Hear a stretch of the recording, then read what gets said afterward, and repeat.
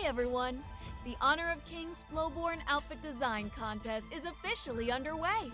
We've always wanted to make HOK more fun for players. We hope the highly customizable outfit feature of Flowborn becomes a way for players to express themselves.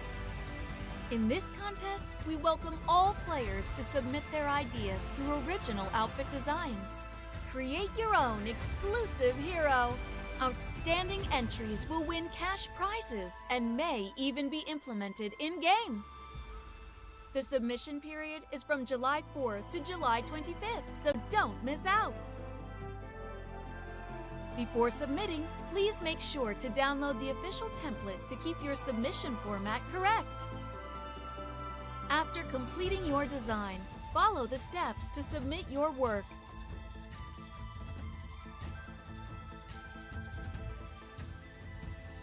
Please wait patiently for the official review results. What are you waiting for? This time, be your own hero.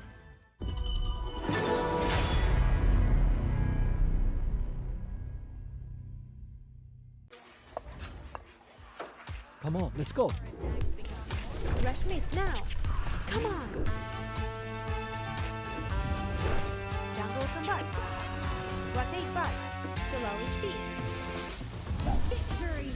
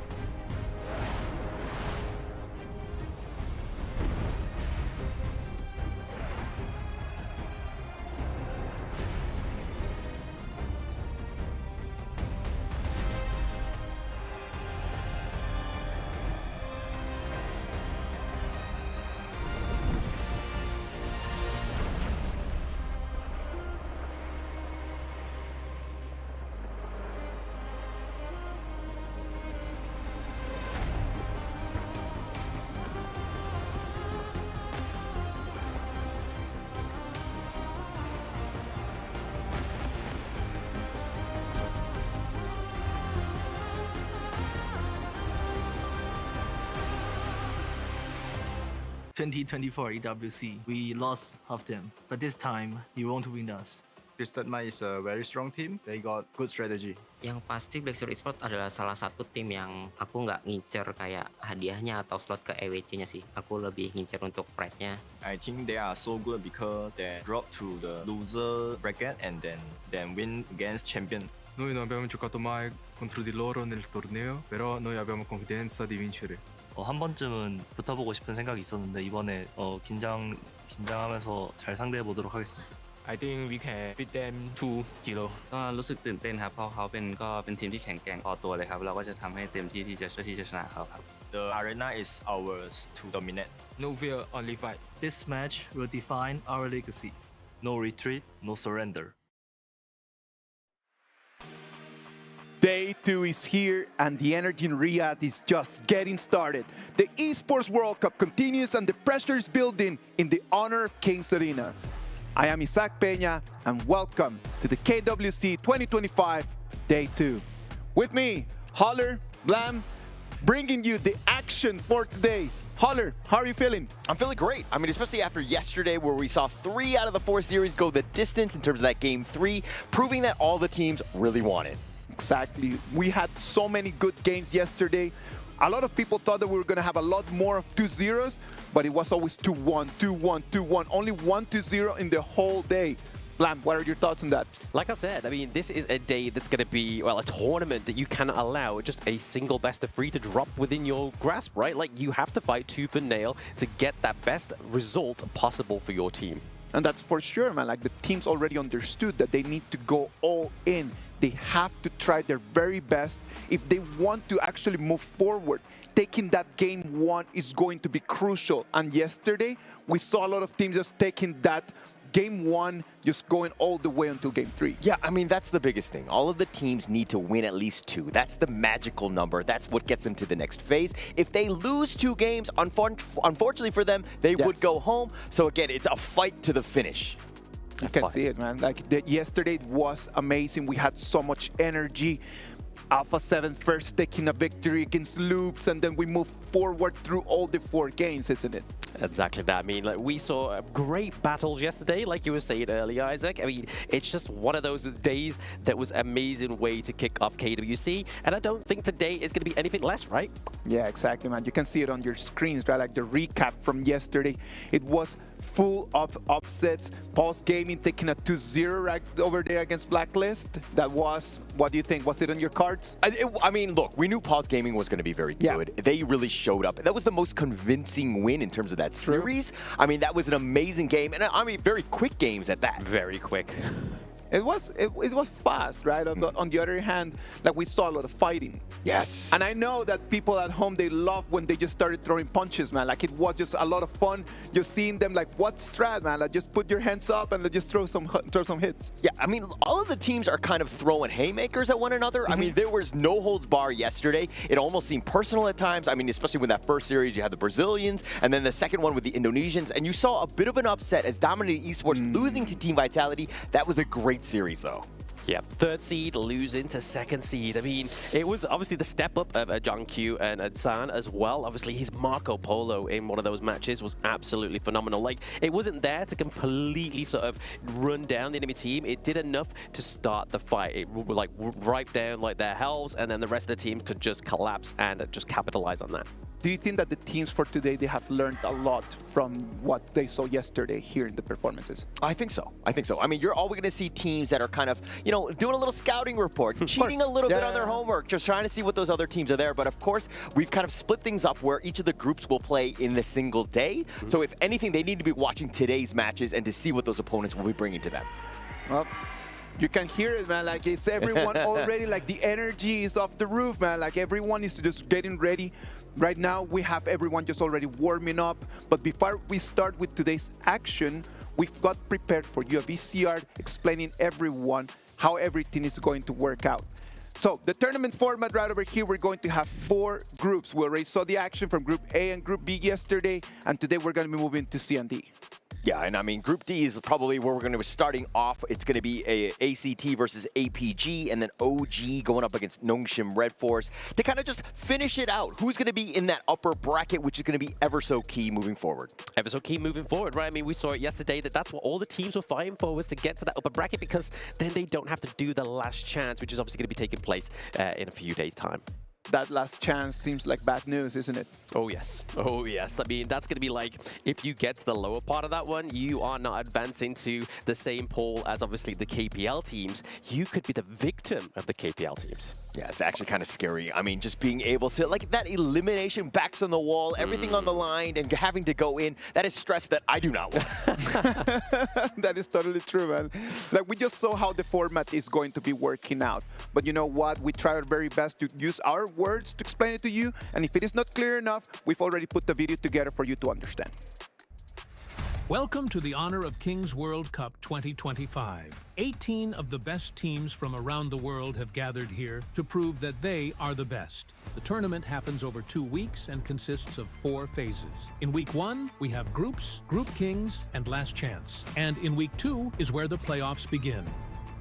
In the group stage, 16 teams will be split evenly into 4 groups. They will then go through a double elimination bracket through best-of-3 matches to become the top team and get their spot in the playoffs. These 4 teams, known as the Group Kings, will then go through one best-of-3 match to determine their position on the playoffs bracket. The second-place teams from the group stage will have their shot at redemption in the last chance phase. Here, these 4 teams will go through one best-of-5 match each, and only 2 will win and prove their worthiness for the playoffs. That's all the action to expect in Week 1 of the Honor of Kings World Cup 2025. It's time for victory. Everyone wants to make it to Group Kings. Making it to Group Kings already puts you in a place where, you are already top 8 in the world of Honor of Kings. Yeah, I mean, it'd be a huge honor, right? I mean, being in Kings is way better than being in Legends, so this is where you want to be. You have the most options and the opportunities. This is where you want to be. Exactly right. I mean, definitely some of these teams that were here last year didn't even get anywhere to the top 8, and they're already looking like they're in positions within the upper bracket to beat where they were last year in the EWC, right? I'm talking about brackets. Well, we have today Group C and Group D, and that is the way that it's going to be working. Twisted Minds against Nova Esports are going to be clashing it out to see who's going to make it through, and KAGENDRA against Black Shrew Esports as well. Yeah, I mean, both of those series are going to be bangers. Those are beginning the second half of today. I think that it's going to be super exciting. I'm actually very interested in the Twisted Minds Nova one, but we're going to talk about Group D first. Yes, Group D. I mean, you were just quoting on that same sentiment there. I think every game today is a banger, right? Like APG going to be against ACT, the first game of the day. And then the reason why we're on the broadcast here, Hola, OG Esports, KMW, second place, even though they were the Giants, going against KME Nongshim RedForce, the first place. I mean, this is going to be a battle that we're going to be absolutely loving. I mean, is it even going to be a challenge? I mean, your second place team for KM West, they're not even the first place team, and they're going in on this one. East side, best side. East side is definitely not the best side. I mean, if Season 3 Invitational had this match, Nongshim would have been second place. Oh, please, please. Oh, ladies and gentlemen, this is going to be a day full of this. What you just saw in the last 20 seconds, you're going to have 4 hours of this, and it's going to be 8 hours in total for today's matches, man. We're gonna have 4 amazing games that hopefully are going to bring us the top level of competition that Riyadh and Saudi Arabia and the whole world is expecting. Yeah, and actually, I'm actually more excited about this first one to kind of set the tone. Where do these teams really belong in the grand scheme of things? APG, a lot of expectations, the third place team in the MKL, and then of course ACT, the third place team in the Philippines. Well, let's talk APG, man. What about if we just start right now, just jumping into the game 1, Alpha Gaming, the 5 men that we have right over there are going to be representing their club, trying to move forward. Yeah, so up into the clash lane, we have Daohen. Into the jungle, we have Hu Long. We have PHY into the mid lane. JD and Saber are cozying it up into the farm lane. And this has been the third place team of the MKL. On their good days, they are great. But on some days, they just can't quite get the formation they need. But I feel like with all the preparation they've had up until this point, this could be a new page for APG. What do you think are the factors that make them just be sometimes unstable, you could say? Just saying that sometimes they're amazing, sometimes they aren't that amazing. What do you think it is? I think it is more of the fact that Yulong and JD had joined this year. So the synergy, the coordination is not all there yet. Sometimes, again, to Blanf's point, they're brilliant. They're absolutely amazing, and there's a reason why they're here. But of course, the fact that they still haven't worked out some of the kinks, they still kind of get out of position at times. They kind of go a little bit solo, and they get caught out at certain moments. I know that someone that is going to be really looking forward that they do not have an amazing game today, that they do not have an amazing day, is going to be this team right over here, ACT Esports Club. Look at them, Switch, Flukeo, Shy, JC1, Ormson. That's going to be the formation that is going to be looking to really make the upset today. And I'm going to put that word out there, upset. Yeah, I mean, look, this is a team that was 5th place in the PKL in the regular season. There were the expectations were like, can they beat an Elevate? Can they beat a Rough World KD? But they were up to the task. They knocked out both of those 2. They ended up securing their spot into the final slot in that 3rd one, but they're very young. And of course, it's on the back of Flukeo. He had 5 MVPs in the playoffs. This guy is an absolute beast. Watch out for him. One to watch indeed, but I mean, I think it's the journey of this team that's even more kind of exciting, especially for those at home who are watching Honor of Kings right now and have any kind of aspiration of getting into the competitive scene. This is a team that got all the way to the KWC through the Open Series. So that if that's any proof that you need that you can get 5 friends together, and if you play well, you gel well, you can be on this stage next year. Isn't that the dream, man? Isn't that the dream, that you are at home and that you're playing with your friends and then you just go through the Open Series, make it all the way through from home to here, to the stage in Riyadh in Saudi Arabia? Yeah, my problem is that I would love to play in the Open Series, but I actually don't have 4 other friends. Wait, you have friends? No, shots fired, buddy. Shots fired. I thought we were friends. Look at the KM West again. Only on the gorge. All right, we can already see the BP is going to start with the bans. The first round of bans is already grayed out, and the choices for the game are starting. Yeah, I mean, we've been seeing very Dharma-eccentric sort of bans in the first phase of all the games yesterday as well. And I mean, the Zhang Fei here, Saber loves this pick, but doesn't want to pick it up for themselves. Obviously, this is also going to be against Ormson. This was one of his big picks. And you don't really want to be going against the Zhang Fei in game number 1, especially all the assets that this pick gives. Obviously, the Unbridled Outburst really can upset such great teamfight potentials. But we're looking at the power couple in here, the Princess Frost and the Liang. A very strong combination, right? Very difficult to lock down, the potential just gank opportunities right when the Liang hits level 4. You got to watch out for that. But I think the biggest thing from Alpha Gaming is they start out with the Lung. They understand that in the PKL, the Lung was actually the most picked hero, and they're trying to take it away, especially in these best of 3s where, again, every single game matters. Every single game matters. I mean, the Arlie being taken off the board there as well. He's another, obviously, tier 0 marksman into the farm lane. We are seeing here, okay, the control, like you were saying there, the control of the Princess Frost and the Liang comes through on a level 4, right? So these activate at level 4. Let's look at the second ban phase here. Agudo being banned out here. Obviously, the Orgren's going to pair very nicely into these 2 picks. I'm telling you, man, like that Princess Frost and Liang, that's got to be meta. That's got to be the meta right now. We've seen already yesterday teams using that combo and already just taking wins. ACT, they did their homework, they watched the game yesterday, and they're trying to prove us today that they can turn the things around. But in the same way, Alpha Gaming, if you're kind of looking at what they do, it's like, yeah, the Liang has that control, but he's very static. He's like a statue, and it makes it very easy for the Nuwa or the Moats with the Cannon Blast to kind of disrupt that. So you have that counter pay, but Alpha Gaming, the issue right now with their draft is that they're very much on the squishier side of things. They're on the squishy side of things, but they still have those last 2 picks, right? I mean, we're looking at the jungle pick, and we're looking at up into the Clash lane, right? I mean, we still have the likes of the Byron up onto the board. Will we see that Pei Byron pick come through? Pei actually being banned up to the top side there. First ban of ACT. So we're probably going to look at something that is going to come through a little bit different here. So Flowborn Marksman coming through for the KWC. We had Tank yesterday. We're getting Marksman today. Yeah, actually, this is, I think, the first time we've seen it on at least the global stage. I mean, again, to your point, we did see the Tank yesterday. So this is going to be very interesting to kind of play out here. What are your thoughts on this hero just overall? I know it's been ruining ranked games throughout, but I mean, to bring it in with the synergy, especially with this, like the Ogren as well. The thing I love the pick, but it's squishy. It's very squishy in the early game, but when the power spikes come through, it's kind of like a Shrew. So it comes on, activated around about level 13, as when you got the itemization.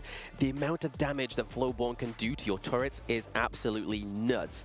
But looking over to Alpha Gaming here, they've got the Sunset and they've got the Jing. So a lot of catch-off potential, a lot of setup, a lot of responsibility onto the back of Saber on the Motsu. My question right now is going to be, is that Flowborn going to be able to survive with so much initiation coming in from Alpha Gaming?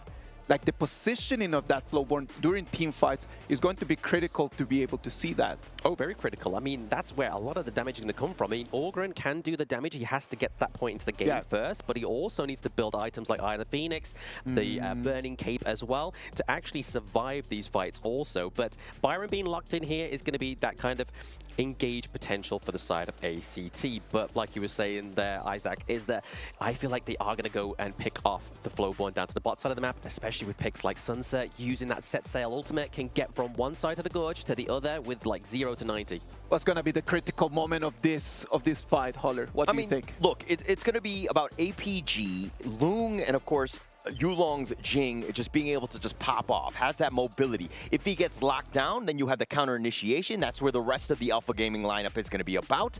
But it's like, how can they keep those two alive? Because they're going to do so much damage.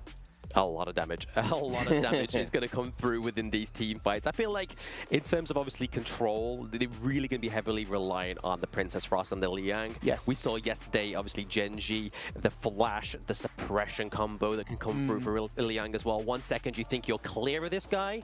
The next, he's in your face. He's suppressed you. He's locked you down. Look at that. Like, all the players already just warming up. Look at the speed of those fingers, man. Like, the dexterity is a completely different level. Ladies and gentlemen, the drafts are locked. The Gorge is waiting. Blam, Holler, please, boys, take it from here and let the battle begin. Okay. The battle is beginning here. It is game number 1 between APG and ACT. Both teams started with A, but somebody is going to have to be the B team by the end of this series. Which is a little unfortunate. I mean, all of the teams are in that situation. Yeah. There's so much risk, right? Getting dropped down. The GSL format is amazing because of that. But ACT, again, PKL's last hope. All of the other teams have gone 0-2, or they lost. They didn't have a great time yesterday. Hopefully they can bounce back. Daohan has to flash away. Ooh, I mean, forcing the flash this early on means that they can put a little bit more pressure up into the clash lane. They got to be careful onto the side of APG. Sunset, Daohan not having the greatest. Another flash expanded here by Saber. A little bit too aggressive, don't you think, Holt? Yeah, I mean, it hasn't even been a minute in, and 2 common spells have been expended like that. But again, ACT doing a great job. They need to work around Flukio, letting this man get as much farm as possible. Ormson is kind of babysitting, ensuring that he gets that farm. He is your lifeblood. If you win, it's because of him. Exactly that. But I mean, instead of also getting farm, you can get the exclusive frames by watching the KWC, obviously in-game, and also with the CD key fight on, you can get some free Brucey bonuses within game. We're seeing the teleportation here into the bot side of the map on the Princess Frost. Shy here, tried to land the Frigid Prison, didn't quite connect. Yeah, didn't quite connect at that point. But again, we got to look at how Yulong is going to be farming. I mean, is ACT going to be able to take away some of those buffs, hopefully slowing down Jing's progression, because he's going to be wanting to get going, and if he's left alone, you're going to have a bad time. Left alone, and I mean, speaking about times, I mean, we're already seeing here that Flukio has got the level lead onto Yulong, which is a little bit of a shaky start here for Yulong. We really need that Jing to be fast-paced into the jungle. There's the Ride the Wind. First blood, potentially. Ooh, just barely surviving on the annihilation, just barely missing JC1. He was just like, oh man, I'm gonna step and not cross this busy street. Yeah, I mean, it was kind of like a blindfold moment, right? They put the blindfold on, they just thought, let's just put the praise to B and put down the annihilation. It didn't quite connect. But already between these two teams, there's already a little bit of a difference in the gold resources, right? APG are ahead. They aren't having the most aggressive early game, but they really just need to wait till Yulong gets his footing on this Jing. But you're seeing exactly how the teams are moving about. ACT has kind of been grouping up, letting Flukio take all of the farm, and just basically funneling everything into him. JC1 hasn't had the greatest of times. If we're looking at him, the lane matchup against JD, he is losing, so it seems like the net worth of APG is being spread throughout. Being spread throughout, exactly. I mean, onto Lung, onto some JD and Yulong, that is going to be their key kind of components within this draft, right? I mean, then PHY can just kind of play his game at the same pace onto the Nua and then get that damage towards that mid to late game. So then they have that kind of tertiary damage output for the side of APG. But looking at the itemization, obviously we got the Meteor here going onto JD, so potentially the Axe of Torment or Starbreaker coming through later on down the line. Yeah, and this is a moment where ACT is a little bit scary. Ormson, I mean, he's level 5. The potential gank, the flash control could be there. So APG need to ensure that, hey, if we're going to move out, we got to be careful that, you know, that potential ambush from any sort of brush is going to be covered for. Yeah, I mean, we could already see here, obviously, the priority down to the bottom side of the map as well, looking to just make a little bit more of an ease into that neutral objective. At 18 seconds, now slowly counting down, Tyrant could be the thing that could change the whole pace of this early game. Yeah, and I mean, Flukio doing a great job. You need to steal whatever you can. He took away those boars. I mean, anything that you could take away from APG is going to be great. You want to dictate the pace early, especially in this game 1. Exactly. You want your best foot going forward, right? ACT representing the Philippines, they need to do something within this game number 1 to set their pace. Oh, but Tyrant getting very low. Flukio will take this, and he gets on out. ACT get away with robbery. They get away with robbery. I mean, that's going to be a problem here for APG for the next 80 seconds. The side of ACT are going to have the extra limited damage, but Yulong is like, hey, if we can't get that neutral objective, we're going to go for that Crimson, which effectively is going to stop the damage output from the Ogren at this point in the game. And this comes back to APG's vision game, right? They understood that, hey, both of the buffs were up, and the blue one is going to be picked up by Flukio, so the top one was available for the steal. Yulong took that, and now he's back in his own jungle. This should accelerate his farm quite a bit. Accelerate his farm, also accelerate JD's damage the set sail, they've caught him. The flash away, Ormson staying alive. Shy flashes as well, but here's Yulong looking for the kill, and that's going to be first blood. Yulong makes an appearance at the KWC. Yulong came in lung there. I mean, he traveled the distance, he got the kill onto Ormson, and the fact is, we saw an ACT JC1 going down there as well. Yeah, JD was just like, okay, I'll just absorb the air restore machine gun that you've got on me. It doesn't really matter. You cannot get away from him. He had infinite vastness as well, so he knew that he could be in a dangerous position. Yeah, very overextended. Yes, he exhausted the flash, but it was the flash that got him that kill, right? And even the T1 here, so already we're starting to see that slow early game transfer into such a good part of this game. Yeah, and Switch backing away, and again, you're just kind of seeing exactly how APG like to play the map. They've been playing things wrong. They've taken the bottom T1 already, the map control, and basically this noose is starting to tighten just a little bit. Tired a little bit. I mean, they definitely want to be getting out of that noose, right? But I feel like for the side of ACT, if they start punishing, obviously, Switch, he just face checked that brush. The force field suppression, not enough, and he tries to get away, but Yulong makes him pay. APG with the surprise in that brush.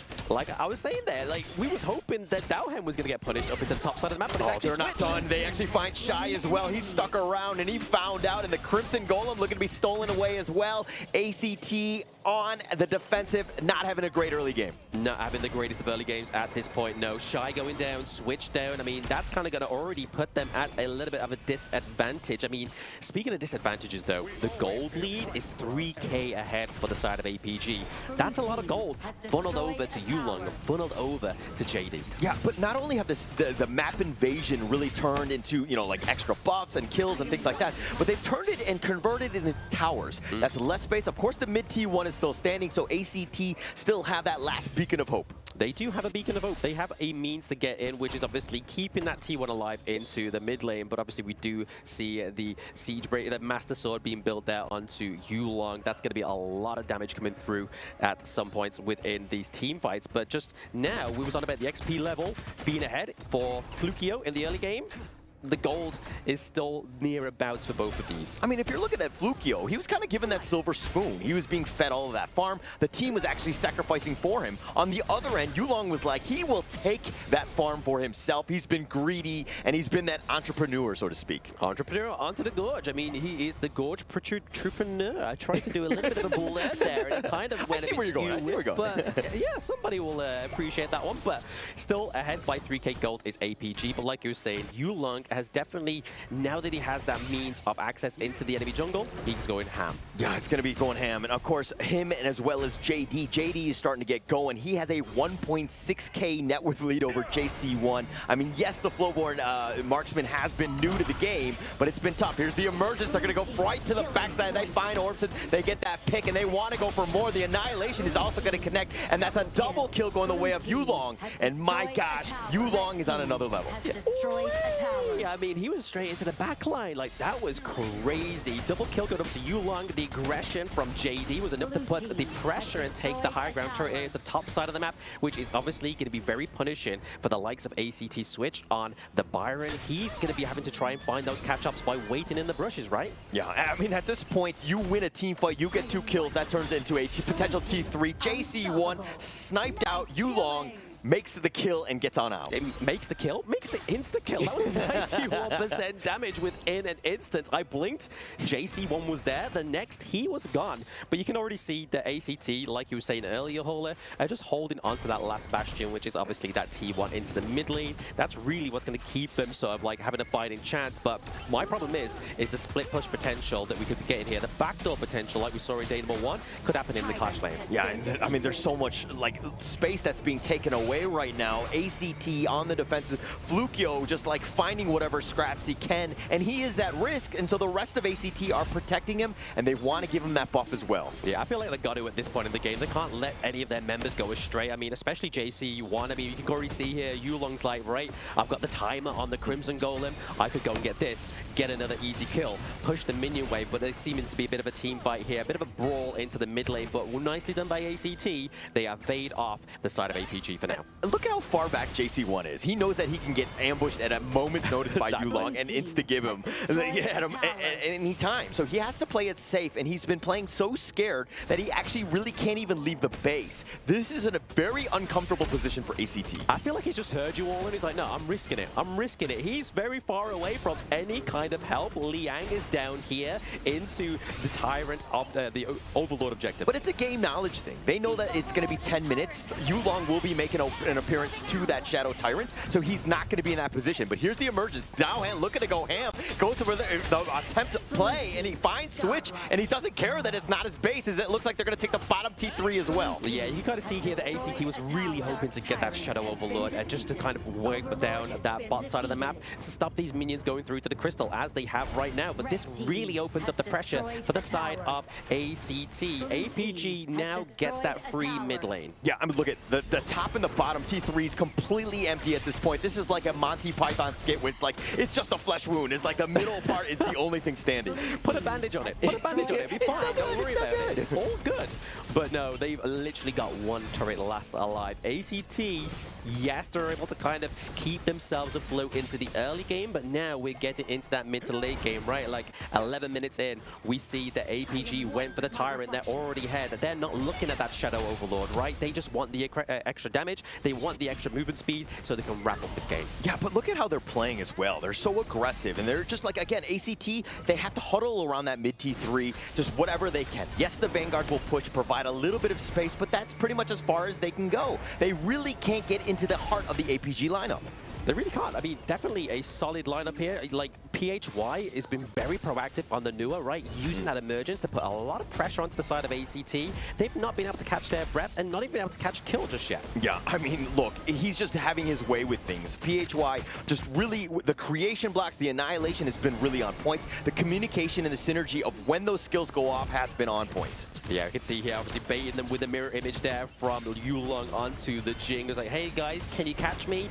No, you can't. You haven't catch me yet, and it looks like you're not going to catch me just yet. It just seems like they're constantly putting pressure onto this mid lane just to open up the base of ACT once again. But look at that goal difference. It's night and day. Yeah, really rough at this point. I mean, 8 kills to nothing. ACT not even finding a single one. APG playing a perfect game at this moment. But here's the set sail. He's trying to wind it up. No, he's going to go the long way around. Switch with the force field suppression. He thought he was going to get jumped on, and this mid T3 is under siege. They're looking to go. Ormson has to go golden, but he flashes away, tries to stay alive, but he gets knocked down. JC1 with the first kill onto Yulong, finds it, and the Aerostorm is starting to do some work. Daohan has been killed. He's been seer-stated for his troubles, and Flukio is angry, looking to go, and there's 3 members of APG, but he's going to let him go. He's going to let him go. I mean, that annihilation could have probably been just enough to give the aid over to the rest of APG to get the kill, but it wasn't quite enough. So again, already trying to stop and punish the overstepping here of APG is ACT right now. Finally getting 2 kills onto the board, but that set sail into the backline was beautiful. That should have been the game-winning play. Yeah, it should have been at that point. But I mean, ACT right under the tower. But it was a moment where they potentially could have done it. But again, they lost the mid T3 in that process. Yes, the crystal is there, but you know, at the end of the day, I don't know if it's going to really matter because APG are just so far ahead. They are very far ahead. I feel like at this moment in time, it's just going to be a few more of those kind of team fights that hope for to give the side of ACT a little bit more room to breathe, because they're able to take obviously the T1 up into the clash lane now, so they've got the side lanes open. This could be a very long game if they're careful. Oh, they found Saber. He was just on a scouting report. He just got killed here, but that's an initial attempt. But now JC1 gets sniped out. Yulong finds him, and they want more. The Flaming Palm snipes out Shy, finds him out, and Yulong, here's the emergence. PHY looking for that flank, looking to go. JD finds Ormson, and now Flukio, he snipes it down, 2 members down, and that's a double, and he wants PHY. He knows that he's strong at this point. It took him some time, but now PHY gets executed. Flukio went brrrr and took them down. That was a triple kill. That was just like drive-by there for ACT. That really put them in a safe spot here. I mean, it's only Dowhen alive, but he can still put the pressure on by feeding these waves into ACT's base, but it does mean 3 neutral objectives. So it's at that point, I mean, we're the 14-minute mark where you like, yeah, you have that damage, but you're still squishy at the end of the day. Flukio has gotten to the point where, hey, if you're not going to focus me, I'm actually tanky enough. I have that damage to kind of just make amends onto the back line. I'm able to find JD and Yulong and just make your life tough because you're so squishy. Yeah, I mean, that's the thing. Like, if you take JD off, if you take Yulong off, that's a lot of damage already been taken off to the side of APG. And then PHY on the Nua is always seeming to be a little bit of like a scaredy cat. He's like, oh, like, I'm the last one alive. Yeah. Don't come for me. And that's when Flukio just capitalized on that. But right now, looking to push this mid lane is ACT. And they've managed to bring back that goal lead. Oh, the control. They found him on the boat. And then Dowhead is looking to get killed here. Oh, he was just sailing through the river, found out. But Shy, it gets picked off by JD. He's going to infinite fastness on back, but it's still 4-on-4. And Flukio still wants more. He tries to go for Yulong. The Mirror Domain staying alive. The Conductor of Souls kind of whiffed on that one, though. Kind of whiffed. It could have been huge. We saw the potential with this within the player observation. But look at this now. JC1 on the global marksman doing a lot of damage, but still not enough. JD with a takedown. Yeah, the Flaming Palm, just way too much damage. Unfortunately, support lives are, you know, very squishy lives. And Orson going down on that one. JD found him out, gets him back to safety with that dragon. But APG right now, this is the attempt. They want to find it. They go for Saber. That's a squishy one for their own. But now Yulong trying to find JC1, not able to draw a beat on him. He's trying to mirror domain, trying to zig and zag, but JD gets picked off. Flukio finds him. Switch right there. It's kind of like a cartoon where you see the birds just flying around his head. Like, Jing had him dazed. Luckily for the side of APG, Yulong stayed alive.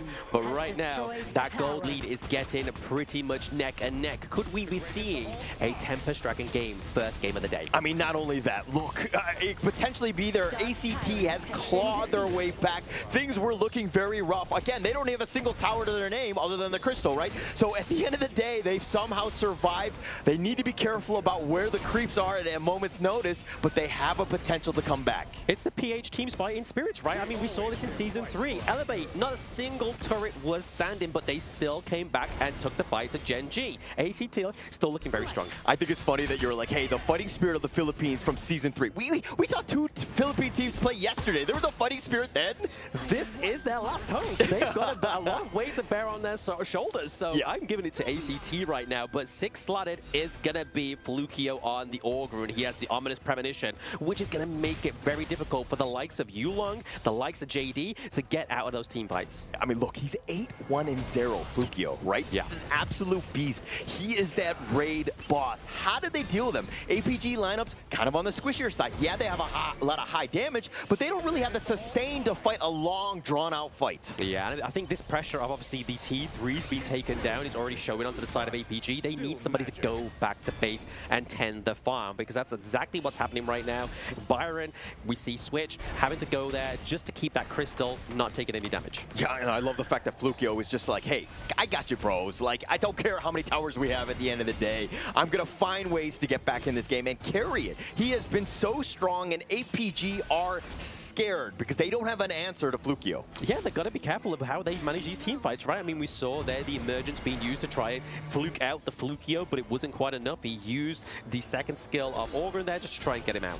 Yeah, I think the biggest thing right now is for APG to not really take a 5-man deathball fight, but to kind of split push. But use the waves to your advantage. They're going to be constantly pushing, so it's going to be a lot of pressure on the outside lanes. You have a potential to just end the game if ACT get out of position. But this Overlord picked up by Yulong here. Yes, Yulong goes along, it gets the Overlord, but is this going to be it? Into the backline, set sail. Oh, the set sail, he dodged it. He did a stutter step, and he actually got it off. He has to go golden shy, that is. Here's the infinite fastness. The box not actually connecting. Flukio still up in front. He's kind of being a little isolated. JC1 trying to fight it out, but he looks like he's going to go down. Ormson is going to go first and switch now with that force field suppression, trying to turn it off, but JC1 already down. You don't have damage. You have 3 members down. APG looking to end the game now. Yeah, the mini wave down to the bot side of the map here. Flukio Shy looking to take those down, and they're able to keep themselves alive with the crystal for now, but their vanguards are coming through. Just a little bit of a pause, a break in the action, so to speak. Wait for those vanguards to be here. Dowhen Dowhen has got that set sail,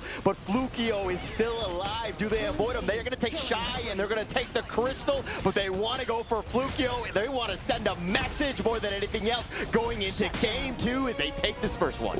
Wow, what end game team fight there. I mean, honestly, I have to give props over to ACT, right? Like, that is, we mentioned it in game. They were down entirely in the turret game, but they believed they still had turrets in their head. They was like, you know what, guys? Let's play like we have turrets. Let's go and meet APG into our jungle. And they brought some fights. I mean, we saw that Flukio with that triple kill was huge. That could have been the comeback potential they needed. I mean, at that point, you're just kind of in denial. You're like, yeah, my tower's not down. I'm going to continue to play like we still got them. But again, it was just like that team, that fighting spirit. I love the fact that they were able to kind of, you know, put a chance to their name on this one. I mean, it was not an easy out. APG really had to work for it in the end. They did have to work with it. Very difficult, but it still shows that there is a potential for this team to come back, right? I mean, if we look at the draft, it wasn't like anything to do with, oh, this is a one-hit wonder within the draft. Like, it's still picks on the board that you could go for. I mean, they won't be able to use the Augur now, so Flukio is probably going to have to look for another tank alternative. But I feel like APG, we know that Dowhen loves that sunset, right? Like, that was one of the greatest pressures and one of the greatest counters to that kind of power couple, which was the control of the Princess Frost and the Liang.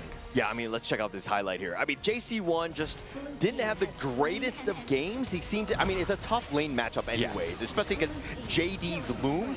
Loom is absolutely an absolute S-tier hero at this point, but to go with the Flowborn Marksman, I think he was going for the unfamiliarity, side of things. Yeah, I mean, late game potential, right? And we saw that towards the end there. JC1 still tried his best onto the Flowborn Marksman, but very squishy in the early game, which was the reason why APG was able to have such an easy time down to that bot side of the map. But here we see here, the think inside the box was really enough to keep away the team of ACT, and then JC1 was left wide open into the backside of that team fight, which then meant the damage coming through here onto Shy was crazy. JD with the Flaming Palms was a hot one. Yeah, I mean, the biggest thing about APG, and you're seeing this in the highlights right now, is just the fact that, like, Yulong and JD understand who needs to die first. They have that target priority. They're like, okay, we'll let Flukio go, and sometimes Flukio kind of got going, but in the fact that they were focusing on JC1 and Ormson, you get rid of that lockdown, and then you have a much better chance, because then you're very mobile. I mean, Flukio got going. He literally went brr, right? Like, he went across all the teams. He was there. But it's the potential of late game Augur, right? Like, the sustain from this pick, and then given with the aid of that control from the Princess Frost and the Liang is pretty crazy. But I feel like APG just had so much more damage going for them. Yeah, just a ton of damage. I mean, they were able to close that game out. That was the most important thing. Just being able to understand when you get that pick off. And, like, yes, Flukio is that raid boss. Very difficult to deal with, but we have answers, and that's to circumvent things. APG is going to take the first victory for today. It's going to be a 1-0 lead right now in front of ACT. ACT not doing it badly. Let's put things in the way that they need to be put. At the beginning, the early game was completely for APG. We got to admit on that. But then after that, Flukio stood up on business and tried to keep the hopes for ACT going for a little bit longer. Yeah, and when you saw that comeback, you could actually hear them. Like, they were getting a little boisterous. They were kind of getting into it. I mean, this is a time where I wish they had that, like, you know, that activity earlier, right? Let themselves get going. I mean, you need to be hyped up and you need to be confident going up against the juggernaut that is APG. You think that it was a little bit of the nerves of just coming into this big of a stage and then just saying like, okay, this is what we worked for. Can we actually get it going? Can we make it? Yeah, I think so. I think so, absolutely. Definitely. I mean, to put it into perspective, I mean, ACT is the 3rd seed team of the Philippines League, going up against the MKL, which has obviously been regarded as one of the bigger, better leagues. But they went toe-to-toe in that late game with the 3rd seed of the Malaysian King League, whereas Blacklist went against, obviously, WKS 1st seed, and then, obviously, Boom went against Gen G. So I feel like this is one of the hardest matchups that the Philippine region, the PKL, had to go against. But here, JC won 1-4-4. We see towards the end, obviously, yes, very hard performance for him, but it is, obviously, the Flowborn. He's very squishy in the early game. You have to wait till he gets online, and they didn't have that room to breathe. I mean, this is one of those games where, like, if you're Flukio, you just like, oh, look at the performance I had, and look at the heavyweights on my team that I have to carry to give ourselves. I mean, he had an amazing appearance. He was 8-2-0. I mean, I know KDA doesn't matter, but it really showed up, and there's a reason why Flukio is as good as he is. I'm telling you, like, JC1, a very difficult pick. I would have gone with something different. That's for sure. But Flukio over there just kind of like trying to level the field. That was something really nice to see. Yeah, I mean, you can just see here, obviously, the peak of the game for, obviously, APG was towards after that 10-minute mark, where we really thought that it was dire straits for the side of ACT, right? But then, obviously, they were able to bring it to the neutralize, bring it a little bit back down to safety here around about that 17, 18-minute mark. So to go that long in a game, but still have the fighting spirit to bring it back into your core is very commendable. I'm telling you, like, at the early game from APG was so good. Like, I have here in my notes, after 3 minutes, already 1K gold. At 5 minutes, 2K gold. At 8 minutes, 5K gold. And it was not even a matter that they were just fighting. No, they were just silently doing the things that you need to be doing. Getting the resources, farming, denying gold to your opponent. Because at the end of the day, it's not even a matter of how much gold I can get. It's just how much gold I can deny in the laning stage to happen. Yeah, and you're kind of seeing exactly how that one played out, right? The fact that APG were like, they had that lead and they thought they were fine, but then they were actually making some sort of mistakes. They were getting caught out, letting kind of, Flukio get going. And they're going to look at this game later and they're going to be like, oh, okay, this was not an easy one. We actually might have lost this one if we didn't win that last team fight. That 13 minutes fight, man. It was a 13 minutes fight right over there. The defense of the Crystal, that it ends up in a 3-1 trade for ACT. And it was in that moment that Flukio completely turned on and just completely put the whole alpha game in kind of like at the edge of their seats. Yeah, they were staggered, right? And you could see it within their gameplay that they just didn't know how to kind of take those team fights anymore. They were just kind of like, right, okay, we can still try and find if JC1 is anywhere near close by. But it was also trying to check out where Dohan was going to land those set sails, because there was multiple times that really stopped that power couple that is the Princess Frost and Liang, the control from there. If those two like components stayed together, I feel like the team fights for APG would have been a lot harder. Let's talk about that, because that Sun Ce just coming in, it was every single time soaking in all the control abilities. And after all the control abilities were just deployed, there was nothing for the people to do. Jin came in free, Lung came in free, and the damage, it was too much for ACT to take. I mean, this comes back to the draft, right? They saw that, especially early. That was the first 2 picks by ACT. And they were like, okay, we just need to have our ways to kind of deal with that control. The set sail was amazing at times. I mean, there was a lot of, the picks that they had to really counter the draft. And you saw a very little impact in those 2 heroes. Of course, if you see that the Liang and the Princess Frost, if you see that the controls are already deployed and there's nothing else to defend, it's free eats, man. It is free eats. Very well done, everyone from APG. There's got to be an MVP. And that MVP for this game is going to be the one and only. Who do you think is going to be? I think it's going to be Yulong, no? It's got to be, man. It's got to be JD. Okay, all right. That's how you want to be. So Holler was wrong on the MVP, so I think he's going to be wrong about the next series of the day. So, hey, it's looking good for KMW. But let's focus in on JD here. 5-2-4 in the KDA. The damage dealt is 30% damage dealt and only 18% taken. He was using those infinite vastnesses. He was using his flash at the optimal moments to mitigate that damage that he could have been taken. You know what? I would be with Holler on that one. I like Yulong's performance a lot more. I would say that it was more of a defining force at the early game. But at the end of the day, JD in the last fights, the amount of damage that he dealt, it was part of the reason why they were able to stop the whole Ogran Beast. I mean, that was the biggest thing, right? Yulong, his presence was always felt. He was like, oh, is he around that corner? Is he around that corner? Like, where is the guy, right? And so JC1 was very uncomfortable, couldn't really farm at all, and so that's why he had a beginning to end impact. Yeah, it's kind of like me when I see trying to look for Kin when we have 2-0 series on the broadcast desk, where I'm like, where is he? Like, is he up there? Where is he? Oh no, he's nowhere. So let's see if we get a 2-0 without Kin here. But no, honestly, ACT, especially towards that late game, definitely brought the flavor. And I'm starting to sort of like doubt my predictions of it personally. I don't want to bring them onto the table here, but ACT could come back fighting in this game number 2. Actually, that was what I was most impressed about, right? Yeah. The fact that ACT were like, never say die, let's continue on. And you kind of saw where Flukio was really not getting caught out. He only died once in that early game, and he really got going. And that's the biggest thing. And this is why KDA is important to me, because if you're not dying, you're farming, you're getting bigger and stronger. The fighting spirit, right? Exactly. Like never actually just let the game go. There's always a way to come back. I've seen comebacks that they're insane. No high ground turrets, Overlord on your crystal, everything. And it's just a matter of one fight. And then after that, the decisions, the synergy with your teammates, just being able to communicate and push out of there. Now, the synergy and the decisions is something that ACT needs to work on. Let's go back to the 10-minute mark when there's the first Overlord coming out. First Overlord comes out, they decide we want this Overlord, but they pay with one high ground turret. Is that a good trade? I do not know. A 10-minute Overlord for a high ground turret? What do you think, Blam? Well, the high ground turret taken down is constant pressure, where the Overlord is only the matter of what, like 80 seconds? You get 2 waves of Vanguards. I would take the constant pressure, knowing that that access is always there for my team over the Overlord. Because unless you are going to convert and actually make a play with dropping down the Shadow Vanguard, you basically got to keep an eye on that, whether it's top side, bot side, or even in mid. You've got to have somebody tending the farm. They lose the turret, so it means that they're going to be having super minions coming in through their bottom lane all the time.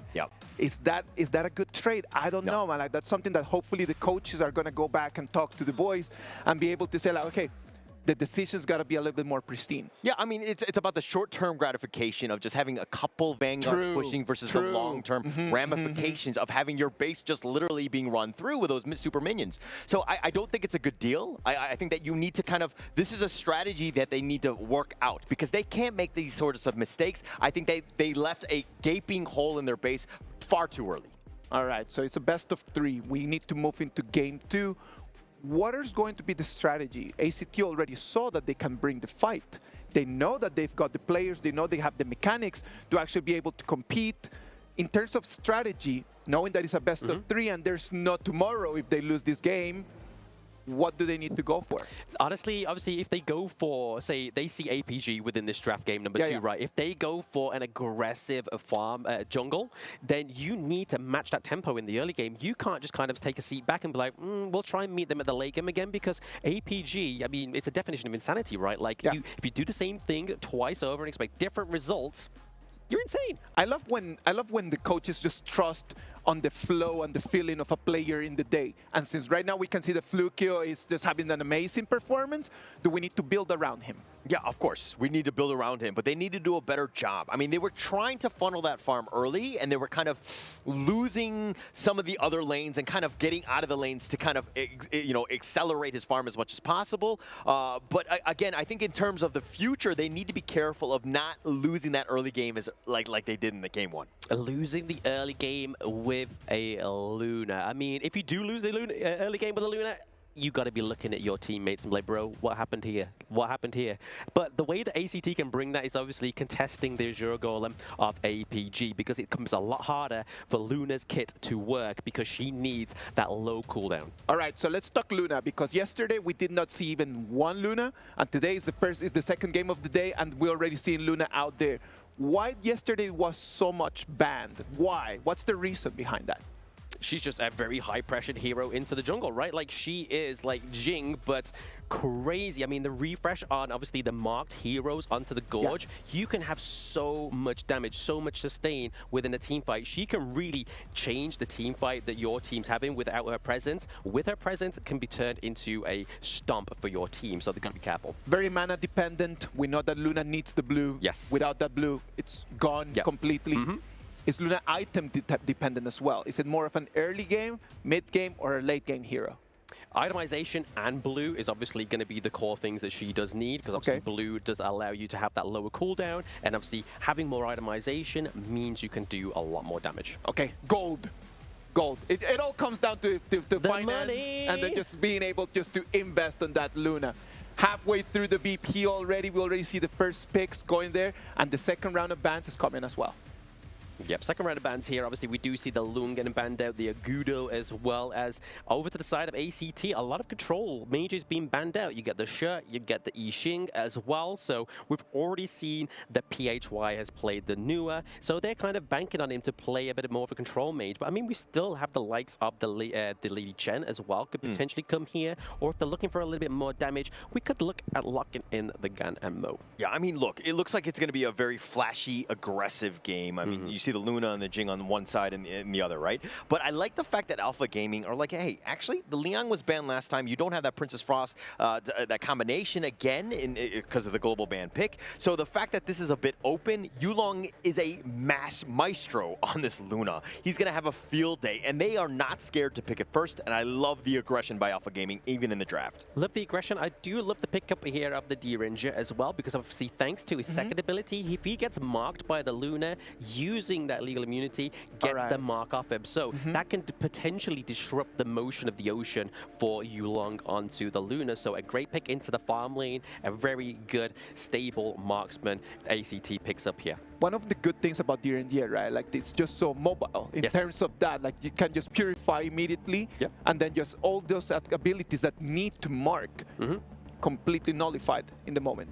Completely nullified. And the fact that obviously his ultimate with the token, the damage reduction that gets laid onto the unfortunate marked person on the enemy team is crazy. But speaking of control mages, we do get the Princess Frost here for Alpha Gaming. So PHY doesn't go for the Lady Jen, wants to go for that bigger AoE with her Winter is here ultimate. Very interesting pickup. I mean, to finalize their draft. Look, if you're looking at the Alpha Gaming side, very squishy. I mean, the Lady Soon Princess Frost did not really add any beef to this lineup. Yeah, you've got a bunch of damage and that control. The utility is going to be great, but this is a little bit of an opening. ACT right now, Jing, if he gets going to that back line, there's a lot of juicy targets. A lot of juicy targets. A lot of CC now coming through. Obviously, CC from the Vati, CC from the Yuhuan, and we have CC from the Modsu here. So Ormson could be the shot caller here for the side of ACT in this game number 2, but I do want to obviously give a little bit of a promotion here to Lady Soon, even though you disregarded it there, Holder. I feel like that's the late game potential. A little bit of a ticket here for APG if they have to go to the late game. Yeah, it's all about that, boys. I think that we've talked a lot about this. The BP has been amazing. No more theory, just action. Let's hit the gorge. Casters, take it away. Thank you so much, Isaac. As we get into game 2, can ACT bounce back after somewhat of a game that they had chances in that game 1? They have that potential, they have the skill set, but is this draft good enough, Blam? I don't think it's the draft, it's the execution, right? I mean, like I was saying to Isaac in the post-analytics of the game number 1, is if they are able to match the tempo of APG in the early game, especially now that we have 2 assassin junglers on the gorge, depends on who gets the faster rotations, who gets the more oppressiveness, but here, Dowhen, using the flash. The flash away. Storm strikes for good measure. He gets back to safety. He will be fine. But now ACT, I like it. They're trying to be more aggressive. Again, trying to, shore up some of the weaknesses of the last one. JC1 taking a lot of damage as well. But again, it's about the early game being aggressive and taking what is yours. Yeah, JC1's just like, just chill. Just leave me alone. I just need to farm up. I need to make sure I'm getting a bit of a lead here against the Lady Soon, JD, into the farm lane. But they're going to go for the Phoenix down to the bot side of the map. This only spawns once now. So this is a detrimental bit of resources for either of these teams, and APG take it. Yeah, APG will happily take that one. I mean, he's been kind of babysat by Saber there and just kind of creating a little bit of space. JC1 didn't have the greatest of games in the last one, if I'm going to be completely frank, and he needs to be a little bit better. I mean, if he's that stable guy and to really help support Flukio's, high-flying Jing in this game, they might really have a chance. You might really have a chance. We saw 2 being catched there by Yulong onto the Luna. He's kind of sat alone in this mid lane. Has to be careful, but he's going to clear it out. He's just getting those resources over to himself to ensure the lead over the side of Flukio, but they are literally neck and neck. Just taking the lead here is Yulong for now. Yeah, and they're putting a lot of pressure on the JC1. They know that, hey, if we lean on him, he will crumble, especially what happened in game 1. I think ACT need to do a better job of just kind of, getting a couple kills. Let JC1 really get into the groove so he can kind of shine. Get into the group, but also try and stunt the performance and the progression of JD on the Lady Soon, right? Like, they've got to be careful that this pick doesn't go online earlier than expected, which is that late game, because if that's the case, that's going to be a lot of damage, but obviously, to the side of ACT, they do have a lot of sustain. Oh, speaking of a lot of damage, Dowhen eating quite a bit by Switch. PHY was there, was like, bro, why are you so low, man? He's like, I don't know, you just dived in on me, but Flukio here. He's got the force field suppression. They'll find him. They've got him locked in. They're going to do quite a lot. Flukio has to dash away. He does get back to safety, but that was close. Very close. Too close for my comfort as well. If that was me in the ranked game, I'd be like, bro, just come back, retreat. I'll be pinging 24/7, 365. But right now, APG in APG fashion are only a little bit ahead in terms of the gold. They're around about 500 gold. Not something you want to write home to your mum. Yeah, I mean, but AC2 doing a better job. I think if we're comparing the exact time minutes of game one to now, they've actually just taken the fight to them. I think the coaches were like, hey, ACT, but boys, you need to just group up. You need to be aggressive. This is pretty much all she wrote at this game. Yeah, they just got in a little bit of a feel, right? They just needed a bit of a warm-up of that game number one. And so obviously that late game, they warmed up pretty fast because they did it all within game number one. PHY with the rotation here. Frigid Pigeon actually misses as well as the Destined Encounter. Yeah, crisis averted. They completely dodged that one out. That's the biggest thing. The rotation happened. They didn't convert. So this is wasted time for PHY to make his journey to that bottom lane. So again, space created, but Yulong taking most of it. Taking most of it, I mean, like you said, wasted time, but also wasted resources, right? Obviously, the Destined Encounter being warmed up there. They tried to create a little bit of pressure down to the bot side of the map, especially within 3 seconds time. The Tyrant and the Overlord will be spawning. Yeah, and this game is going to be all about the jungle role, right? Yulong and Flukio going at it again head-to-head. But Flukio on the losing end thus far. 800 gold, it's not the most insurmountable, but this Tyrant is going to be huge. JD picks that one up, the Destined Encounter onto Ormson, who's going to Peacebringer back to safety. Yeah, I mean, nobody died onto the side of ACT for that neutral objective because if they stole it, that would have been great, but they didn't get it, and that would have been a detriment to them, especially down to this bot side here now. We know after 4 minutes, the turrets lose that kind of assistance that we've had recently been put onto Honor of Kings and onto the Gorge, which is that little bit of shielding prior to the 4 minutes. But right now, invasions into the enemy jungle, Yulong picking up more resources. Oh! But JD goes down, Saber's going to go down as well. JC1 setting himself up for these kills, but Nitsuo will take that third one. Absolutely huge. Yulong fine switch in the top lane and did steal that red buff though. Still the red buff, and it looks like they're going to convert that into the T1 up into the Clash lane potentially here, especially with switch down, but they're looking to try and make that difference into the mid lane, which is detrimental here. Oh, they find Dowhand and they slice and dice him, and Nitsuo will pick this up and convert it into a T1. ACT bouncing back in game 2. He can't spell ACT without the T, and what was there? It was a 1 after it, and that was thanks to JC1. Putting the pressure here down into the mid lane, I would probably take that 9 times over 10, right? T1 into the mid lane over the Clash lane T1. A lot of pressure already being cemented here for APG in the mid lane. Absolutely huge. I mean, the kill counter just completely in favor of ACT, but the net worth still tied, right? I think APG had done a great job of farming, but losing those kills, not great in that situation. You need to play a little bit safer. Losing that mid T1, and this lead will start to grow. The Unending Sorrow finding PHY, not able to get away. Nitsuo snipes him out. The box is going to be used, but they want the bottom T1 on their way out. They don't take it. I mean, the box missed, but it was enough to drive away Dowhand, right? So they were able to still get that T1, so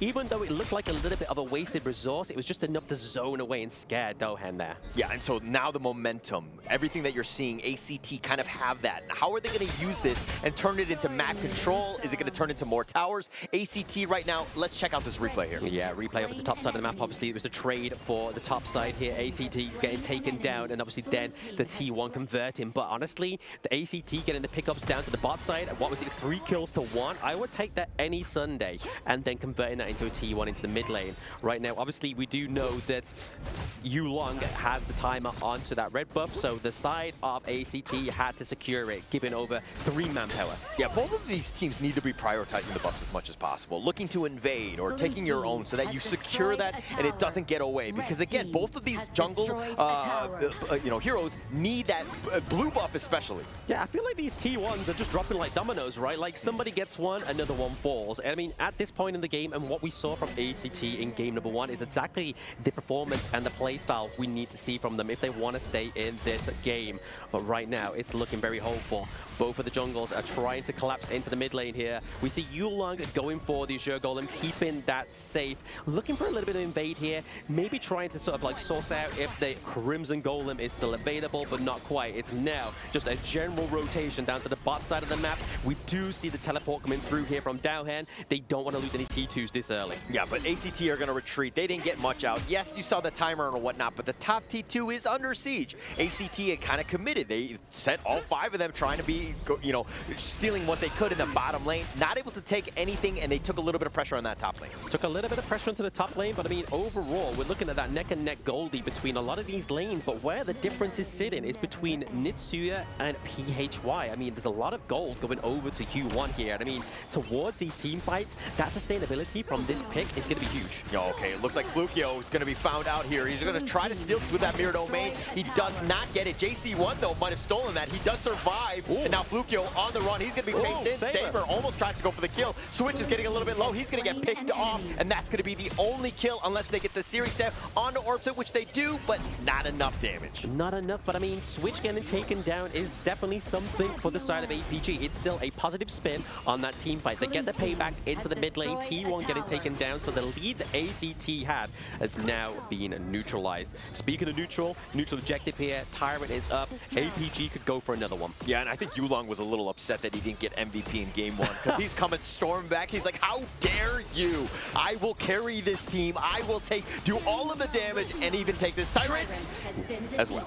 Yeah, I mean, that cannon blast almost connecting there with Flukio, already trying to get in there, just close enough to use a smite, but Daohan getting caught up. But I mean, really, Byron is able to sort of take that damage in this part of the game now, right? I mean, he's level 12. Itemization is definitely going to start looking more towards a tankier bruiser side. Yeah, I mean, that's what you want him to do. You just need him to survive. I mean, the rest of your lineup, definitely on the squishier side. You got to be that front liner, but you want that multi-man stun. When the fights are happening, you got to really set it up. Let Yulong gather them, finding Switch, and Switch is actually trying to sustain it. The series stab pulling them away. Yulong has to run away. He's running for his life, but JC1 down for the count. Orbsit looks to be next. That's a double going the way of JD, but they find Yulong. They get the shutdown. Now they have to run. They have to run. They also have to tend the mid lane. They lose the T2, so even though ACT there, they were trying to get down the shutdown on Yulong, they paid with so many resources. The T2, and even more here, potentially, we see ACT lose their biggest part of their sustain, the Q1. Yeah, I mean, it's a 4-for-1 trade. I think Yulong will be like, okay, I'll be happy with that. You traded an MVP for 4 people, I'll do that. I mean, it just puts a lot of kind of worth onto his name, right? Yeah, that's it. He's like, hey, 3 for 1, I'll take it. But now, speaking of taking it, we have the neutral objectives and none other than the Shadow variants, right? It's 10-minute mark. ACT came back at this point. On to 2, finds him. Saber gets sliced and diced, and he's done. They find PHY as well and switch with that kill. But here's the box, and it was perfect. But Orbsit, he gets back. It looks like ACT don't have the follow-up damage. They don't have the follow-up damage, but APG gets taken down by 2, and they secure the Tyrant. ACT here are looking to bring back. I mean, here we go. The Storm Strike finding 2. Daohan has to use a force field suppression. Almost getting JC1, but Daohan gets killed. They find Yulong and ACT on the roll. Yeah, JD on the run, JD on the ropes. Is this a 10-minute timer? Did they have like an egg timer on stage where ACT just come online when that goes ding? Because that seems to be the case here.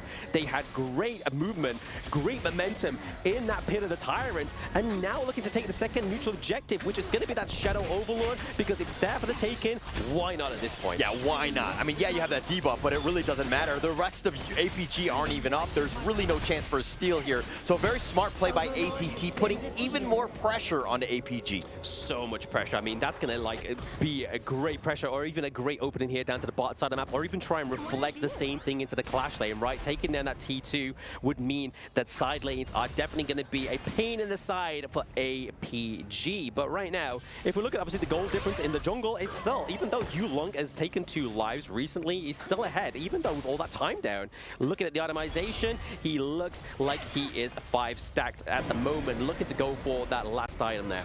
Yeah, and look, with these Vanguards, this is going to be even more pressure to put onto APG. How are they going to be able to hold Yulong with less space to kind of make those approaches? And he finds Switch, but that's really not the target you want as he flashes away to safety. No, I mean, but with this pressure down to the bot side of the map, it does mean that APG have to kind of retreat from that team fight as well. They have to kind of tend the chickens down into the bottom lane, or else they lose the bot. But same here up into the clash lane as well. Yeah, Yulong still sticking around. There's 4 members of ACT. They want to kind of take this mid T2. Daohan uses that force field suppression, and the Shadow Vanguard in the bottom lane, if anything, But Flukio is like, hey, space created, I'm off the map, but they find Ormson. But Dowhen, again, another force field suppression. They do not want to give up this Azure Golem. Don't want to give it over. I mean, if they do, I mean, that's a lot of resources gone over. They aren't able to get it. It goes over to Flukio, and JC1, obviously having the own Azure Golem, is going to aid this D-Ranger into the late game. But right now, T2 getting taken down into the top side of the map, into the mid lane, potentially here as well. So this is a big domination, a big comeback for ACT. Yeah, this is the moment. That nice little cannon blast finding PHY. He has to go golden just to stay alive. And now Nitsu is still over the wall. They have the Vanguards. The potential jump in is there. But Flukio at about half-life needs to be a little bit careful. But it looks like APG are going to hold, at least for now. For now, I mean, how long can they? I mean, the dam looks like it's about to burst for APG, which is definitely where you want to be if you're ACT, right? The payback in this game number 2 for this 3rd seed Philippines team is looking strong. I mean, Nitsua is always at the front with the ultimate, but and then Sorrow maybe used it. Dowhen still up in front. He's been dragged away. He is so low. JC1 finds him. They get the pick off, and Saber is down as well, and ACD finding 2. Finding 2, I mean, could they get any more? Probably not. I mean, we have a very low PHY. Yulong and JD really reliant on that ultimate from PHY. We have a countdown here onto the Shadow Tyrant. It's going to be a lot of damage. This is a prime time for ACT to retreat, get the damage, come back. I mean, they have the numbers advantage. You want to continue with the approach. Yes, you have the winners here. It will deal with the minions, but is it enough damage to take that mid E3? They're going to take the top one instead. Yeah, Farty with that extreme attack speed and damage coming to that top side of the map is going to put the pressure on, which now obviously gives the setup here for that Shadow Tyrant, because going into this, if Yulong is able to steal this, it could be a lifeline. Yeah, Yulong doesn't have smite though. Flukio will smite it, and they have the box. They lock him down. But now Yulong on the run. He's going to get cannon blasted, and it looks like APG did what they could. They tried to go for the steal, but again, they didn't have the resources to do so. No resources, no cash in the bank, so they could not check it in either. So ACT looking pretty strong here. Look at the gold resources. We have the Succubus Cloak coming through. Obviously, a lot of magic resistance for the likes of the Princess Frost, like the Diadea, like the Luna. I mean, look at what's going on in terms of just like the lane matchups. Every single one, aside from the JD and JC1, has been in favor of ACT. They've been able to kind of use that early game lead to kind of springboard them into a winning position. I mean, it's what they needed, right? I mean, they definitely weren't playing the best in game number 1. Game number 2, however, is definitely a different kind of gravy we're seeing right now for ACT. But almost taken down at that T3. Flukio getting so low. Oh, he's almost going to get gone on, but Yulong, he gets killed instead. Switch finds him out. He baits him out, and I think Switch is going to be happy with his sacrifice. But now they've got them locked in. Ormson, though, he's going to use the box. JD gets picked off. They find him, and Flukio is back in the fight. PHY is a little bit low. Flukio looking for the angle. It wants to go for Dowhead. JC1 staying alive. Dodges the Storm Strike, but the force field suppression just a little bit longer. And Flukio will trade, but it's an ace going the way of ACT, and they will take game 2. Woo!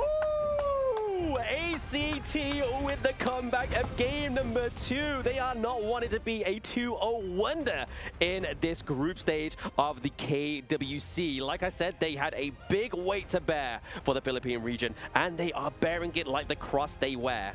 You know, I'm actually wondering, I'm in like deep reflection mode right now, because the King Curse has always been every series going the distance, but he's not here right now, and we're going the distance, and I'm very confused as to what's going on. He's under the table. He's under the table. Is he there? Okay, I thought I could smell something. Is he in the crowd? There's no red air, so no, he's nowhere near, but he's definitely backstage, so we can still give him jip for that. But no, what a game number 2. What a comeback here for ACT. I mean, JC1, they weren't putting the pressure on, and like we were saying in the draft, the D-Ranger is such a great marksman pick into the farm lane, such a strong, you build him tankier towards the late game, like we saw with the Blood Rage, like we saw with the Succubus Cloak. At that point in the game, he's pretty untouchable, and JC1 with the quick fingers, who was able to get the Sage's Sanctuary as well. I mean, that's pretty much all you wanted, right? ACT kind of building off of that momentum in game 2, and they're like, actually, we just shore up a couple of these weaknesses, and we're gonna be fine, and we're gonna be able to take this game to them. I mean, they did such a great job. I'm telling you, man, right now, ACT is on. They came in, they analyzed exactly what they needed to do. They saw the Luna pick, and they did not mind them. They did not mind. I mean, you can't spell activate without ACT, right? So activate is exactly what they did into the late game of game number 1. Game number 2 was their complete activation. They've just got to keep on going, right? I mean, in terms of draft, we know that Flukio can play the tanks. He can play the likes of the Jing. So really, there's not a lot that this man can't do. Dude, I'm telling you, man, look at that.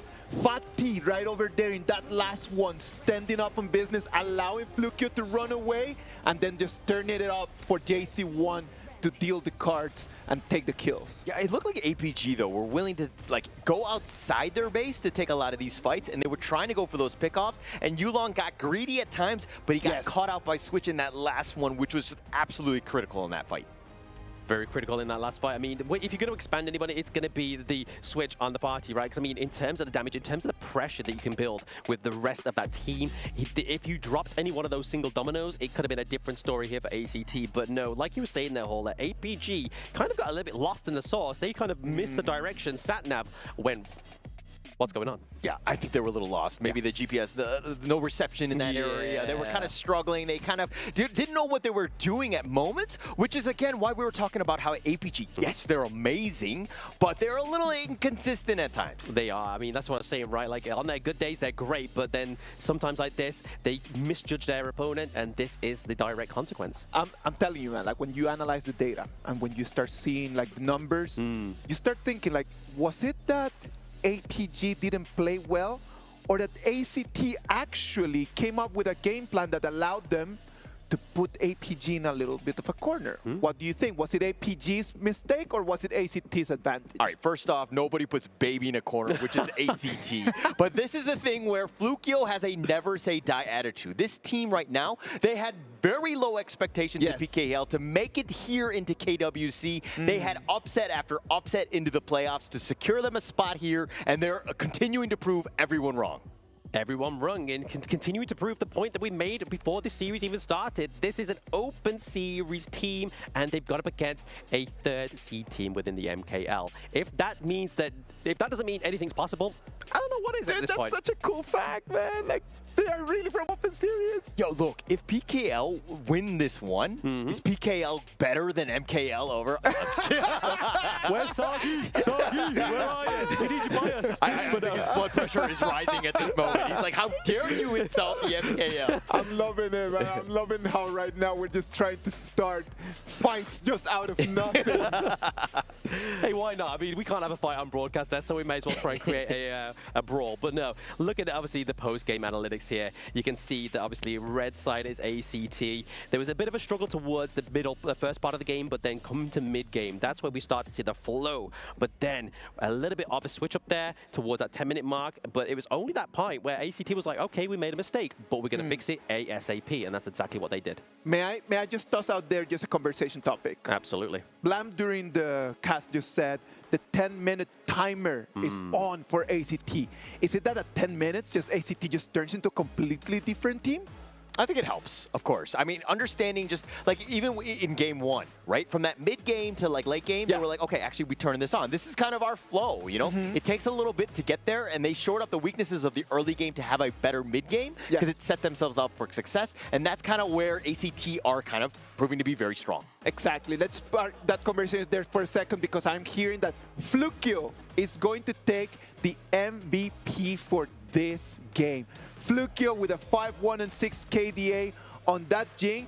It was providential, it was critical in those last fights. But I mean, just look at the stats itself, right? Damage dealt only 16.9%. So really just using the Jing as a momentum to just be trying to bait, trying to zone, trying to fluke the enemy team, lack their better words, that fluky is in his name, but also taking only very little damage as well, which is 17.1%, which is obviously down to the fact of the reflection from Jing's kit. All right, let's go back to the 10-minute timer topic. 10 minutes, ACT. What was different from this game to the previous one?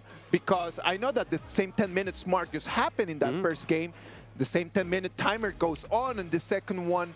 but the result is different. What do you guys think happened there, Black? Because it's like that mid-game, or that early game, excuse me, where they got those 3 or 4 kills to kind of start things. They turned it into a mid-T1. Once you've taken that out, you can have so much map control, and they put a lot of pressure on, and APG had to play a very defensive, reactive game. Absolutely. I mean, like you were saying there, Ola, it's all down to that early game. Like we said in game number 1, if they weren't able to do that in game number 2, it would just be an APG show, unfortunately. Yes, they would have still come back online with that 10 minutes, but the fact they had still such a sturdy early game meant that they could have a greater activation. Imagine that. Do not let your opponent snowball early in the game, and you'll always have a chance just to turn things around. And that's what ACT did in this one. We talked in the first game that there was just like 1K, 2K, 5K gold advantage by 10 minutes. At 10 minutes in here, it was completely equal. None of the Azure Golems was taken away from Jing. That allowed Jing to stay online, to keep farming, to be alive, to be able to match the same pace and energy of that Luna.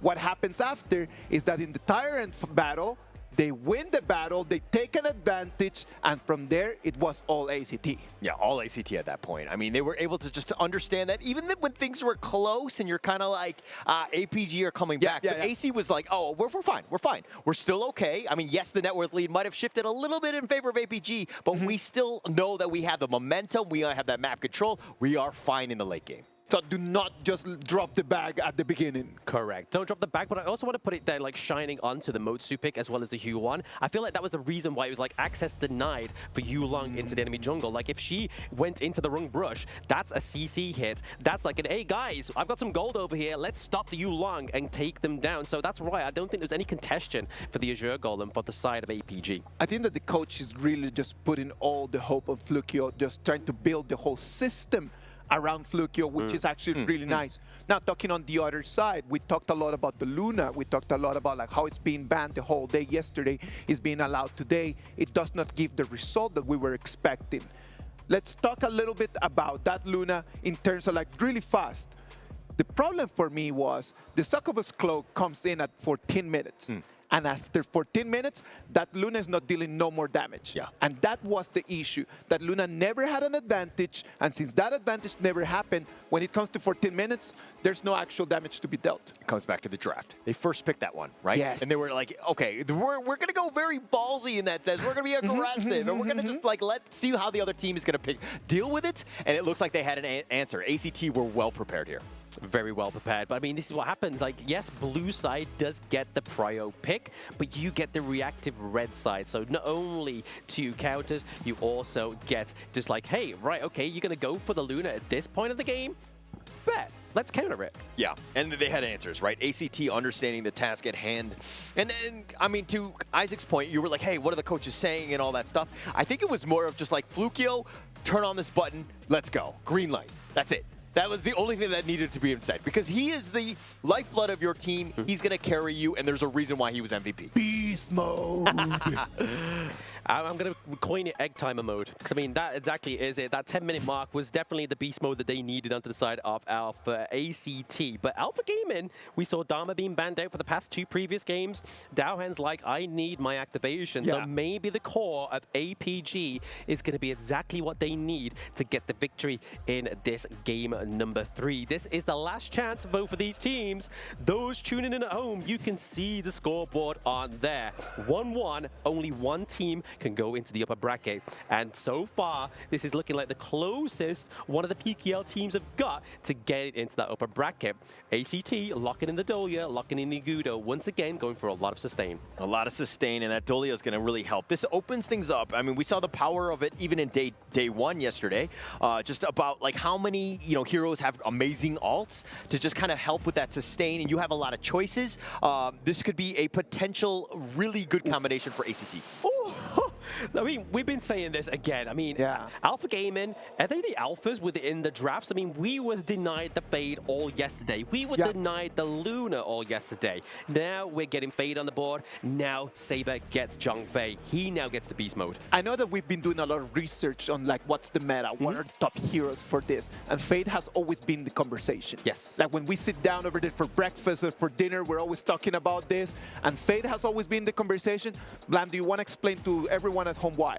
So with Fade's rework, he now effectively gets a double smite. So it's no longer the fact that when you get caught while he's ultimate, you're not just kind of slow and then you're waiting for the timer just to slash off. You basically turn into Jade and Crumble, but so do the neutral objectives. So effectively, you get 2 chances of trying to secure those very high intense team fights. So right now, in terms of resources and just like the very close marginal fights, Fade would be like the best option. Best option for getting that second chance, right? So making sure you don't lose any of those crucial team fights within the neutral objective camps. But honestly, it's the CC that comes through here for the side of ACT. You're looking at Mayeen and obviously Agudo, but also the Dolia. They've already got their numbers kind of stacked here with a lot of CC for the side of ACT.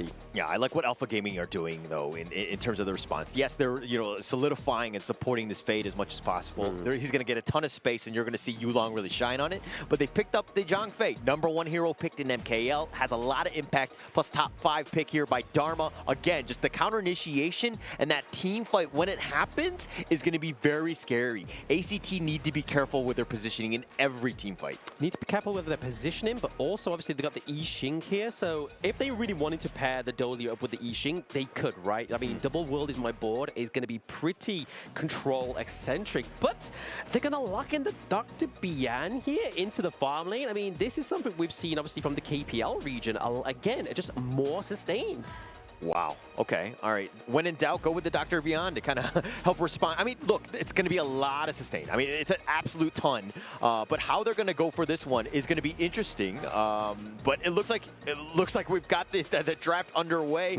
I'm super excited about this one. I am super excited. I have no idea what is going to happen. This is going to be do or die. Both teams are ready. Casters, take it from here, please. We're going to take it from here, but first we're going to take a little bit of a pause here. But I mean, the Dr. BN here, again, is it going to be the pick that they really wanted to go for? Like, we've seen ACT.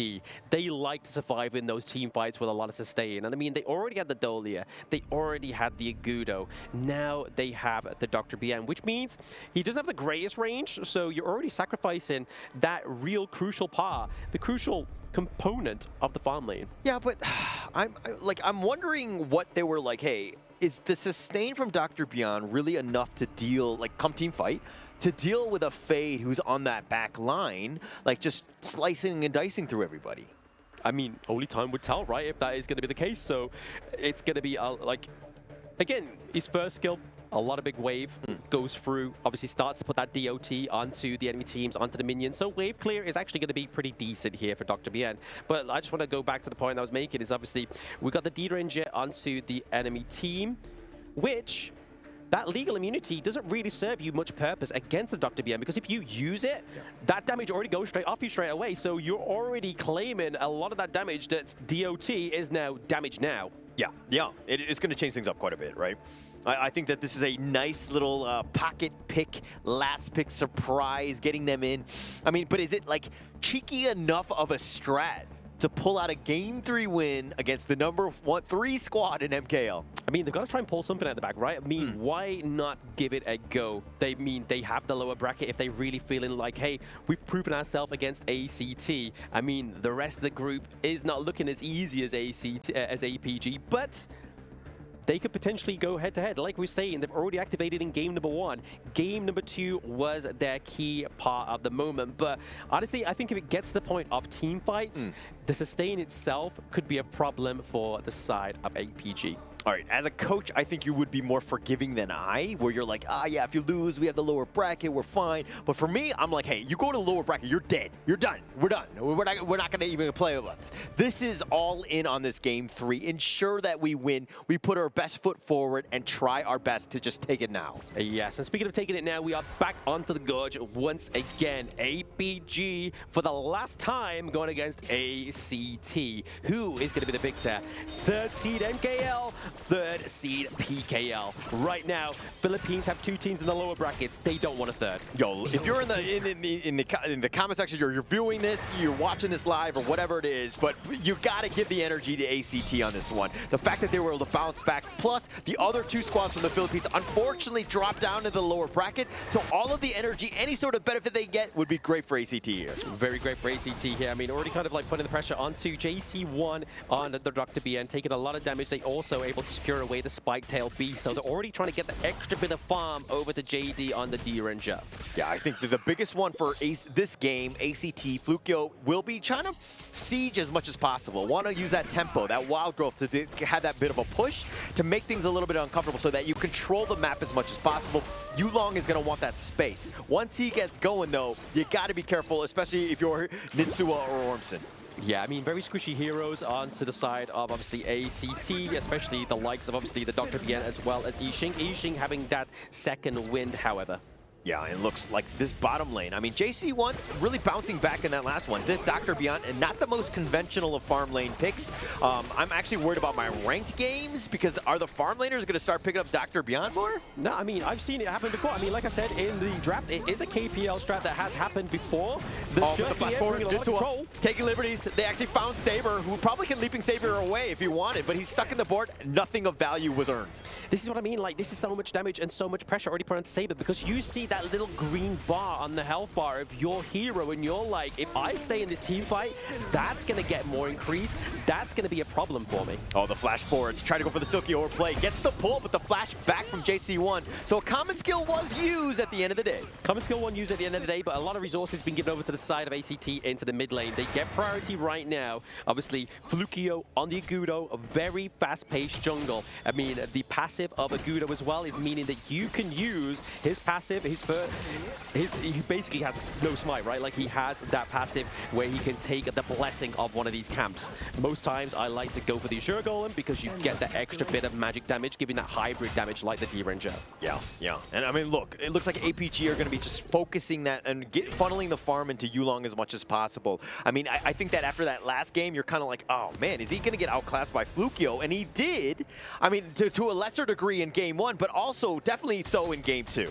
Definitely so in game number 2. Definitely for the side of ACT, it's the dream that they need, right? I mean, it was looking pretty harsh for the side of the PKL in day number 1. Day number 2, ACT are getting their hopes and dreams on the line here in this best of 3 between APG. But if we look at the goal difference, for the first time in the early game, it's going over to ACT. Yeah, so, okay, look, we know what happened in game 2. ACT obviously won that one in convincing fashion towards the end. But who from APG really needs to step up this game? I mean, obviously, Daohen onto the Dharma is going to be a crucial at setting up those team fights, right? Obviously, the truth mantras, you want to be catching 1 to 3 members of the side of ACT. If not, get really lucky and get more. But Shrew here with a pull. Yeah, could be got the first the pull and no real chance. I mean, that was just, you know, like amazing in the way that they did it. PHY with that Silky Orb. Finding it out and setting it up for JD to get the kill, though. Set it for JD to get the kill. He's able to build the Spark Forge Dagger as well, which means that his wave clear is going to be a little bit more better than it was moments ago. But it also means the priority for this Tyrant is going to be free pickings for APG. I mean, that's one thing that you just got to understand game sense, right? It was close to that 4-minute mark. That Tyrant, people are going to be congregating there, right? Yep. The pickoff, they're going to be looking for something. So you cannot get out of position. You got to be super careful because you knew that they're going to find it. Daohen a little on the low side, just barely gets out of the board. Saber is stuck in, but I think he will be fine in the end. He's under tower, but it doesn't really look like they're going to go for more. Yes, they will. The Unbridled Outburst pushing him back, and now here's the board, and they're able to lock Saber in, but he's like, for all he for, cage me not. Yeah, no, I mean, it's at the wrong point, right? You try to pick up Saber now that he's level 5, when he had his rage built up and the Unbridled Outburst. But this is the second time we've seen a Zhang Fei with a stun. Yeah, and this is a great one, right? I mean, I like the fact that he has that potential if he wants to go in. You have a little bit more control, which is kind of lacking on your side. I mean, if you have it, if you get that nice little stun, the rest of your squad, the skill sets for their stuns are going to be much easier. Yeah, I mean, it kind of makes sense, right? Obviously, they got the Fade, they've technically got 2 smites, so they don't need the third of Saber. Why not go for something that's going to give them a little bit more ease over the team fights? But right now, ACT take the first turret of the game. They lose first blood, but they get the first bit of Monopoly. Yeah, but it's like, okay, he's going to get a little serious on this one. Daohen tries to go for the truth. Oh, he sidesteps it, and Switch stays alive, but the Golden keeping Nitsua alive. No, Yulong finds him, but a nice little 3-man stun. They have that board if they want to go. Daohen is so low, he's going to limp away. He's going to be back. The Wild Growth still up in front, but ACT cannot find a kill. They could not find a kill, but what they did see is the Zenbon Sakura, right? They saw Byakuya Kuchiki on the Gorge, and again, this is just another one of the fantastic anime collab for Honor of Kings. Oh, Yulong walking on the walls, walking on Jade. Ormson taking a lot of damage, and he's doing it from the high ground, so to speak. Yulong looking to go in, just scaring them away. ACT's like, hey, actually, we have the numbers advantage, but we don't want any piece of Yulong. No. They don't want Yulong right now. I mean, look at him. He's like level 10 in terms of the gold resources. It's going to be going funneled in over to him right now. They've just got to be careful, right? APG, we've already seen that switch on the Mayin played that very well, right? He was able to completely negate the playmaker potential of Daohan on the Dharma. Yeah, the sidestepping was huge at that point. I mean, just being able to do it out. But Daohan, again, oh, they find him. They get the orb. They find JC1 yet again. An absolute misstep by JC1 there. Yeah, definitely misstep. Definitely not used to doing the tango, right? Because it takes two to tango. And unfortunately, when you got two left feet, it doesn't work out the way you want it to. And again, JC1 getting caught out there. I mean, it was at the cost of the top side T1 as well. So they are opening up the side lanes for the side of ACT. They're playing a little bit more of the bigger picture. Oh, the Umbrella offers the Stampede. They want to go in. Yulong all the way in the flank. Nitsu is down. Yulong running now, trying to just stay alive. They've gotten what they wanted, which is that kill. He dashes over the wall. No. They find Ormson. JD gets that pick off, and it looks like they're going to take the Crimson. And no, Flukio will smite that for good measure. Smite it for good measure, but obviously we saw earlier that PHY built the Venomous Staff, right? So that is the anti-heal item that you need. Like, if they've got so much sustain over to the side of ACT, anti-heal is your go-to. Venomous Staff, Blazing Cape, or Mortal Punisher. Yeah, let's talk about PHY, right? I mean, she, generally speaking, something. Oh, but he goes in for the truth. He finds him. JC1 tries to flash away, and he gets picked off. And Daohan with that initiation. What a play, and they've gotten more with the orb. They find Nitsuo, PHY, so much control.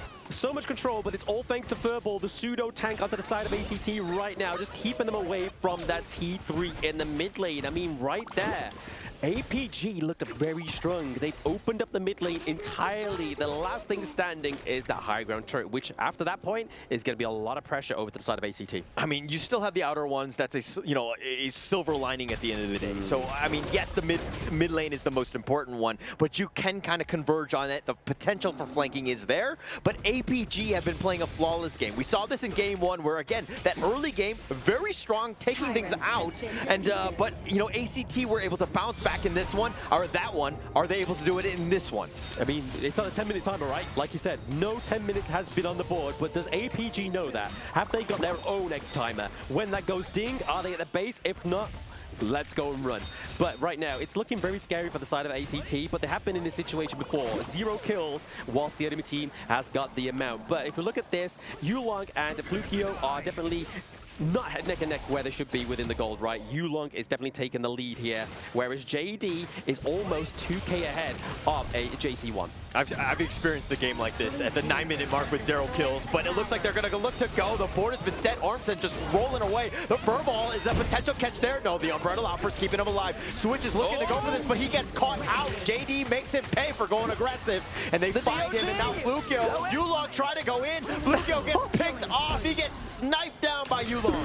Oh no, there's even more going on right now. Can they catch JC1? They get him. JD is getting some more kills, and it's only Nitsuya alive. Yeah, JD trades his life away, but he wants to go for those kills. 4 members down, Nitsuya the only man standing. APG looking to close this game out. They have the minion waves. How does Nitsuya hold? He's going to get back into his fountain. They're going to take the crystal, and APG will take game 3 and the series. Yeah, 10-minute who? Is the narrative there for APG. There was like, no. We got to the 10-minute mark twice in this best of 3. We're not letting it happen for the 3rd game. But honestly, I want to just give props to Daohan there. Like, he had so much damage over time, working his way at him thanks to the Dr. BN. He was punching through the walls just to get a little bit of that sustain from the minion camps. It was enough to keep him alive and enough to keep the dream alive for the 3rd seed of the MKL. Alpha Gaming go into the upper bracket. Yeah, upper bracket for now in the groups, of course. Just a really strong game, and that was the way they wanted to finish. Yes. They definitely learned. They took their licks, losing game 2. Game 1, a little bit of a stumble, but they ended up pulling that one off. That's going to help this team in the long term. In the long term, and you can't spell lung without Yulong, right? I mean, in this game, on the fade, he was exceptional. And you saw it there within the Tyrant camp where he used that new reworked ultimate, using that smite from the ultimate, the execution execution meant that he was able to keep this smite alive just in case. Yeah, and look at these highlights. I mean, PHY, his orbs were absolutely insane. You pull one guy, insta-kill, right? Every single time he did that, and it's not easy to do. You've seen in other games, or in you know, the S3 and all that, where the Shi just doesn't really able to kind of get those perfect pulls, but PHY was like a maestro on it. Absolute maestro. I mean, it was enough what they needed, right? They needed to kind of pull them in, right? They needed to bring them and bring the team fight to them, some fight on their terms. But right here, obviously, Daohan, Focus, trying to go into there. You can see his health so low. He's punching the minions over the wall just to get a little bit of health to stay alive. But this was enough to keep the dream for APG, right? The damage from the D-Ranger, the Spark Forge Dagger, just getting that extra little bit of range that they need over the wall of the base and wipe out the enemy team. Yeah, just perfectly played right in the end. And understanding that JD was like, hey, I'm going to sacrifice it. We're going to go all in. We're going to be able to get this kill because, again, it's just like 2 more members. If Nitto is by himself, he has no chance to defend, and he proved them all wrong. Alpha Gaming is going to make it all the way through to the upper bracket. And sadly for ACT, they're going to go to the lower bracket. They did play well, but there was no 10 minutes timer this time, because we didn't even make it to 10 minutes. And I do believe that that's something that Alpha Gaming said. There was like, well, if we know that the 10 minutes they're going to turn Berserker, what about if right now we just don't get there? Well, we have all the different thoughts from the players over there with Mara. Let's see what they have to say. Here we are with Daohan. Congratulations. You started off the series really well in game number 1. Kind of almost lost it at the end, but then you got the win. Going to game number 2 was a totally different story. What happened there? Game 2, we got many mistakes and we lose it. But game 3, we already come back and try our best to win game 3. Speaking of game 3, the opponent's draft pick, it was literally basically to destroy the win condition of your team, but you managed to stay composed and you finished it really fast. What was the discussion behind there backstage? I think our coach Ben pick is help us very much, and the enemy ACT, that group, the hero must to be very weak and try their best. So you felt that they were very weak. So do you feel like your team is the strongest out of Group D? Of course. Do you have a message to your next opponent that you're going to face in the upper bracket? Sorry? Your message to your next opponent. Of course, win next game. Congratulations once again. That was a great win. We're going to head back to our casters. Lead the gorge. Thank you very much, Mara, and thank you very much, Daohan. Gives us right now a topic to talk about right now. The composition from ACT. They decide to go from a non-very traditional composition in there. What are your thoughts on that? I'm not a big fan of it. I mean, you were talking about the fact that it's a KPL strat, but it is a KPL strat, right? And kind of pulling it out in this one, especially with game 3, everything on the line, right? I think every game is so important that you need to put your best foot forward and not have these kind of like niche drafts going in. Of course. I mean, towards the end there, obviously, for the side of APG, they banded the Lung, right? Which is obviously always lovely to be paired with the Dolia. So honestly, they already exhausted quite a few of their marksman picks. So they kind of thought, you know what? Let's go for a little more staying. Let's try and get that damage over time. And it almost worked on Saber, right? For the Zhang Fei. But in the end, it just wasn't enough. And as you can see here, 0-4 KDA for JC1, 0-4 KDA for Nitsuya as well. The problem is that your farm lane cannot just be a 0-4-1. Man. No. And in the moment that you do not have a marksman right over in that composition, where's the damage coming in from? Is it the damage only gonna be Flukio, the one that is gonna have to destroy the whole 5 members from the other team, having a Dharma, having a Tranfei on the other side? Like, I understand why they would do this draft. It is definitely something that they had set up. They understood how, you know, it was gonna, like, you had the Agudo up front, you had that Wild Growth, and you're slow sieging, you have the Dr. Beyond to kind of just keep everything, you know, the sustain and just being this, like, snowball. But that snowball really never got going. It was like a baby one at best. Never got going, but obviously, in terms of your question, Isaac, in terms of the damage, we were really hoping it to come from Nitsuya. Obviously, we know Yixing can do a lot of damage. His passive is all about getting those stacks, and you really need to try and get into the late game to get that to come through for you. But at the end of the day, when you're playing on the terms of APG, you can't just be allowed to farm and stack up that passive. There's a lot of magical damage coming in from ACT. So in Alpha Gaming, the itemization plan was very clear. Very, very clear. It was basically build magic resistance, build anti-health as well, right? So there's a lot of sustain. We saw that PHY was able to pick up the Venomous Staff, which was enough to take those team fights into their favor. And this looks like a little bit of a flat line. I mean, ACT, they had life, but right now, this gold graph looks a bit like a flat line. I mean, just at a certain point, Alpha Gaming was just able to close the game out. It's because ACT really couldn't get going. I think that if you're looking at the heroes that you're picking, the drafts, you need to work around Flukio as more of like the assassin style, just that focal point. Not the Agudo slow pushing like tank style, but it's more of just like a let the man flourish. Let him flourish. For JC1 was a very difficult game. Like the whole series, like the whole 3 games were pretty tough on JC1 because, you know what, like it was cut all the way. He was roaming around, cut. Checking the brush, cut. Every single time. And for a marksman to be, for your farm laner to be doing that, it's kind of tough. Well, let's take our eyes out of ACT and put them on Alpha Gaming. The MVP for this amazing game is going to be brought to you right now over there on your screens. It's going to be PHY. Like I said, the Shrew here just gave a lot of obviously influence within the Gorge, right? I mean, you saw from the early game those rotations that was...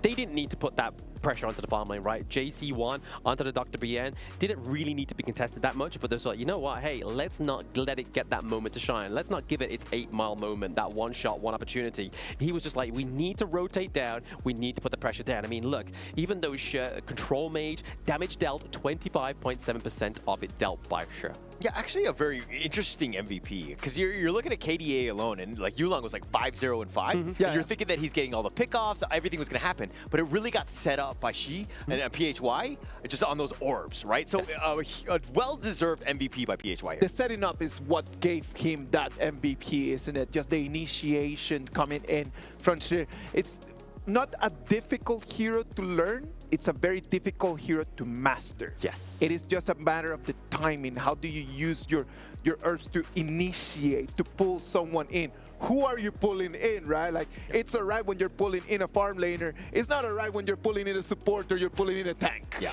I mean, he pulled in JC1 like many times. Many times. JC1 struggle. I mean, this is also the problem with Dr. Beyond. He needs to be up close a little bit. He doesn't want to be, I mean, generally if it's like a traditional farm laner, he's got that long distance and he stays away, but he has to be up close, and that's a perfect time to get that orb on.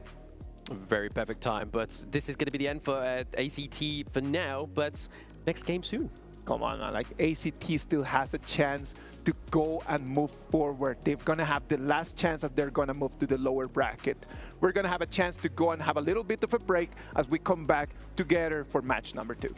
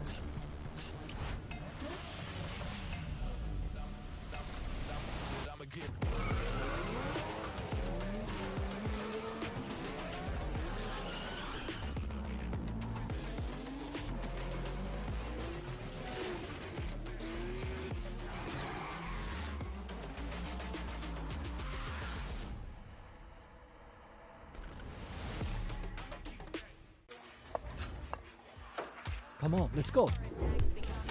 Rush mid now. Come on. Jungle combat. Rotate bot to low HP. Victory!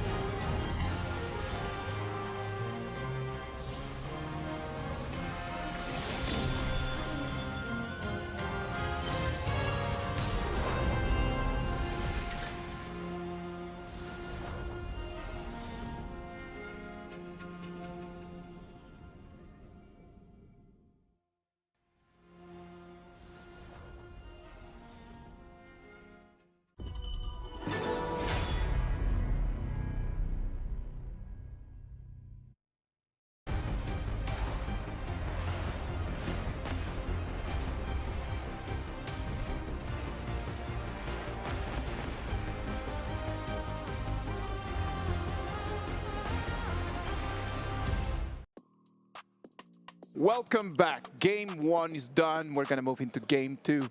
We had already APG moving forward. ACT sadly are going to be waiting for the loser against this next match. In this next match, we're going to have OG Esports against Nongshim RedForce. The game that you guys have been waiting for. There's a lot of pressure on this one. Let me be very, very honest. Let's set up the stage a little bit. KME, I was part of that one, and I did see Nongshim RedForce pull out the W, right? They were the champions. They were the #1 squad. OG Esports from KM West, Blam, your thoughts on this team as they were second place? I mean, come on. I mean, it's KM West. I mean, KM East. I mean, do they have any kind of other good team than Nongshim? Not really. I mean, West is the best at this point. But OG Esports, obviously, they did lose to Twisted Minds in a 4 best-of-5, but it was a phenomenal game, and they're still here. They're still here. Yeah, I mean, this is going to be an interesting one. All jokes aside, these are two top teams. It's going to be very interesting to see who kind of pulls this one out. But yeah, I'm going to introduce these boys. I mean, it's Keke, Dao, Wen, An, and Muchen on the side of OG Esports, also known as Dream OG, because they are the original Dream of the West. Yeah, I mean, look, this is a powerhouse of a team. I hate having to compliment this team, but Dao is an absolute beast. He's an amazing jungler, and you're kind of seeing the players as they coming in. Yeah. But this is a squad that is really next level. I think they have championship aspirations. The skill and the mechanical play is there, but they sometimes stumble. Sometimes they've had some confidence breaks where they had a 3-1 lead in, I believe, Season 3, and they kind of crumbled, going up against Nova Esports, were the eventual champions. All right, but what makes OG Esports such a strong team? Like, in your eyes, what is the factor that could give them a chance for the championship? I mean, they have Dao, right? Dao obviously has been such a great experienced player, especially to lead these boys to where they are, like almost championship winning material, almost beaten Nova Esports. In a different timeline, we could be seeing OG, they could have been the Season 3 champions. Yeah, actually the craziest part about Season 3 is that if OG, or at the time, if they were to pull out the victory, they might have beaten Nongshim RedForce, which ended up going into second place going up against Nova Esports. If that matchup was there. In an alternate universe, unfortunately, that was not the case, because we're going to see Nongshim RedForce, and these are my boys, Kyung9, Haku, Illusion, Siri, and Faye. Haiting, let's go. I'm going to be like Holler. I hate giving compliments to these teams, but they are a great team as well, right? It is Kyung9. I mean, he is a great Clash laner, right? Like, honestly, one of the best ones to watch, honestly. Illusion, Siri, Faye. Obviously, Faye is just coined as one of the great great support players, right? Like, he is honestly one of the ones to watch. Very experienced team, and like a lot of these players I've seen already from a long time. Oh, like, yes. They have been really that just putting a lot of games under their belt. I mean, they have, like, they've gone through these systems, so to speak. I mean, way back in the day when the Korean, there was a league, unfortunately, they were Genji at the time. I mean, they didn't really kind of pay off in that sense, but they've learned so many, like, you know, losses, and through that experience has really kind of evolved this team. Like, their hero pool is very deep, but are they able to play a best of 3? That one is going to be the most interesting question of the day. Maybe in the best of 7, they might have an advantage, but is that going to transmit into the best of 3?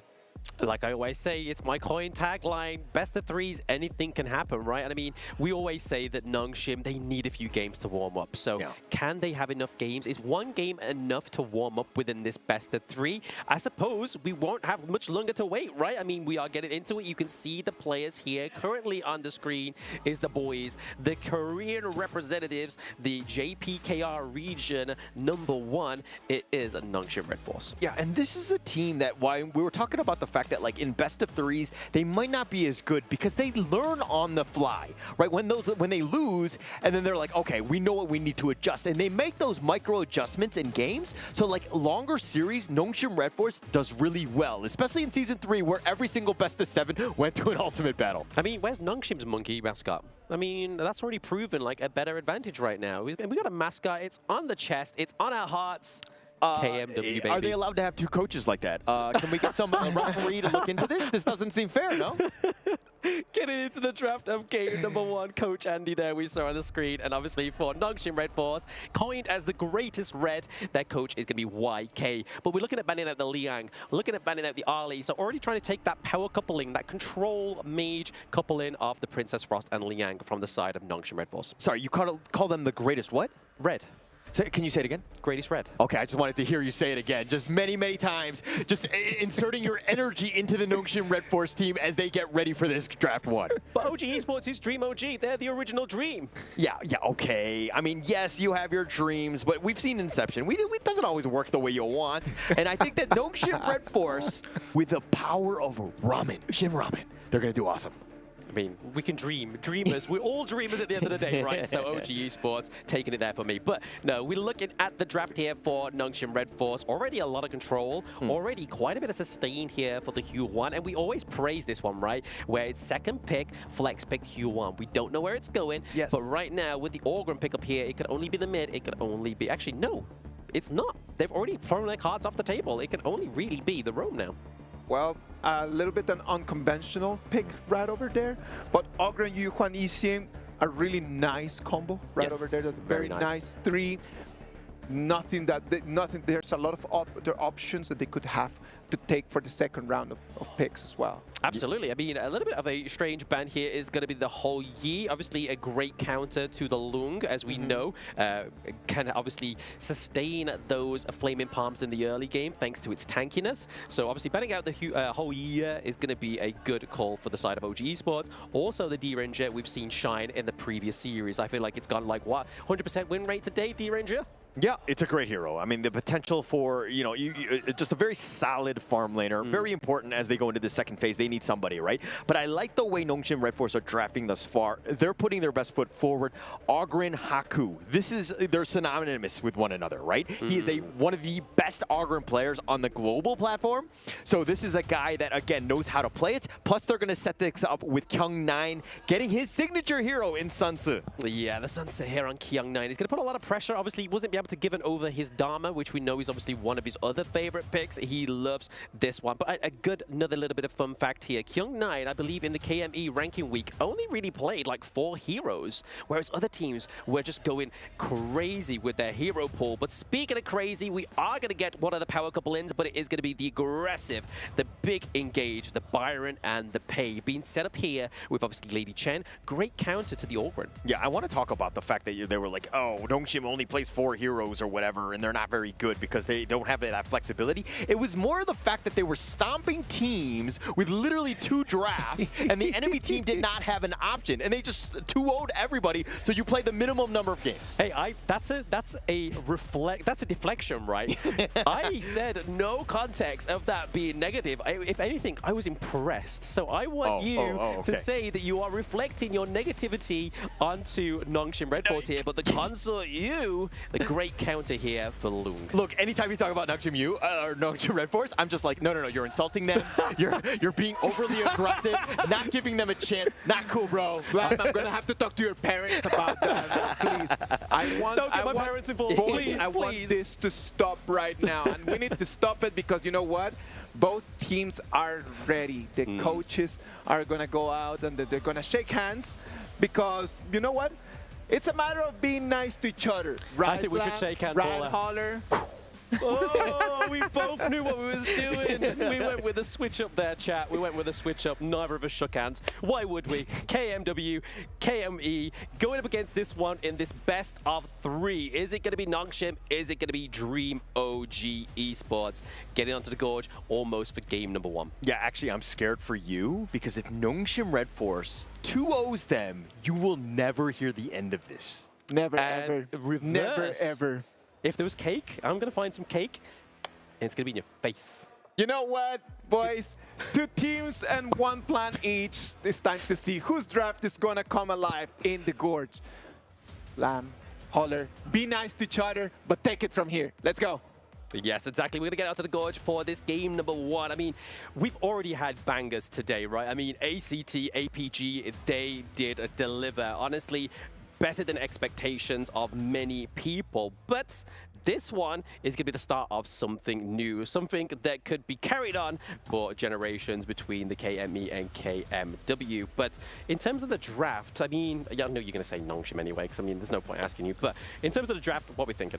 Honestly, okay, a lot of the signature heroes on the Nongshim side have been picked, right? I mean, you see Illusion on the Yixing, Haku on the Ogren, Kyung9 on the Sun. So you have that lot of play. The Consort Yui is a little not great for me, but on the other end, if we're looking at OG, and yes, they got the Byron Pay combination. This is an ultimate early game destroyer. Very scary because they can invade your jungle from minute 1. I mean, it wasn't enough. I'm getting labeled the bully here. It wasn't enough for you to insult OG Esports. You're insulting one of my mains, the Consort U.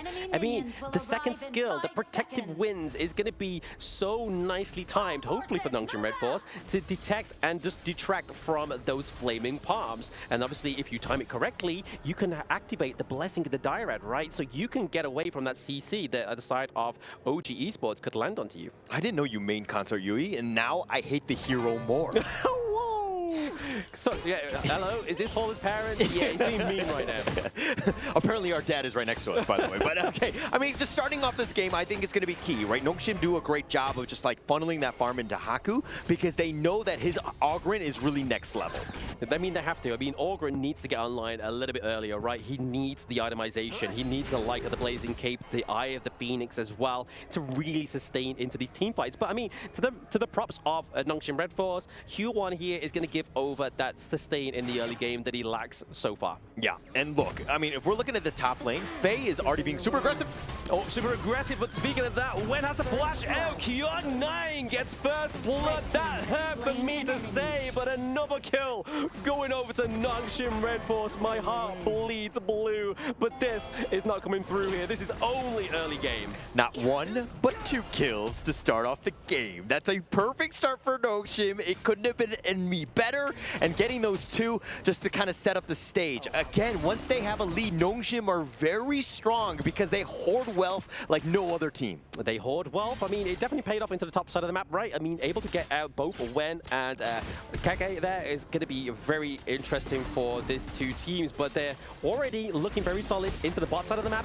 We see the Arn is chunking those oak bolts as well. He's got to be careful. Yeah, he does need to be careful indeed. I mean, he's just going to be by himself. An and Muchen, you know, they'll just like kind of push him away, but it's all about everyone else. Right now, it's about Haku, and they're waiting in the wings. Who's going to step out? Yeah, I mean, that looks scary, right? You've got like three in one side, and then you had Kyungnon on the other. It's kind of like, do they just come in like a mosh pit just to take down Wen? I mean, did it take 4 people to take down 1 OG? It seems that way. So OG already looking strong. Already, it seems like Nongshim is paying that respect to OG Esports. Yeah, I mean, look, this is why Kyungnon is so good on the Sun Tzu. The fact that, like, he might not be the greatest laner, and definitely, you know, one-on-one with the Byron, he's gonna struggle. But getting that combination, once they start to group, Kyungnon is really next level with his boats. Yeah, I mean, set sail just gives you great pressure across the gorge, right? Like, I mean, that's definitely something you really want if you are Nongshim RedForce. I mean, you're really heavily reliant on that teleport for KK on the side of OG, so they got to be careful.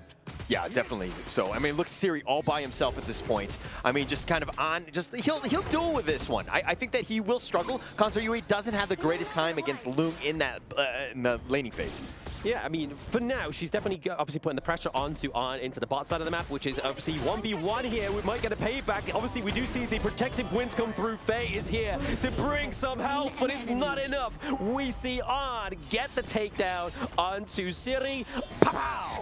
All right, okay. First off, the pow, that's not what dragon sounds make. He killed him with the infinite vastness of all things, but they find Dao Dao. They find Dao Dao looking pretty low. He's running into the Runga T1 there. I mean, he has to kind of try and bounce off this wall. He's able to. Haku does use this path of passing to try and close that gap between these two. And this is why Dao Dao is so scary on the Faye. Oh, Illusion. Illusion looking pretty low. They get the passive off of Illusion. Faye gets knocked up into the air, takes a little bit of the damage, doesn't yet have his passive ultimate, but down goes Muchin, unfortunately. Siri goes pow and knocks out Muchin, huh? That's the way it's supposed to be. Oh, bolts don't sound like pow pow. Touche, my friend, touche. But if we're looking at the gold, obviously still not OG Esports is taking that part. So with the like of the pay, they're looking to make sure and maintain that lead for the side of OG. Getting the Tyrant means that they're going to have a little bit of a leeway here with the damage, but right now, a lot of control being thrown about the gorge. I mean, the biggest thing about OG's lineup is that it's all about tempo, pace, early game lead, and you're just seeing the strength of it through Dao Dao. Being able to pick that Tyrant up, very huge for them. I mean, but the net worth, I mean, Nongshim doing such a great job of farming themselves, especially since they got those earlier kills. Yeah, the earlier kills, exactly. They definitely set them up. Obviously, First Blood having that little boot of extra boost bonus, but CDK here, log in fight on to get some free stuff. And speaking of free stuff, we're looking at taking some of these minions down here just to get a little bit more gold over the side of OG Esports. But right now, in terms of the level differences in the jungle, it is pretty much a non-existent. In terms of the gold lead, currently Haku about 100 gold ahead, so it's a coin flip at this point. It's a coin flip, but here's the thing. Pay will fall off. You know, Ogren will strive in that late game. Assuming that this continues on, this is in favor of Nongshim RedForce, especially in the late game. We're talking about late game. We've got on the Loong. That is a late game ticket that we've already seen once today. So those Flaming Palms are only going to get a little bit hotter as they come through. And 600 gold into the farm lane is definitely something they want to keep an eye on if you are Nongshim RedForce. Yeah, absolutely true. I mean, that is definitely a problem. And Dao Dao not able to stop the boat that is Kyungnon. He definitely maneuvers around, stays alive. Yeah, that just reminds me of like a dog chasing a car, right? Like, what's it doing? Like, why are you doing that? It's like, Dao Dao, just chill, bro. Just focus. Let's get this dub onto the board for the side of OG Esports. But right now, obviously, kills are going over to the favor of Nongshim right now. Haku, Faye here into the mid lane. Ride the Wind being used here. We do see the Conductor Souls being committed. We do actually get the takedown of the Overlord for the side of OG Esports. Oh, Haku going aggressive. Tried to go for the pickoff, but Muchin barely out. Ooh, almost. The Wolves My Board is going to capture Dao Dao here, but is it going to be enough to contain the beast? Obviously, the Frigid Prison does come through. Haku getting taken down here, potentially by Keke. He comes from the back line with the pow. Yeah, that was definitely a pow. Keke just making him pay. Haku, I was like, he's a little out of position. And this is a bit of an issue with him. Dare I say weakness. Haku sometimes likes to be all the way up in front. He thinks that he's being protected, but sometimes he definitely has those blind spots on the side. Yeah, unfortunately. I mean, that's where Keke is going to be looking at, right? The blind spots from this side. The back access into the team fights as well, just catching you off guard. I mean, he's done great here to kind of freeze the wave into that T1 so that the Vanguard could come around and take this T1 into the clash lane. So yes, they lose First Blood, but we get that first turret. Have the tables turned at this point. I mean, Nongshim were definitely leading in the first 2 or 3 minutes with those kills, but now everything is shifted, and now I'm kind of scared, dare I say. You're scared? I mean, Nongshim's meant to be the greatest red, but I'm seeing Crimson buff, Crimson buff, Crimson buff for the side of OG. Okay. You know, like, I don't know why you need 3. I think you're just being greedy at this point. Greed, I mean, that's what Honor of Kings, the game resources is all about. You need to be greedy. You need to have those resources in your favor. But right now, obviously, getting the better foot in, putting the pressure onto Kyung9 up into the clash lane was the right call here for OG Esports. Yeah, but Haku, looking isolated. Yeah, looking isolated right now. He just used to commit the pass in. He does get the takedown thanks to the execution there for the side of Nongshim. RedForce, infinite fastness into the sky, repositioning into the back line here. We do see Kyung9 being taken down as well. Keke taking those old bolts on the face and still gets out alive. Yeah, just Haku just sticking around a little bit too long. Kyung9 was a sacrifice. Sometimes as the clash laner, you get that stun, you go in, but OG just way too tanky at that point. Haku was still sticking around. He is not that critical massive raid boss right now. He needs to farm more than anything else. Wait, you said that support lives matters, but clash lane lanes matters though? Clash lane lives don't matter. Okay. I don't play Clash Lane, but you know, for all the Clash Laners that I played with my ranked games, this is all for you. Your lives don't matter. Wow, I mean, taken personal there by KK. And you look at KK, he does have obviously the level advantage for now as well. He's level 11 ahead of Kyung9. Kyung9 catching a few strays, unfortunately, but OG able to actually neutralize that curl lead there with a 4-4. Looking to take this T1 into the mid lane. It's looking hard for Nongshim, but Nongshim, we know, like to do a bit of a comeback towards the late game. Yeah, I mean, look, you gotta slow the pace down. I think the biggest thing right now, Nongshim are just being a little over-eager to fight. You don't really have the items. You gotta be thinking about just like mitigating what OG's bringing, which is again that early game pressure, just repelling that as much as possible. Get yourself the farm and to survive to the mid to late game where you will strive. Yeah, I mean, I like the position that obviously OG's put Nongshim in, right? They are prioritizing the Crimson Golem over the Tyrant, right? Adao was completely uncontested there, but now he's got the backup of Keke. Muchin coming in here. Kyung9 cannot escape. Destiny counter into the backline. We're seeing that Illusion is having to get out there with very little help. The passive not being proc just yet. Just not there in time. I mean, the idea was great for Kyung9 to make that teleport and to go with that bolt, but then once he hit, there was nobody there to help you out, and the rest of the team was just like way too slow to kind of help support with this one, so Kyung9 really got caught out. These are moments where you're like, hey, you should not be making these mistakes. Not making these mistakes as well. I mean, T2's potentially being taken down here into the farm lane. We saw that Arn has just built the Starbreaker as well, right? So Haku has got to be careful. I mean, even Faye, right? Faye is more than likely going to be building quite defensive here on the Huan. Oh, but they got to catch. Oh, potential catch here onto Wen. He is the scapegoat for the side of OG Esports, but Kyung9 gets taken down by Arn. Haku back in with the Conductor of Souls, but it isn't enough. The Starbreaker comes through. I mean, they thought they had the numbers advantage. Kyung9, again, he's just like, look, this is why Sansa is not the greatest of heroes at times. Yeah, you have that nice little poke, but Illusion taking a lot of damage. A lot of damage from Illusion. It's forced them away from that T3. OG looking for that almost over 10-minute victory there. They are putting their print on game number 1. I don't like the fact that they're trying to take so many team fights. Nongshim needs to just, again, hold the fort, hold the line, keep those T3s alive more than anything else. Yes, you're going to be losing a lot of time, but you need the time to farm yourself. You are so far behind to take any sort of fight.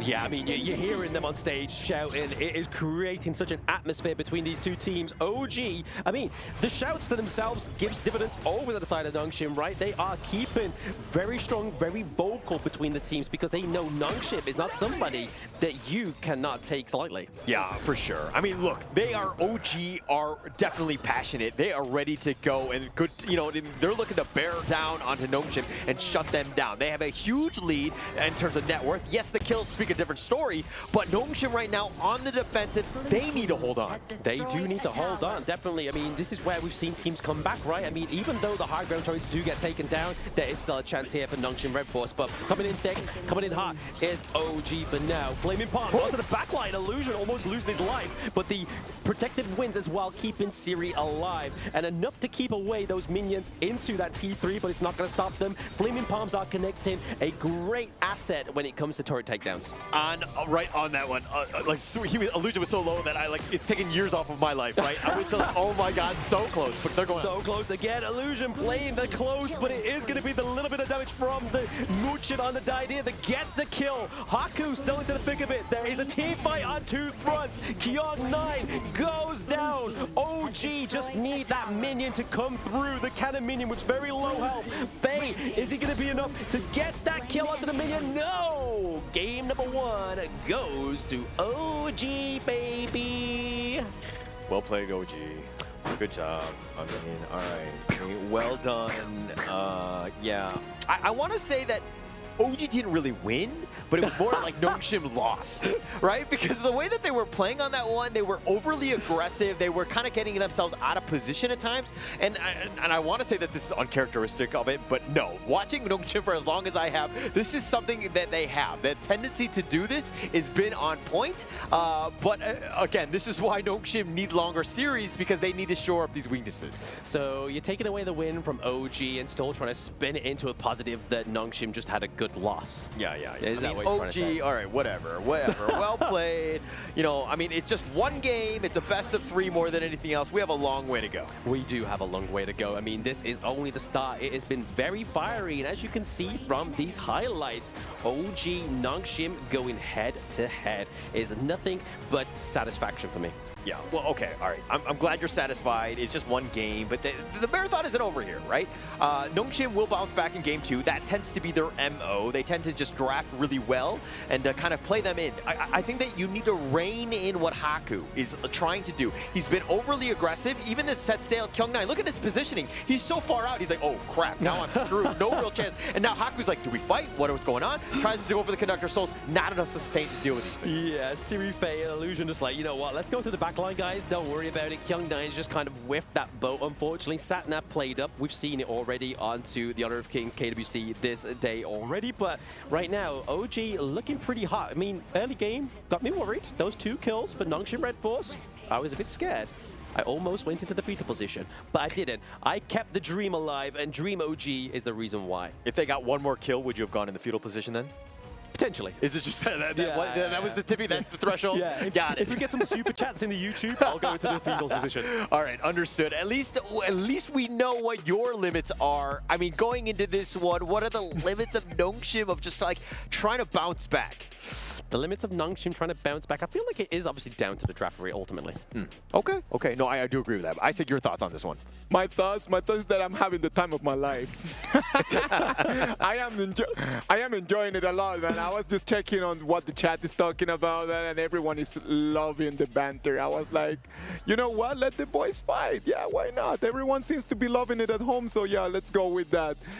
I enjoyed a lot the game. Yes. For me, it was more that Nongshim lost the game than OG actually won the game on their side.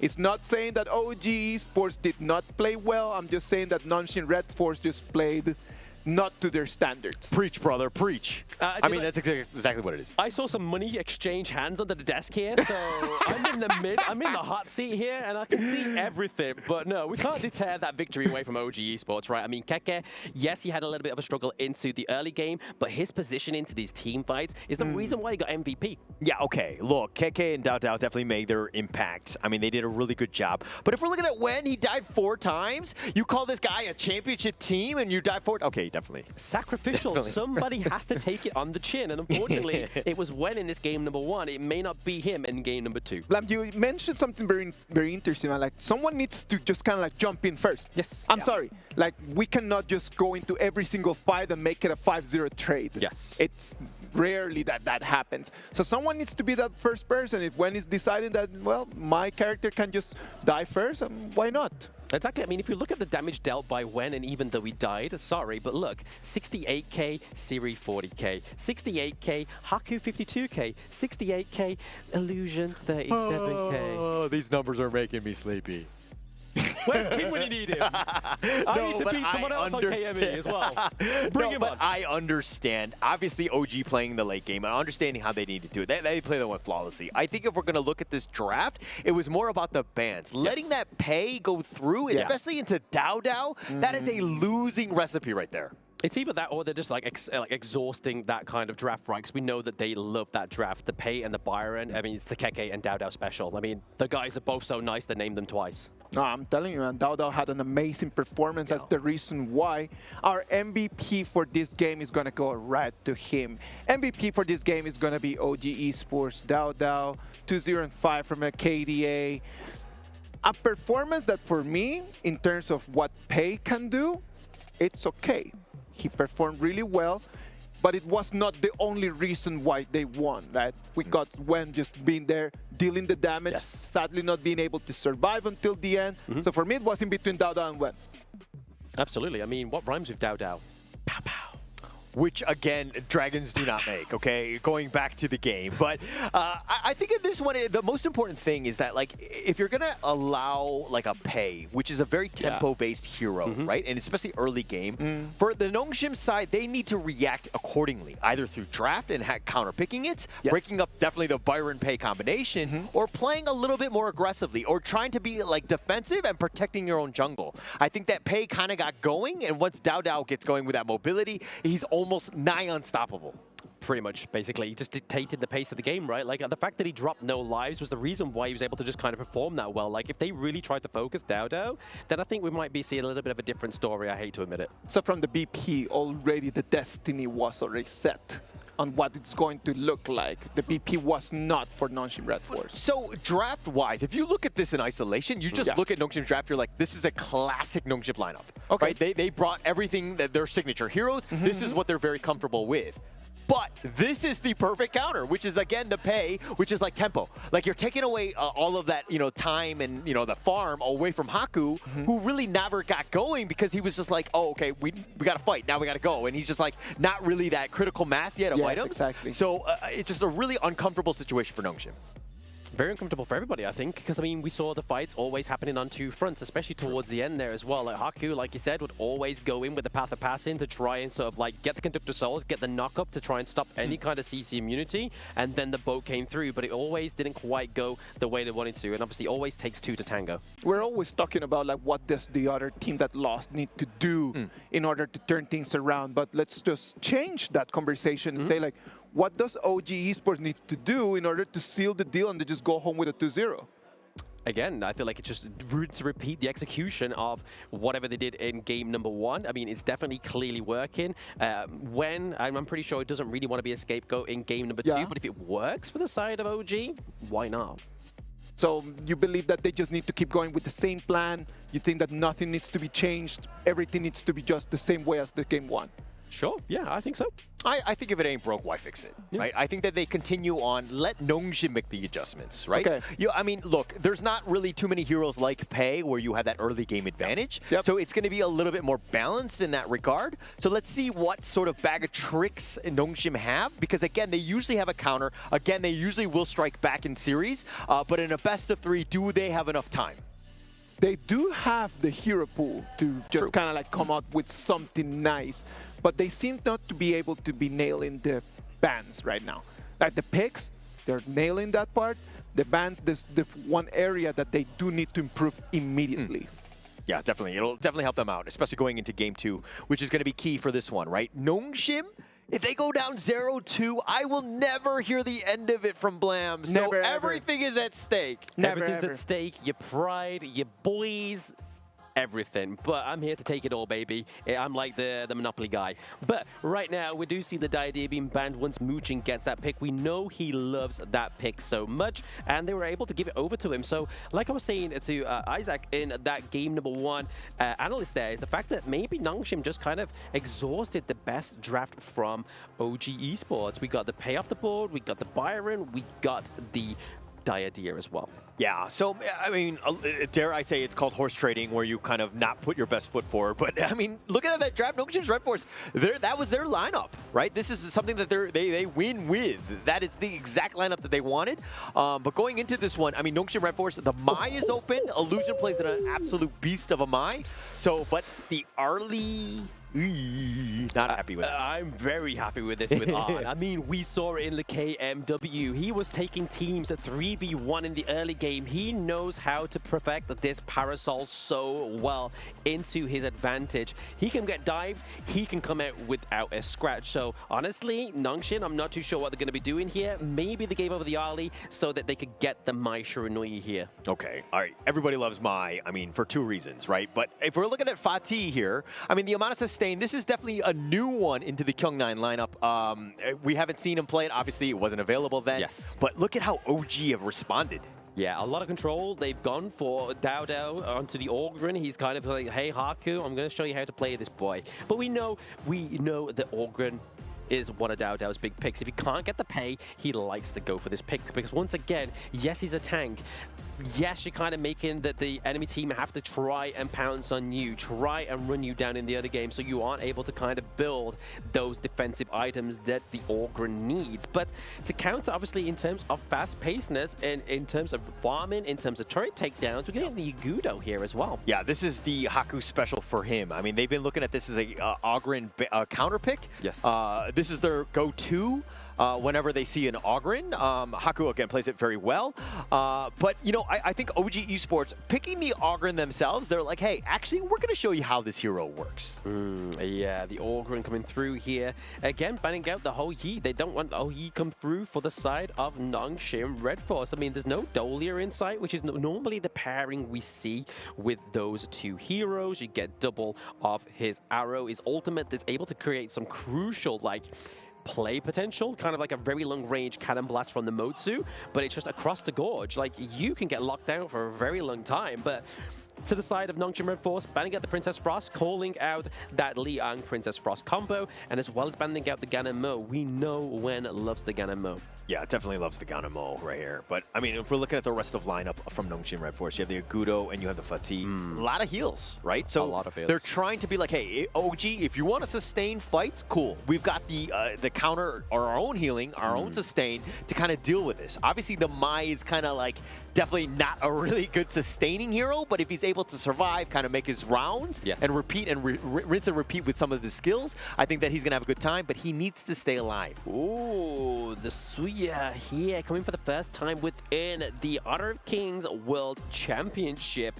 Coming through is going to be the mid lane menace. I mean, he has the slow, he has the knock-up, he has great wave clear with his ultimate as well. And then we're giving Keke the Mai Yin. So Mai Yin going up against Fatih. Some cases between teams, we've seen it go into Mai Yin's favor. And other teams, when they've been able to perfect the Fatih, it goes into their favor. I mean, that catch, that potential. Keke is always, you know, super dangerous. Understanding where he is at all points is going to be key for them. And going into the matchup against Fatih, you know, look, Mai Yin is still going to make some serious waves when those team fights happen. But Fei getting this Zhang Fei here, I mean, names rhyme. They do the crime. So maybe this might be Nongshim's way in, but they do have a lot of burst, right? They have a lot of burst from the Mai Shiranui. Chano is their late game sort of ticket into it as well. They got to be careful. Yeah, a lot of opportunity for this one. I think if we're going into and just looking at the drafts alone, I think that they're both pretty solid. I'm not going to give any of the two teams a bit of an edge. All right, boys, all picks are in, and the only thing left to do, let the battle begin. Let's go. I mean, already from observation, we see that the new Suya skins come through as well. I really love this skin. This epic skin, considering it's an epic skin, has a lot of detail to it as well. The fisherman skin for the old man. Yeah, I mean, typical, right? But, you know, he's on the, you know, he's just like, look, they're focusing a lot. Look at how they're trying to give Dao Dao the space to just steal. Like, they've grouped up as 4. They grouped up as 4. Dao Dao was able to get, obviously, those Raptors as well. So already taken away the ball camps for the side of Nongshim RedForce. He's already trying to gain and amass a little bit more resources than he would normally get to his own jungle. But right now, Arn's got to be careful. Keke goes in with the whatevers, but it's onto Fei. He can chunk that for now. Yeah, I mean, really not much was gained on that one. I think Nongshim came out worse for wear. They took a little bit more damage. Illusion tried to get in, but he didn't really hit his skills.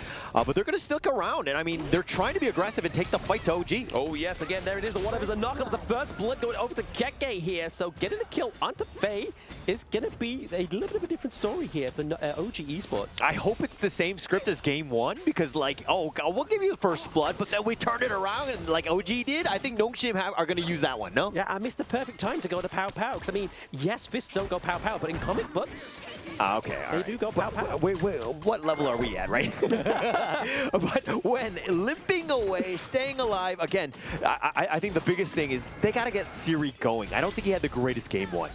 Yeah, Siri, I mean, onto the late game hero like the Chano as well, he's going to be very troublesome for them as well. I mean, yes, he has the Spirit Wolves to come through and help him try and chunk out the damage onto on the Ali, but it takes good players there to try and make that work. But here it is, the Conductor Soul's being used onto Haku here, looking pretty low, able to escape into the back line is Agudo thanks to the Furball. Yeah, I mean, look, every time you hear, like, you can hear OG just yelling. Yes. It's intimidating, right? Because you know that they're going in, the call has been made, and Haku limps away, just barely surviving on that one. Yeah, barely surviving. I mean, pulling in that minion wave there is going to be troublesome for the side of Nongshim. RedForce means that Illusion at this point in the game has to stay there and just tend to the farm, right? He needs to make sure there's no priority in either of these lanes. But we're just laying on, and Siri go head-to-head down to the bot line, because both of these heroes can do that, right? They don't really need the assist from either their supports. And you're kind of seeing exactly how the Ogren should be played. You want to be aggressive, but it takes a village to invade, right? And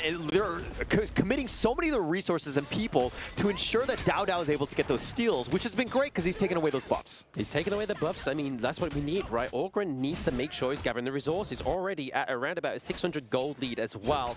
We can already see that Agudo going for the attack speed boots, whilst Ogren's going for the cooldown reduction as well. Just means that he's able to get those skills in and out a little bit quicker thanks to the Path of Passing. Yeah, and if we're looking at some of the heroes that were picked, even in like the ultimate battles, where you can choose whatever you want, there's no ban system, you just pick whichever, Illusion will always pick his Mai, so that you know that that's his like go-to. But in this game, we haven't really seen too much of an impact. Yes, he's been rotating, but he's not hitting those Kachusins. Not hitting the Kachusins. I mean, he is rotating, but also OG, to their respect, to put in a lot of pressure onto the Mai Shirunoi into the mid lane, right? So Illusion can't kind of afford to get out of his mid lane, right? Yeah, I mean, he's been giving up his farm pretty much to Haku. He knows that he is not the win condition. If anything, he's trying to help support the outer lanes to get them going, but he hasn't really been able to pay off.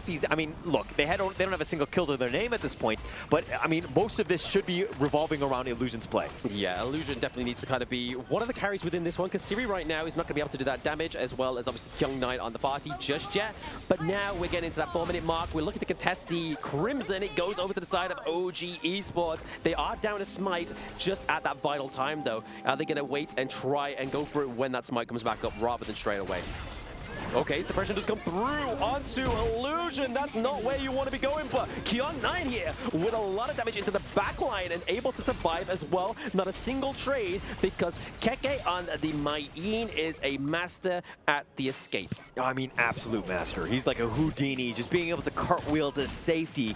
I mean, he was so low. You looked at him and he would have died, but unfortunately, for Nongshim, they were not able to find him out. OG have been very aggressive, invading the enemy jungle and looking like this map control is going to be turning into the tyrant. Yeah, Nongshim actually trying to pay it back right here, right? You can see the Haku will try to go in, try to get the Azure Golem, maybe use the blessing of the Agudo so he doesn't have to waste his smite and take it a little bit faster, but OG kind of caught wind to that. Keke was like, guys, they're at your Azure Golem, be careful, stick around in mid. Yeah, and look, this 1.6k net worth lead has gone in favor of OG, and they're putting pressure on this mid T1.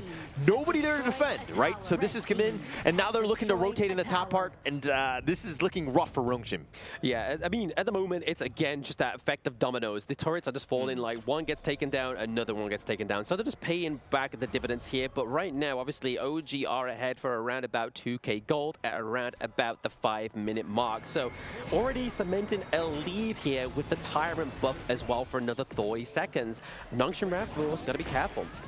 definitely be careful. But again, another contest. Another contest here for the Crimson Golem. The Conductor Souls being used as a zone in to make sure they're able to steal it away. It does go over to Muchin, actually, so they are able to keep it, but Illusion putting a lot of damage onto Muchin into the backline. They're able to take out On. They take down Dao as well, all traded for Illusion.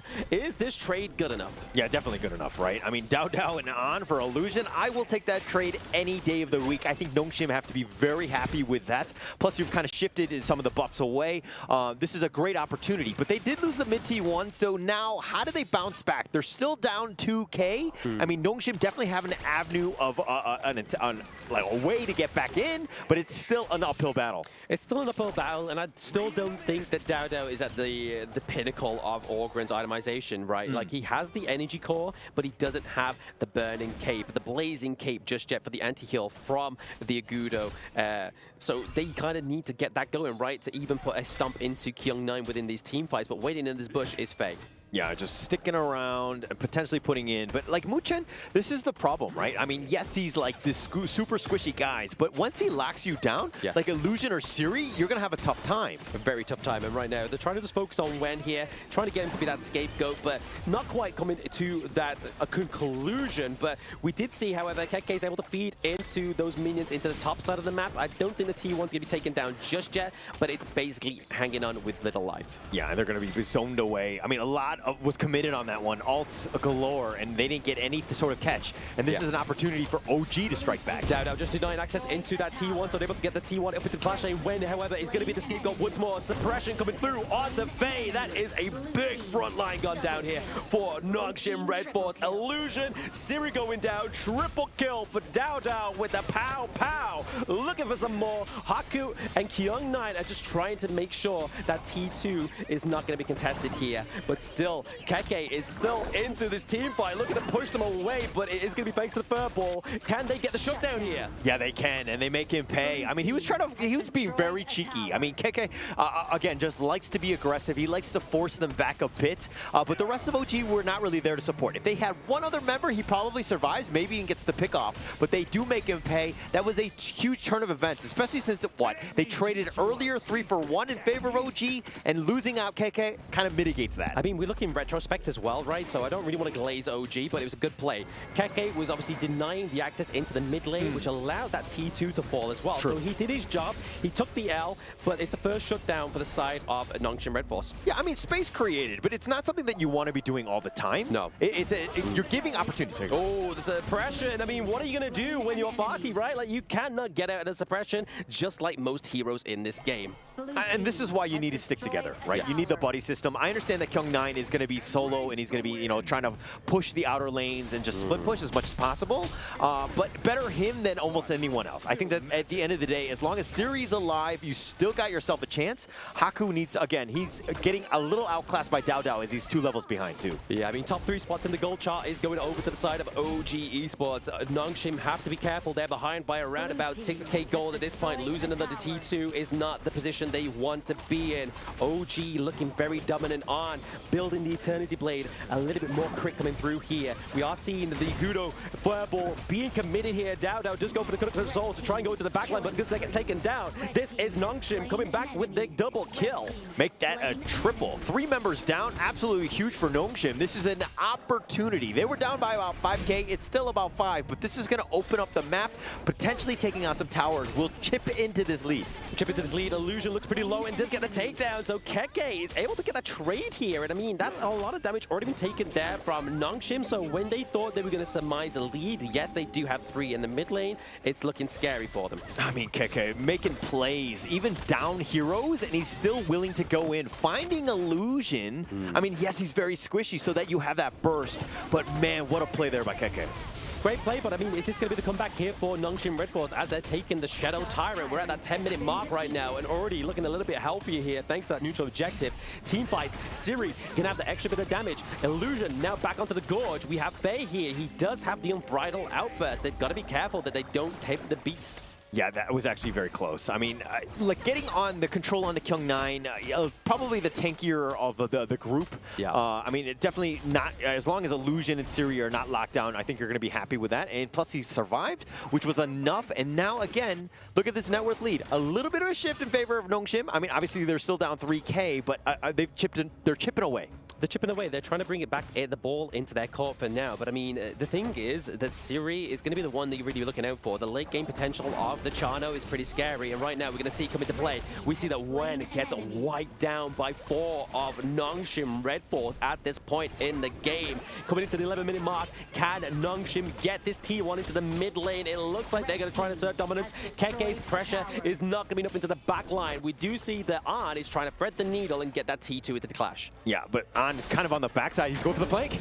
Ooh, Siri gets taken down. That is a lot of damage onto the side of OG. That is pretty careful there, but An does get caught out as well. Haku, careful. Dow, gotta be careful. Conductor Soul's being caught out here. Also, be now into the team fight. Dow just trying to drag this one out. Yeah, trying to drag it out, but An, I mean, yeah, he got the pick off on the Siri. He does survive, but that was a bit risky. I mean, I think that you want to stay alive more than anything else, but very aggressive play. I'm not sure if it's the best trade considering you died. I mean, marksman for marksman, I mean, it's okay, right? Like, the fact that they're able to get the marksman trade, it's better than, obviously, like, taking down somebody like the Vati in this case, but right now they're looking to try and go for the Overlord here. Shadow Overlord Vati, it's actually Illusion into the backline there in the brush, taking some L's. Faye as well. Death Precipice comes through. Kyung9 looking pretty low, but the damage from Siri into the backline is going to be enough to drive them away. An and Keke are the only ones alive, and it is still no reset onto the Shadow Overlord. Will Nongshim look to take this? No, they're looking for some more kills, but it's going to be An taking down Haku, taking down Siri. That is a team wipe for OG. I mean, An showed up the perfect time. He had been killed, and that respawn timer just showing up, and Nongshim thought they were aggressive, and Haku literally gets melted. Siri's like, what is happening? Everybody's dying, and then he gets picked off himself. I mean, that's just a terrible spot, but Illusion, like going back to this one, he's been dying way too early, and it's tough for him. He has not really had that impact that he wanted in this game too. I mean, I think it's down to the fact of obviously having the Liang, right? Like the suppression coming through here for OG Esports is enough to lock down the Mai Shiranui. Illusion, like you said, not having the kindest of games when you are Mai Shiranui. Yeah, one thing to take note of is that An is level 17 thanks to the help of Wen Zia right there. We get boosted. Really helping out in terms of that damage, and now OG just really scary at this 13-minute mark. Attack speed, damage, the Crimson Golem going over to him. We're seeing the Faye is getting run down here. Unfortunately, Muchin is going to be the scapegoat into this team fight, but into the backline is going to be Illusion, or trying to take that on. He gets the Parasol, gets out alive, whilst Keke is just entertaining Kyung9 and Haku for the thrill of it, and he's able to get out with his life. Purple having to retreat for now. Oh, Illusion went all in. He tried to solo An, but An just like too nimble, like being able to just use his agility to get on out. But ooh, Siri going down with the pow with the Conductor of Souls once more. Trying to take the kill, gets the double kill. We see Kyung9 retreating back into the base. We have the Vanguards. Kyung9 doesn't have the Dream OG. He has the greatest red, but what is greater than the red? It is blue, baby. OG Esports with a 2-0. All right, really well played by OG. I mean, not much else can be said about that one. They were just steamrolling. They were fired up, good to go. And I mean, if you're looking at that game, it's tough to watch, right? If you're a Nongshim fan. For myself, part of me died, okay? I'm going to be completely honest on that one. I mean, just the way that the OG were able to dismantle everything that Nongshim was bringing at them, just really well played by OG. Production, I have a call to make. Can we get a cake that is blue so we can feed it to Holler to change his mind? The KMW is the best. The West proving that they're the best. Yeah, but I mean, this is still the second place team in KM West. They're not even your top dog. Not even a top dog. Exactly. You just proven my point for me. Yeah. Well, let's see how it goes. The end results are the only thing that matters. This is just one match. Nongshim RedForce have not been knocked out of the KWC. Yes, this is looking a little precarious, being down 0-1. Now you're in the lower bracket. Everything is at stake. If you lose that second game, unfortunately, you would be out. I would be devastated. I mean, hold the cards, right? I mean, there is one person perfectly to blame here. It's probably me. No. So, Kindo Fu dyed his hair red. Makes Nongshim RedForce no longer the greatest red. So maybe it's all down to the new hair of Kindo Fu and the fact that it was a 2-0. It's messing with the mojo of Nongshim RedForce. No, I get it. And but look, OG came to play. They were looking to go strong. They knew that this is the matchup that they probably wanted in the first one to set the tone, to be like, oh my gosh, this is a scary OG team. No team wants to play a team that dominates like they did. No, not into the upper bracket anyway. I mean, that is definitely a phenomenal play there by OG Esports. I mean, they did make some mistakes, right? I mean, they were taking a few L's, but I feel like it's just their playstyle, right? I mean, when Muchin are kind of the heroes that you want to be kind of forcing out, somebody's got to go in. I mean, yes, Dao is on the Orgrin. He's meant to be the front line, but if someone's going to take the L's, you want to keep On alive. Yeah, definitely want to keep him alive. But if we were looking at this lineup, I think previously you'd be like, Dao is kind of setting the tone, a lot of the action that kind of happens around him. But this team has evolved, right? KK is making some serious plays. He's being so aggressive and just being so annoying for Nongshim to even leave their base. And then you have On to help clean up. You have Wen and Muchen, the perfect support for this team. OG Esports, very scary. Very scary. And man, those words coming from Haller's mouth just makes me so happy. I mean, what is L? Well, I took two of those today. Nongshim, you know, I think they woke up on the wrong side of the bed. I think that there was, you know, they're a little hungry. The timing of this game wasn't great for them. I'm trying to make excuses. I'm doing what I can for Nongshim. You're trying. We're trying to just kind of like make sense of what we just saw, because it was the first game that we've seen that it was just a clear advantage from one side to the other. Right, like it's been from all the games that we watched yesterday, today, it was the biggest gap in terms of skill and in terms of performance, in my opinion. Okay, all right. The skill one hurt me. Performance, I'm going to agree with you, but I felt like skill-wise, don't count them out, okay? I think Nongshim RedForce are still a team to be reckoned with. OG just looked like another level on this one. I agree. Yeah.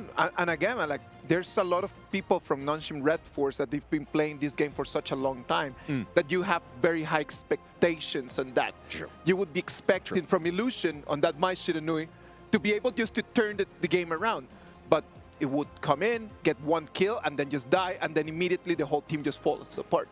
Yeah, and I think you're going back to this one. I mean, if the Mai starts to get going, he's going to have a great time. But generally speaking, he had a terrible early game, and he just fell off. He was not able to do Mai things.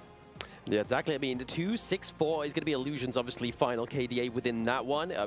Again, both On and Dao seem to be the kind of like the dictators of obviously not only the team fight, but the damage. But I do have to give props over to Keke. Obviously, he's not into the S rank or the MVP per se, but his control onto the Gorge, allowing them to kind of open up the T3s whilst Nongshim was just completely distracted, completely unaware, creating an illusion that they don't even have on their team, right? Like, they were just like, hey guys, just kind of focus up here. We're going to take the T2. Get that name out of your mouth. How dare you say illusion in a negative way, in connotation. But I do agree with you. Keke was next level. He was so good. Not only Keke, man, I think that Anne was so good. Anne was just at that completely different level on that early, the performance just with the parasol going around, coming left, coming right, was trying to get ganged, just going 1v1 and being able to solo win there. Just an amazing performance. What about did we hear from the players? Mara, what you got from us? Here we are with Wen. Congratulations. That was such a clean performance. Now, when you saw your opponent slipping, how were you able to recognize their mistakes and turn that into your advantage? Because for every mistake that they've done, you had an answer to it. So, yeah, I want to say that is a very good team, and we are very happy for. Sorry. Can you repeat the question? So I don't understand so very much. You had an answer to every mistake that they've done. So how were you able to turn their mistakes into your advantage? Good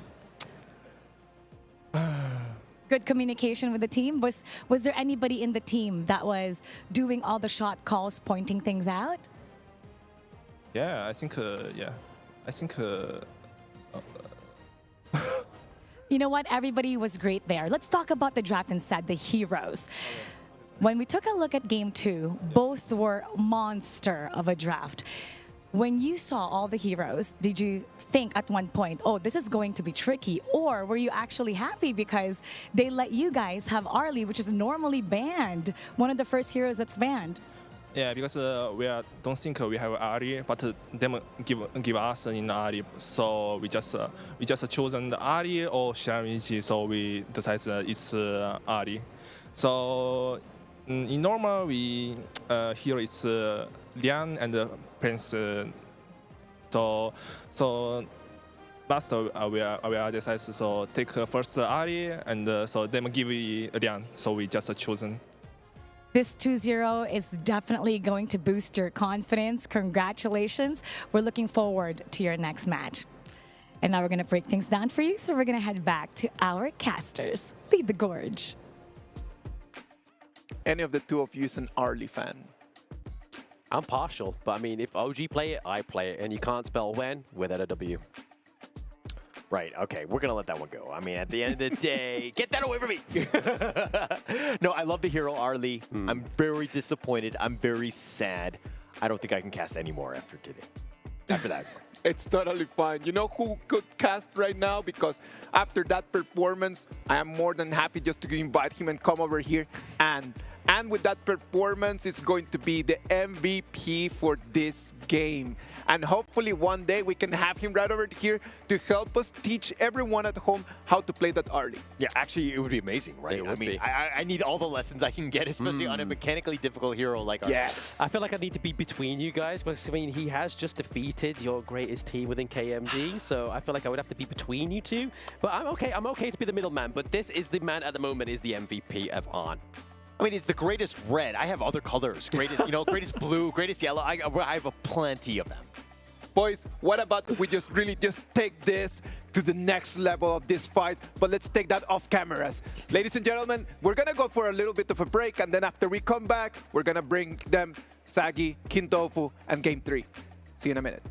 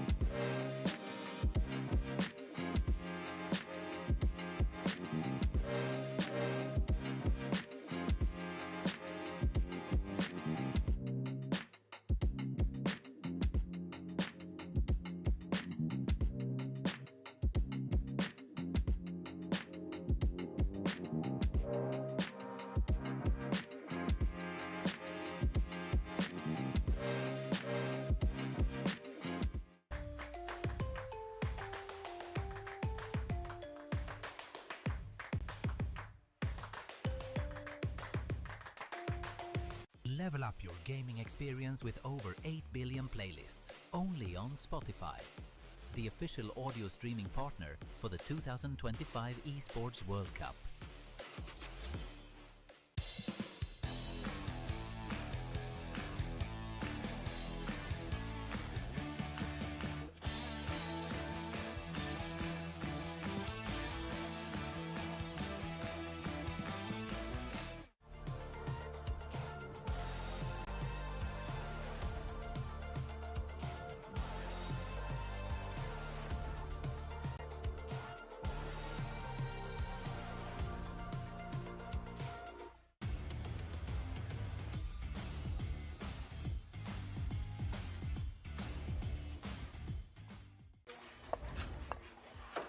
Come on, let's go.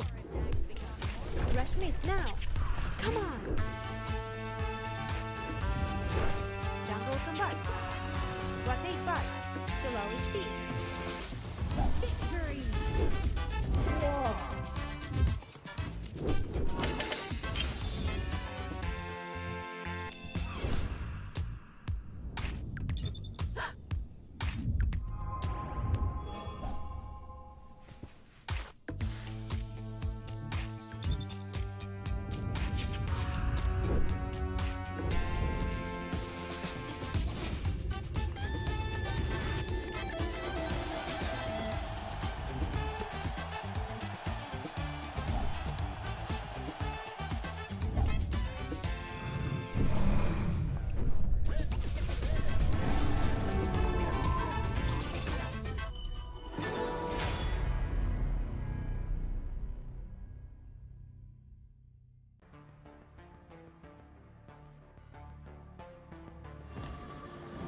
Activating warp jump.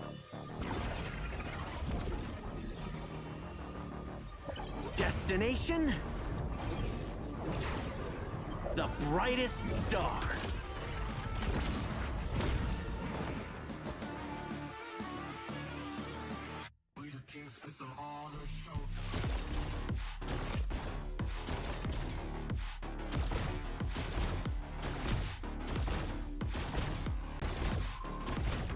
Pulse gun charged. Scope calibrated. It's a quantum party. Ignite the stars. Into the nebula. Cosmic shifts. Supernova pulse.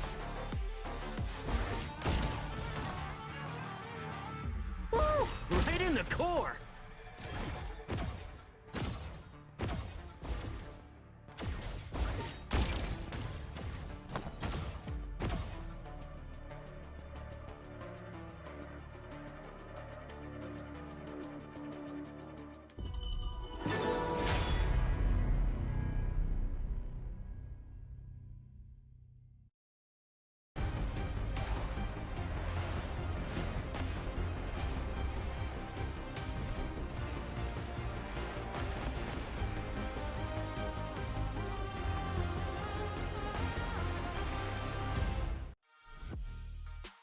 Ladies and gentlemen, welcome back.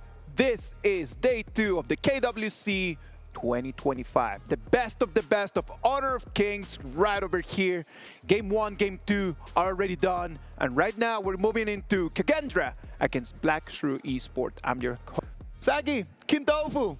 How are you guys doing today?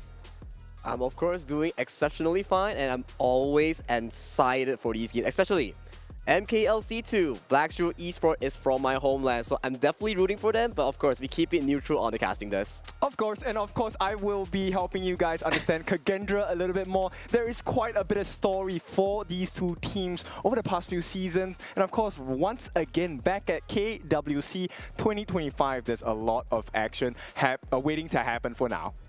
We just watched 2 amazing games today. Did you guys watch the games, Robert, from the green room?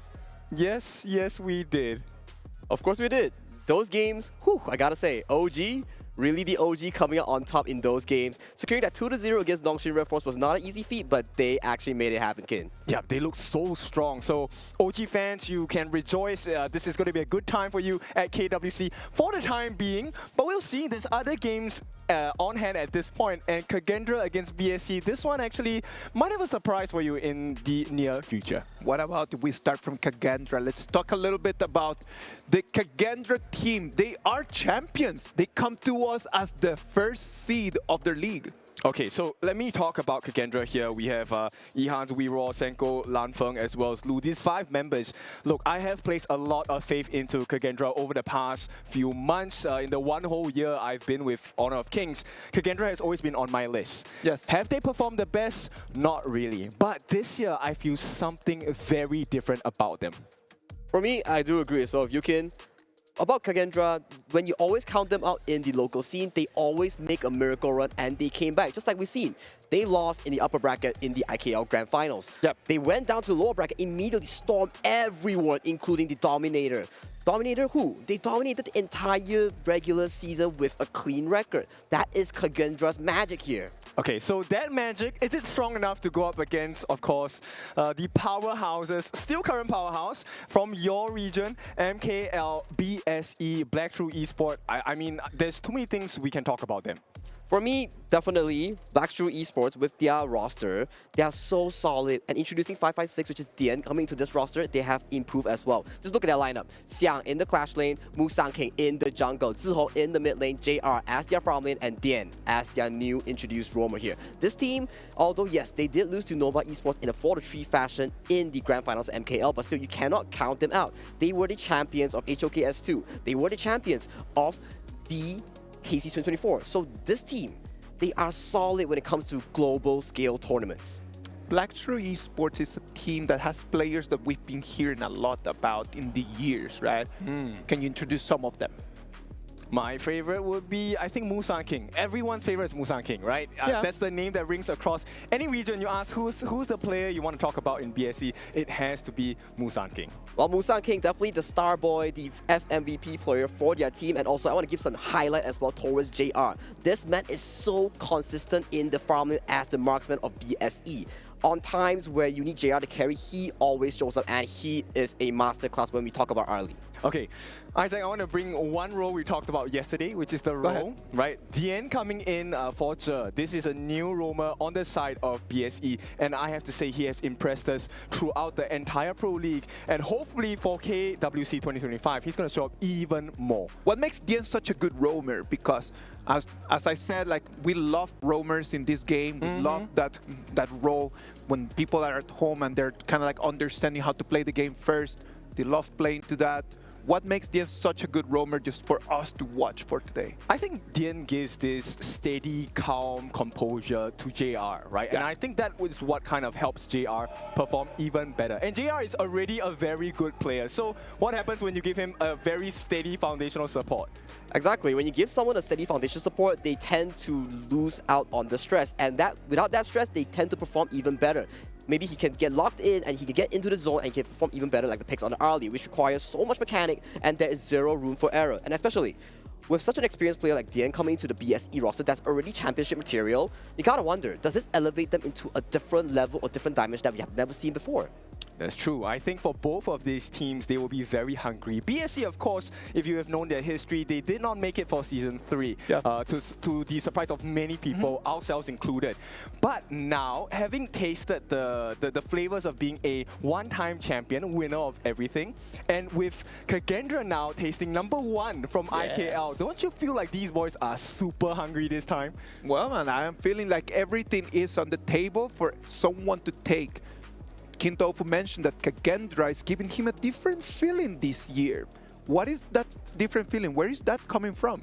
Okay, I'm not a Disney princess, so I don't really speak to animals, but I've heard birds chirping where, look, Senko, who is the captain, the shot caller for KAGENDRA, this year he's very motivated. And I think with the fact that they have been doing their boot camps, they've been training very hard, I think maybe KAGENDRA will be able to rise above.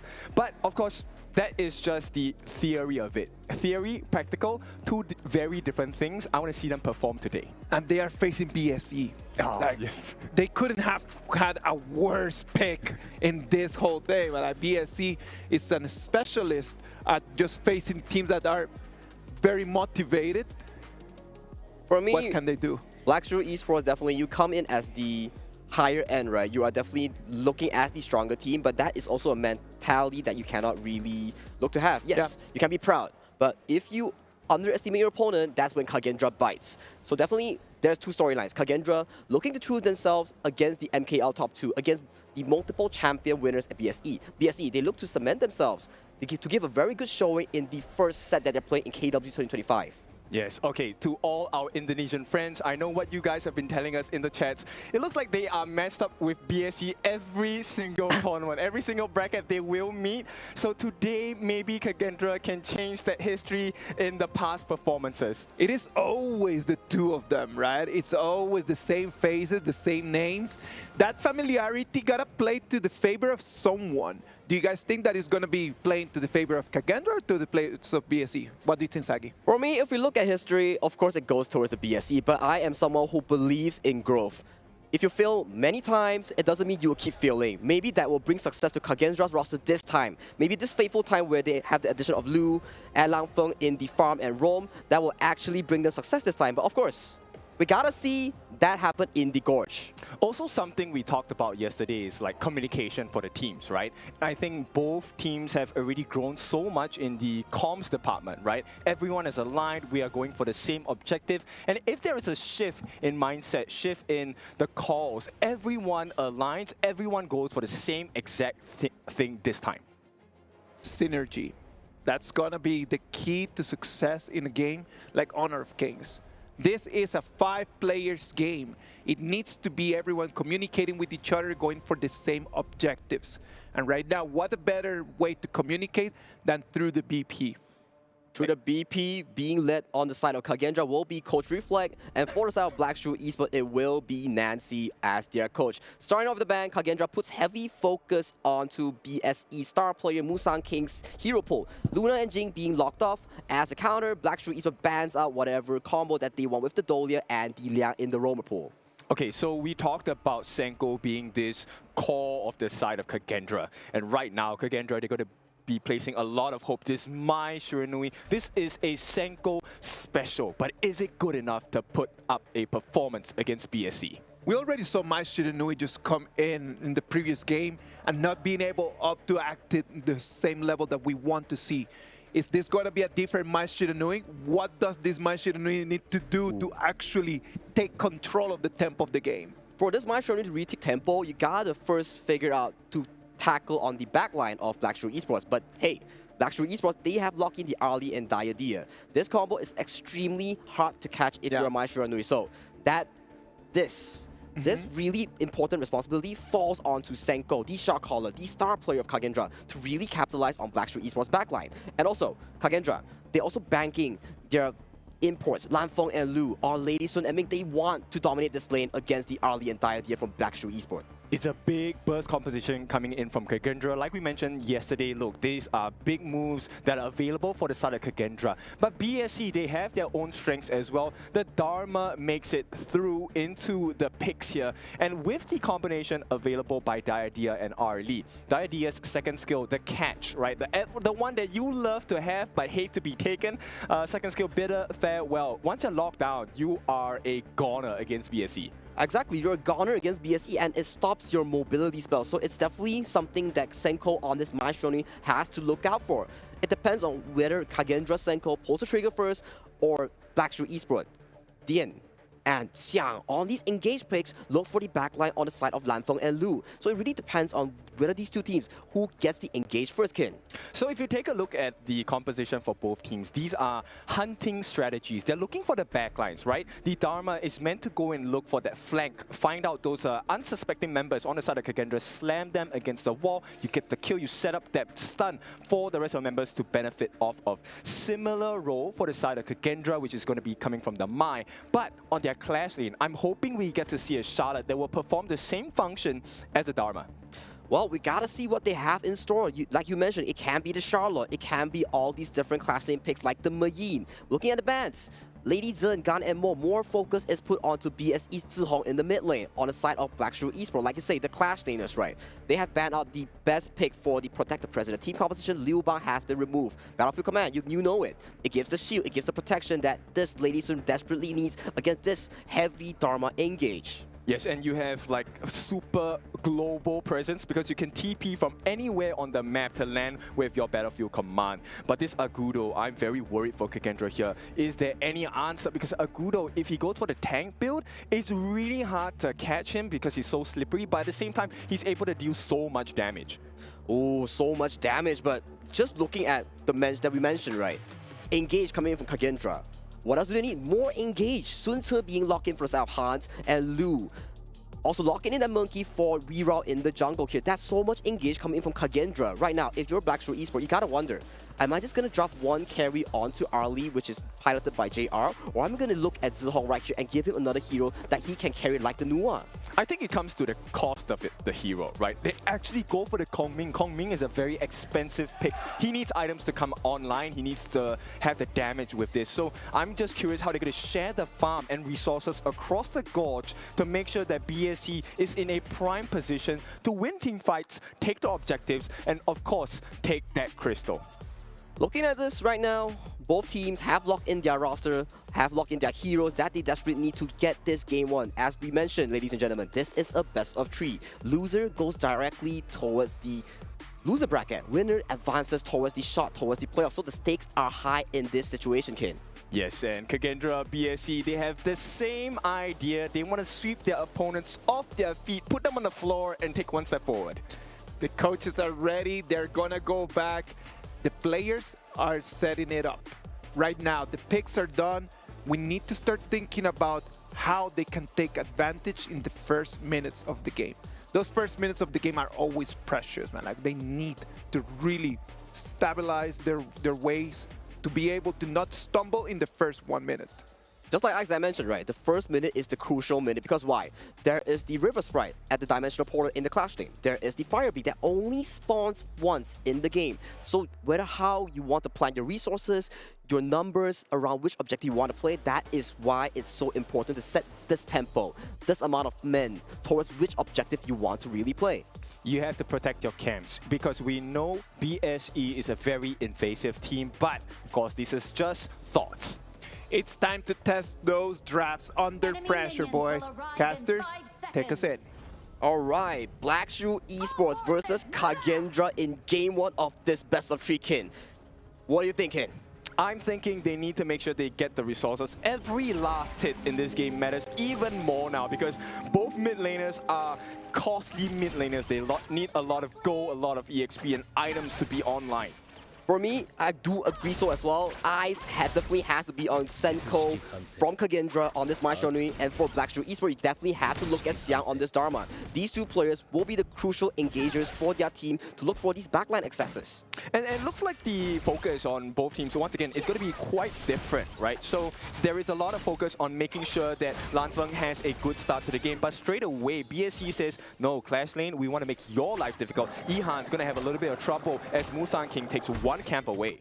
One camp away indeed, being stolen away from KAGENDRA's jungle. So right now, early game is stable for both teams. As you mentioned, they have different priorities here. For the side of Black Shrew Esports, they have secured the Dimensional Portal and they have teleported our player Zihong back towards the mid lane here. So that is definitely great as he needs so much resource on this Kongming. Yes, and Ihan's at this point suffering a little bit against Xiang because of that first rotation coming in from Zihong in the mid, right? So Zihong, not only has he successfully put a advantage for the side of Xiang, he also actually manages to get some EXP and growth in the gold for himself. Exactly, and a little bit of poke coming in from Senko's Control Sense spell 2 here, so that is gonna hurt him, but no worries, the NC to heal Zihong up to a 4 right now. So priority here being focused onto the mid priority. After this, we're gonna see a big rotation in coming in from Black Shrew Esports. Yes, and I'm quite impressed with KAGENDRA so far. Even though BSC is playing BSC's game, I think KAGENDRA is keeping pace. And for all our Indonesian fans or KAGENDRA fans in totality, look, this is a good sign. Perhaps they could make something different in this first game of the series. I will definitely agree, because one thing's for sure, the Tyrant is the game changer that we'll be seeing, the first tempo point for both these two teams. Right now, it's gonna be a very smooth early game where we see a bit of poke coming in from both sides. But yet again, look at top side though. Xiang is level 5 and is pushing Ihans back towards the tower. Yep, there's also information that the Azure Golem is available for the taking on the side of KAGENDRA's jungle. Will they make a play? Because that might be a mistake here. And it looks like, look, Musang King, he wants to prioritize safety. We play it safe first. We play safe first. And look at KAGENDRA's bottom side. They are making sure that this Lady Sun with main combo is punishing JR and Dian into the farm lane here. So definitely both sides playing towards their strong suit right now. For the side of Black Shrew Esports, you play towards Dharma on Xiang. For the side of KAGENDRA, you play towards Lanfeng and Lu. Yeah, and the rotation so far by BSC is stock standard. They're so fast, and I'm worried that KAGENDRA, they might not be able to keep up. But for now, WeRaw, yes, he's trailing by a little bit of EXP. But across the board, KAGENDRA, they're holding on not bad. It's about, what, 400 gold difference? Of course, in advantage to BSC. Well, in advantage to BSE, and looking at the items real quick, the 400 definitely is covered back by Lady Sun in the farm lane with a 400 healthy gold lead over the early onto JR. Well, of course, ladies and gentlemen, 40 seconds on the clock until Tyrant, where that will be the first combat point for both teams here. Okay, Ultimate committed by DN to try and slow down this aggression. Itemization-wise for Lanfeng, he's going to have a slight advantage over JR. JR, percentage-based damage, he actually forwent the boots, so he's trying to go straight for the Doomsday. Yep, Doomsday being picked up right now, but hold on a minute, Ihans gets engaged on. Yep, they actually push Ihans back, but for now, it's still okay. 12 seconds, nobody wants to take too much of a risk, but Senko, he sees the opening, gets the first blood. WeRaw, a perfect start, can he get Musang King as well? Indonesia fans, you can start to scream to get this. It's a big win, even if they don't get it. 4 minutes, the first time of the game. KAGENDRA in the lead. KAGENDRA's on board right now, with that kill towards the mid lane onto Zihong. They get the bottom tower, they get the Tyrant. They start off huge in this game one. Yep, they want to go for the punish here. Musang King opens up, he wants the Azure, gets a smite as well. A nice steal, but Xiang, he needs to move away. That deterrence coming in from BSC has managed to push them off. KAGENDRA, they get the Tyrant, but they have to trade an Azure Golden for it. This KAGENDRA farm and roam duo is giving so much pressure on the map, creating so much space for the jungler of KAGENDRA. Yeah, Musang King actually drops the furball at this point. A little bit of pressure. But if you take a look at what Xiang is doing, he has freedom of space. And I think just overall, BSC have managed to turn that situation around. They are able to equalize the gold, and they don't lose out that much. Exactly, they don't lose out that much, and I'm really wanting to see the first big team fight that will going to be happening real soon. Because right now, both teams, they're holding on strong, 50-50 in terms of the gold lead. No one is ahead as of this point, Ken. Yeah, Musang King, he actually chooses to walk in the faces of KAGENDRA. Such confidence from this guy. Drops the furball. They get a catch. Two members stunned up. WeRaw gets the first kill. Zihong tries to get away. Will be able to make it out. That ultimate coming in from DN only manages to catch WeRaw and KAGENDRA. This is a new Indonesian #1 squad. This Indonesian #1 squad is coming up huge in this game one. They have secured yet another kill onto the Black Shrew Esports jungle. Right now, they're knocking onto the mid tower. If they secure this, they open up the map immediately. Yeah, we talked about this. The T1 in the mid, so important. It opens up vision control for the side of KAGENDRA. At the same time, T1 on the top in trouble as Ihans pushes them back. Musang King, you stole it away. This time, WeRaw gets revenge, takes it. But Xiang, he comes in, gets the truth mantra, gets taken out. But nobody on the side of KAGENDRA is going to stop falling just yet. Lanfeng, no. WeRaw, the two of them have fallen. This is a perfect situation for BSC. On to Lu, next target. He should be falling really soon. Zihong comes in, finishes up the kill. Will they give it to Musang King? Yes, they will. Take my Crimson, we will take everything back. Everything that KAGENDRA has built over this 6 minutes, one fight was all in need for Black Shrew Esports and Co. to bring it back to this equal state. Like we mentioned in the draft, Kin, you only have one Ali as a carry, no problem. Black Shrew Esports Coach Nancy covered it up with a calming pick towards the mid lane. The trust in Zihong. Yes, a major trust. And there might be more problems. The bolt drops down Ihans. There is no support. He gets caught off. Zihong gets the kill. What else is KAGENDRA going to be able to do at this moment? Nothing, because Musang King is in perfect control. The map, all three lanes being pressured by BSC. And while all of this is happening, ladies and gentlemen, look at the clash lane. Arlie, JR is free farming all this time. They invested so little and they got so much back from Black Shrew Esports. Yeah, this is the best offer you can find, right? T1 on the top now, going to be taken by the side of JR. This is a big growth and farm for him. Level 9 still matched up by Lanfeng, but if they make a mistake here, KAGENDRA, they're going to be punished so hard.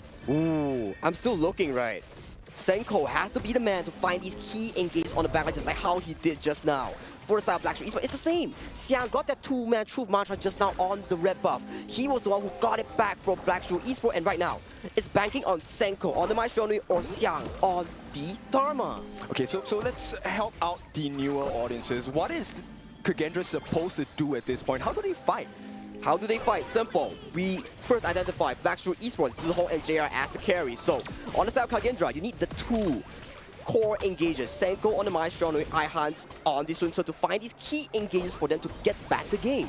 Yeah, they definitely need to cut down the options available for the side of BSE, right? There's too many mobile heroes on the side of BSE's draft. You have the Arlie, you have Zhihong on the Kongming, and this is going to be a big problem. If Senko gets taken down at this point, they will chase in. No kills just yet, but the real trouble is your Crimson Golem is under pressure. Will they be able to get it? I think he has gone, yes, into the hands of WeRaw. They managed to protect that resource, but there is more pressure coming in from BSE.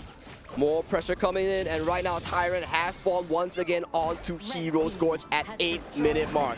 Right now we see a small poke coming from WeRaw, Dream won't be expend. Yep, it's a big resource because right now the next Tyrant of the game has spawned, and I don't think WeRaw wants to overcommit at this point. They're already losing. It's not good to lose another one. Can they get the steal here? It looks like that option is not going to be explored. Musang King secures it. There is more fighting prowess for Black Shrew Esports. I'm still waiting for the key engage here, Kin. We gotta see who is the hero of this game, who gets the crucial engage on the backline. Lanfeng here. Although yes, BSE is winning in terms of gold with healthy 1.6k, you cannot be counting out Lanfeng and Lu. This combo is so powerful, the burst damage is so high. If they're untended, that's gonna be a big issue for Black Shrew Esports. I know, but BSE, you know what they're doing? They keep putting the Mankey in front of the face of Lanfeng, and he can't do anything. Look, he's at the top of the gold chart, 6,500. But he can't get the correct targets. Indeed, he can't get the correct targets here. We gotta see the first fight. Both these teams are playing super cautious coming to game 1 right here, and winning strategy just to blow up some damage here as they look for the blue buff invade. Yeah, once again, they see an opening, and BSE, they will put this pressure here. Musang King able to get it? No. JR actually will not be able to get it as well. WeRaw secures it for the team, but still they're losing a lot of space all across the map. The only saving grace is that KAGENDRA, I think they haven't lost this T1, so there's a little bit of control they still have at this point. Wow. Black Shrew Esports playing like their style here, Kin. They don't look for the overextending fight, they don't look for any fights, but they go for these objectives. What are objectives? The Crimson buff, the Azure Golem, all these are objectives that you can take to really escalate your lead. And right now, it's the 10-minute mark. We have the Shadow variants being spawned onto the map. Yeah, already not looking good. JR, he goes in, he makes it out as well. What a nice one. A lot of damage, but the heals are coming in. They managed to find JR. This is the perfect chance. KAGENDRA, you need to finish the job. Either take the objective or get more kills. And the call now, WeRaw says, you guys push. I'm going for the Tyrant. Remember when we said we needed a hero? This is your hero, Ihans catching JR, the crucial carry, the Arlie from Black Shrew Esports. Yeah, but Xiang, he's hiding in the corner. He's waiting for an opening. Not presented anymore. Lanfeng, he gets the Tyrant. This is the 10-minute Tyrant, a Shadow Tyrant, guys. Why is this so good for the side of KAGENDRA? You get a ton of damage, you get a lot of wave clear, you dictate the pace of the team fight with this extra damage buff. If you want to put in numbers, it gives you about 2,000 to 3,000 extra gold in terms of the buff, in terms of damage here, kid. Okay, I want you guys to focus on Ihans here. The items are up. The 4th item from the left, that Frigid Charge, there's going to be a big moment. If Ihans is able to jump into the backlines of BSC, he could cause a lot of problems. Oh man, just look at those 2 storm shots here. He's definitely going for that Siege Breaker as well. The moment you get caught by the bolt, by the Frigid Charge, he's going to explode immediately. Yeah, this is going to be a big moment. WeRaw giving information for the team. Xiang, though, he's trying to hide in the shadows. He manages to catch out some information, but I don't think this is the time for him to show up. Wow.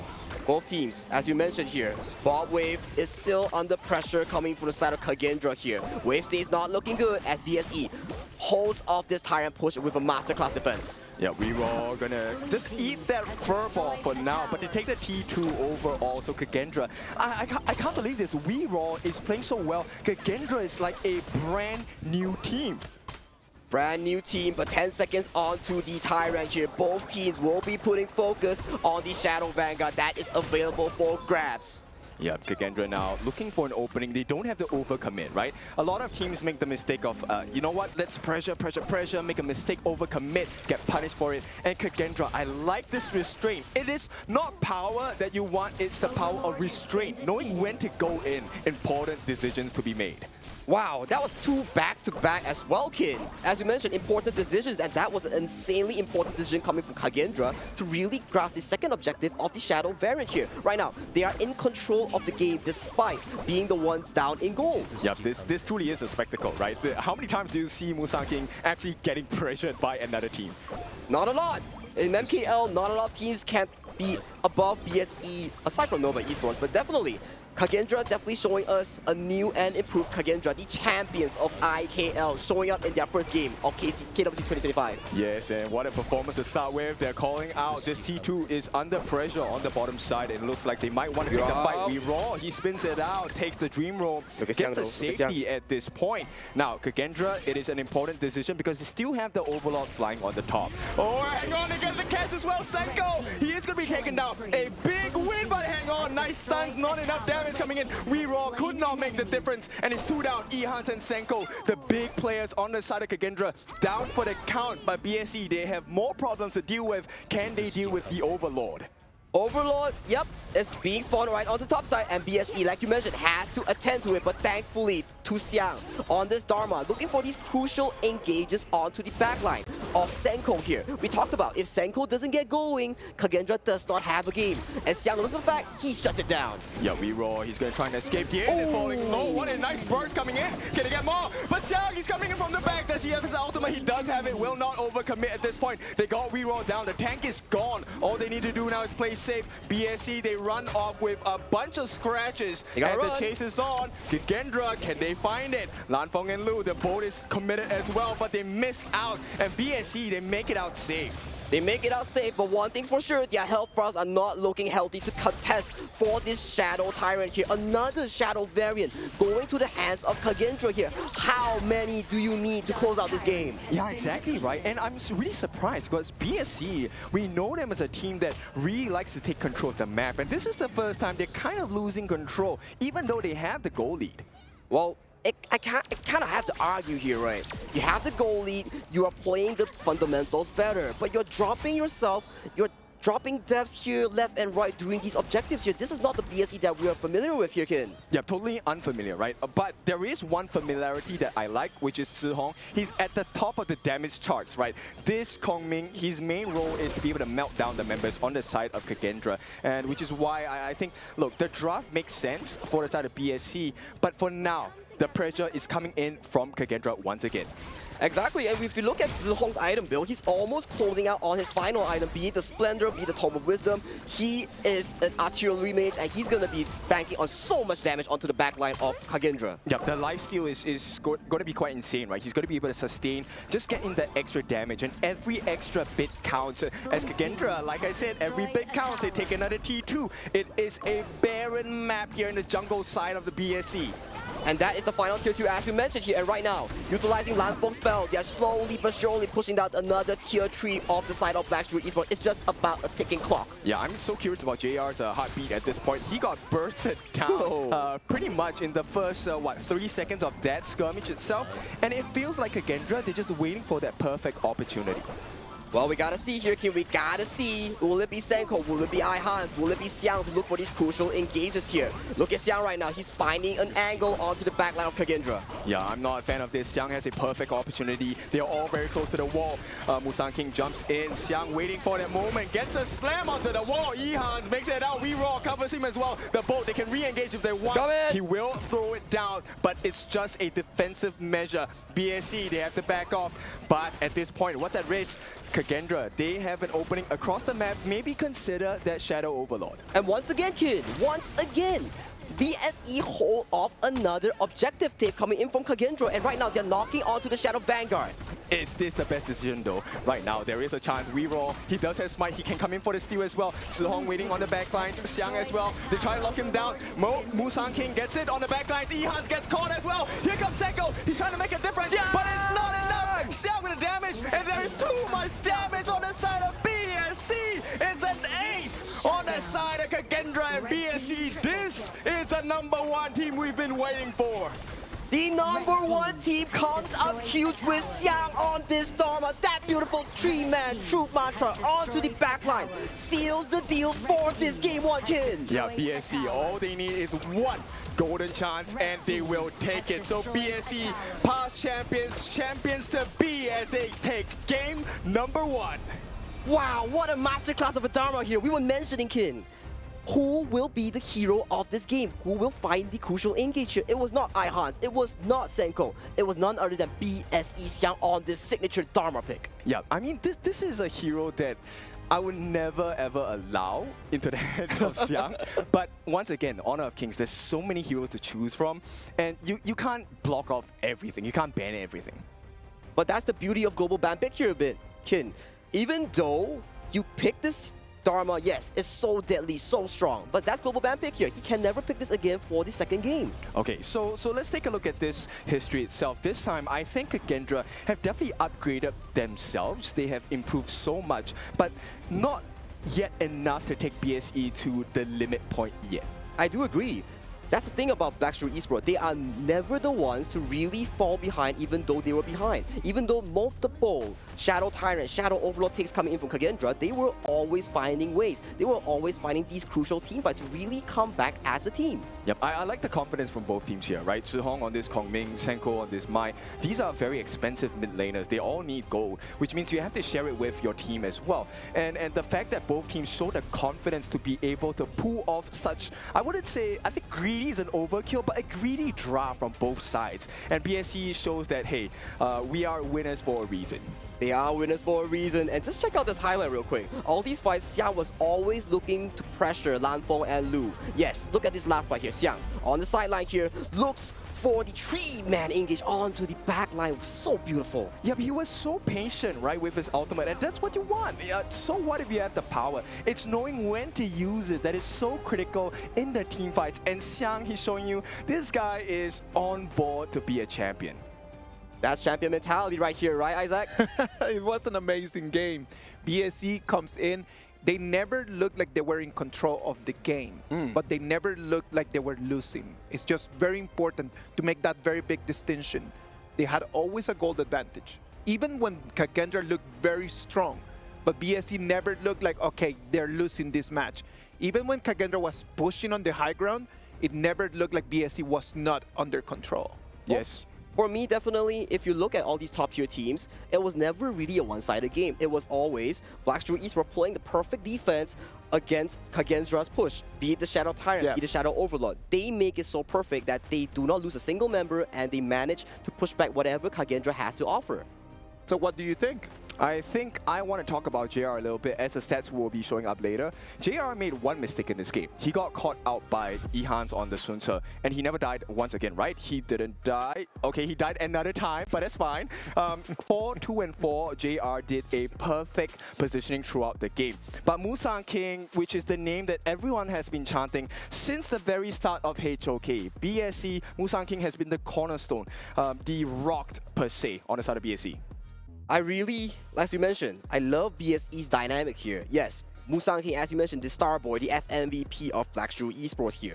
But when it comes to the draft, when it comes to who needs to carry, everybody takes a piece of the pie. Everybody takes a bit of the load, and they all carry together to contribute to this deciding win for Black Shrew Esports. Yes, and I think one major item difference for BSE and KAGENDRA, if you take a look at DN at the bottom of the screen, that yellow staff that looks like a snake, that's called Venomous Staff, is actually an anti-heal item.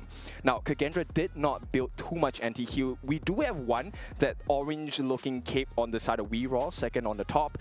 That helps you burn and reduce healing on the side of BSE. But the thing is, if WeRaw dies, then you don't have that anti-heal capabilities. And WeRaw was one of the first few people to die in many fights on the side of KAGENDRA as well.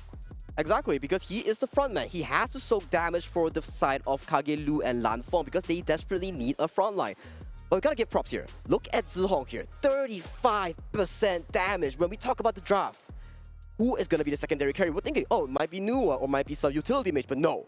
We go in full burst, look at 35% damage. This shows you the confidence, right? Picking up a Kongming is actually a really huge risk because if he falls behind, it's very rare that Kongming comes back into the game unless it hits like that 20-minute mark. And it was actually very interesting to see that Kongming with Zhihong never actually had free access to the Azure Golem.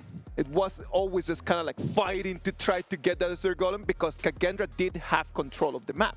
KAGENDRA had control of the vision, so they had priority over invasion of the jungle. So it was pretty difficult for him to actually control that. But no, we cannot just be talking about Zhihong, we need to be talking about Xiang as well, who's going to be our MVP. Xiang, with a 0, 1, and 8, and I will give that on that 8, that Dharma 8 assist On that last one, it's a 4-people crowd control. I'm so happy this is the stats because, look, I get to say again, KDA is not important, 0, 1, and 8. Look, Xiang, the way that he was maneuvering around the map, every single truth mantra was on point. And sometimes the truth hurt, but for this one, it was Death's Door. It was Death's Door and 018 KDA. As you mentioned, KDA does not really matter when you were making these decisive engages here. Yes, very good. I mean, that last catch really allowed them to take the win from there. And BSC is a team that you can't give not even half a chance. You see an opening, they will tear it open. It's a brand new hole. This is a new door we're going to walk through, and that's the door to the crystal. So a very impressive performance, not just by Xiang, who's the MVP, but as a whole, BSC. This is why they were champions before. It is important for everyone at home just to understand the reason why BSE is able to win in here. They're able to win because even in the moments where KAGENDRA was pushing at the high ground, they never lost composure. And composure is super important. You saw the BSC in the moments that they needed to fight, it was 5 people fighting in there. It was never a 2 or 3 people. It was the whole team trying to defend and trying to attack at the same time. And I think this is the beauty of experience, right? When you gather so much experience from all these past international tournaments and achievements, this really brings back to BSE's standard. Yes, they are champions, but why are they champions? It's the composure, it's the experience. All these elements form a real championship squad. Okay, so let's address once again our dear Indonesian friends, fans of KAGENDRA as well. This performance by KAGENDRA, it's not bad. It's actually a decent performance. They just need to kind of polish their performance a little bit, and maybe this game number 2, we could tie things up. May I add up to that? I sincerely believe at the beginning of the game, Senku had a couple very good openings and got a couple kills for the team. They did not go to him, but they went to the team. I like the way that KAGENDRA played. We need to be a little bit more decisive in the right moments because there's a couple moments where they need to manage the wave a little bit better so they crash at the high ground at the same time. So then BSE needs to be thinking, do I defend this one or I defend the other one? It's important to understand that the difference between good teams and amazing teams comes down to being able to level up in between.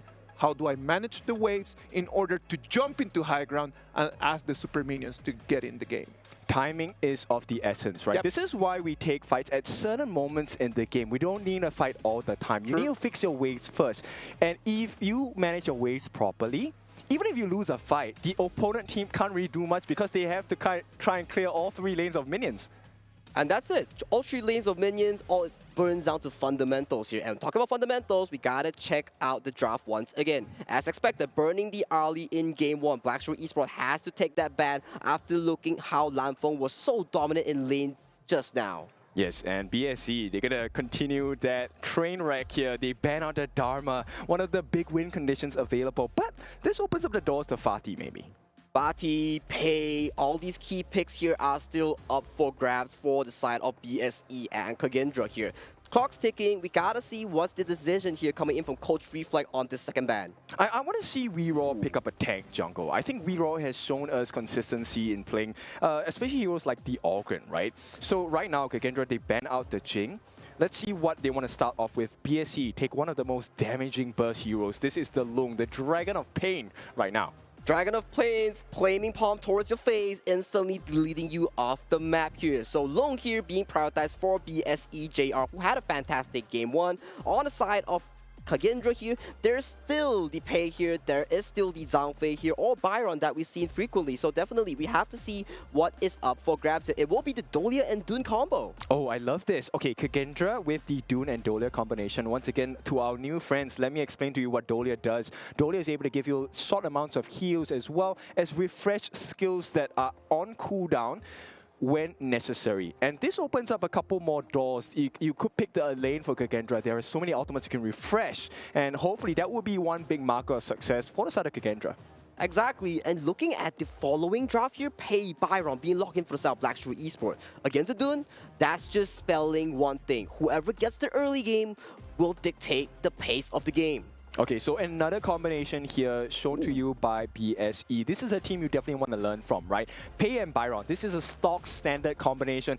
They crushed that clash lane very early. Less than a minute in, you potentially can get the first blood. Exactly, because there's still options of starting towards the side lane, moving towards your jungle, all these jungle start options, right? And outside of KAGENDRA, they notice the fact that, hey, we talk about Dolia combos, we cannot forget about Yu Huan. Double unending sorrow on the ultimate, so much room for error. Yes, it not only offers you heals, it also damages the enemy, which is why it's so painful and so scary. And KAGENDRA, very smart ban, they take out the Liang, this third ban available for KAGENDRA, and this opens up so many doors for them because suppression is something you can't control unless you hit the hero himself, which means Dune and Yu Huan, these two heroes, have a lot more freedom coming in from the side of KAGENDRA. Okay, question for you right here. Any interesting picks you want to see for the South BSE's draft? BSE, what they're missing? They're missing the mid, they're missing a roam as well. I know a lot of people don't like this, but I would like to call on Isaac. We played a ranked game yesterday. Yes, sir. Yixing, roam. Just based on the rank from yesterday, it was good. It was good. It was solid. It was solid. I'm telling you that easy and roaming there was pretty good, but it was pretty good because Sagi wasn't the Luna, my guy. Okay. Now, I would still take that as a compliment, right? But you should. End of the day, right? I like the control because at this point, BSC, their draft offers you a lot of burst potential. I think they just need someone else to bring that crowd control ability besides Xiang on this Byron. That's all. That is a very good point here. Looking at BSE's draft, they are coming for an angle where they need a utility from the mage or the roamer to really force this team composition to a new hole. Yeah, you want to burn out, this mid lane Senko Yu Huan's ultimate. You want to burn it out as fast as possible, right? Because you're killing two birds with one stone. Not only do you burn out the Yu Huan ultimate once, you're burning potentially Dolia's ultimate as well, because they want to be in a position where they have options to explore. So burn it out early and then you go and take a team fight. Exactly, that is the kiting style, the front to back sort of style that we are looking for. And talking about crowd control, talking about the utility, we gotta talk about Mozi and Lady Zhen. So much crowd control, so much utility being brought onto the table for the last two picks of Black Shrew Esports. Yeah, it's a lot of control. This is the exact formula that they need to play on, right? BSE, once they have this more to the Cannon Blast, that is his second skill. Once he gets a stun in, this can be complemented by 2-3 different stuns, the Lung, the Byron, the Lady Zhen. Everything to set up a perfect team fight for the side of BSE. Exactly, so much crowd control like you mentioned, but once again, KAGENDRA, your last pick, it's a Consort U. The Wind Blessing coming in from spell 2 of Consort U gets to block out such a heavy physical team composition that has been drafted by Black Shrew Esports. May I ask a question? Yes. This is the second time today that we see that Consort U facing long over there for the farm lane. Is that a counter pick? Is that something that the coaches have analyzed? What is going on with that? It's a perfect formula because, look, it is a predictable sequence of events coming out from the Lung. You wait for the 3 flaming shots coming in. That's the massive burst damage, right? Yep. And if you time your second skill right, which is called the Protecting Winds, it makes you physically immune. So you essentially cancel out a huge burst available by JR. All right, boys, the game is already there. What about we start casting and bringing the action of this game number 2 of this match number 3 of today? Ooh, game number 2 between Black Shrew Esports and KAGENDRA. Loser goes to the lower bracket. So KAGENDRA, you gotta fight on this. Yes, they definitely have to, but Musang King has other plans straight away. And within the first minute, he goes in straight for the Azure Golem. And there is no defense coming out from KAGENDRA. Guys, you have to do something here. Guys, you gotta do something. That's the entire blue side being countered for Black Shrew Esports here. And look at Musang King. They want for a dive. Oh, Lanfeng is his first blood. No! JR, they actually get it as well. BSE, a dream start. A dream start, just 1 minute short, and they already got the first blood on the key member of KAGENDRA. Lanfeng shut down on the first minute. Yeah, farm laners actually take a little bit of time to grow, but this time Lanfeng is going to have a long time to grow because BSE, this is tested time and time again. They are so strong when they get the advantage, and now they have a huge one. Man, BSE just mocking KAGENDRA, but look at tournament predictions. It has already started, so if you get all these tournament predictions correct, you get to get free heroes, free skins, or even borders. So check it out in your game, ladies and gentlemen. Yeah, you can actually get the recall. That's the one I want. But unfortunately for me, I am 1-3 on my predictions so far. So let's take a look at better things, which is going to come in the form of BSE. Zhihong here holding the lane for his team so they can share the experience. So every little nuance, every action decision by BSE is making more sense. Exactly. Zhihong as utility mage, you don't benefit from so much gold. You funnel all this gold to your main carrier. Who is it? Musang King. Yeah, man, I hate to say this, but take a look at what JR has. He already has the Meteor. This is one of the critical core items that has physical pierce, and he already has it in his hands. JR, this is a great start for him. Great start, and Lanfeng losing out the lane. And what's next? Musang King once again with the invade. The colors of the rainbow are showing up on the side of BSE. Rainbows and butterflies as BSE take a 1,000 goal lead 2.5 minutes into the game. Man King, BSE has woken up and this is their true form here. They're dictating the pace of the early game with whatever they have. Yes, and there's so much pressure right now. If JR steals that, I think he did. This is going to be a horrible situation for KAGENDRA. KAGENDRA, we need your support. The fans of Indonesia, the fans of KAGENDRA, cheer them on in the comments because we need that comeback. Come back. KAGENDRA, you gotta figure it out here. But ladies and gentlemen, just look at the goalie here coming from the jungle, coming from the farm lane of BSE. Whew. 800 and 400. That's crazy for early game. Yep, and with less than 1 minute to go, I think this is not an ideal situation for KAGENDRA, but this is a situation they find themselves in. Wow, the 3v3 mid coming to a mid side, but this situation here, Ken, are they still going for the 30 seconds on the clock, the Tyrant take? I think you have to consider, because probably at the same time as these buffs spawn, that's when your first Tyrant is going to be showing up, right? So why not prioritize the buffs instead? Okay, prioritizing the buff is also an objective. If you can get a buff while training the Tyrant here is still an equal trade here, but will BSE allow that? Let's find out. Okay, Zhihong taking quite a bit of damage, but there is potential of regen coming in here. Lu gets caught out for the time being, but it's all push pressure coming in from BSE, right? They want to be in a prime position to be able to take this first Tyrant of the game. Lanfeng, okay, he does get his protecting wins. Oh, but want to catch the flash as well. Once again, Lanfeng, he's taken down. BSE find another opening. Swift box coming in from there to immediately catch out Lanfeng, and that closes off any opportunity that KAGENDRA has on the Tyrant here. And right now, another invade on the Azure Golem. Oh, greedy is good this time. Weeraw gets caught out. The stun comes in from Xiang, and it's not enough to put any pressure back in the hands of BSE. They force out the ultimate from Senko as well. Ehans once again finds himself in the middle of 4 members, and there is nothing that BSE is afraid of at this point. They don't even go for that first Tyrant of the game.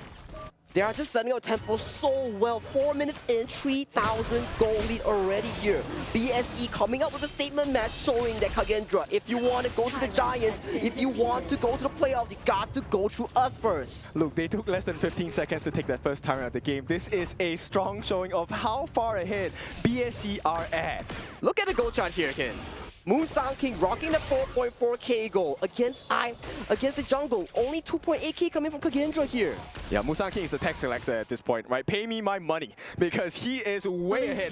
4.6 thousand gold. He is close to almost double of Weeraw's net worth at this point. Man, masterclass for Musang King here. The team is definitely playing towards Musang King's tempo here. Every little decision, every rotation here is following Musang King to further push up the lead here. Right now, 3.5k gold lead in the hands of Black Shrew Esports. Yep, and they're pulling them apart, right? Because right now, you have Musang King who's able to take turrets, T1s, T2s on his own. In the meantime, you also have to stop the pressure from the rest of the team, and they're just flying all across the map because until that 10-minute mark, the space dimensional portal is open.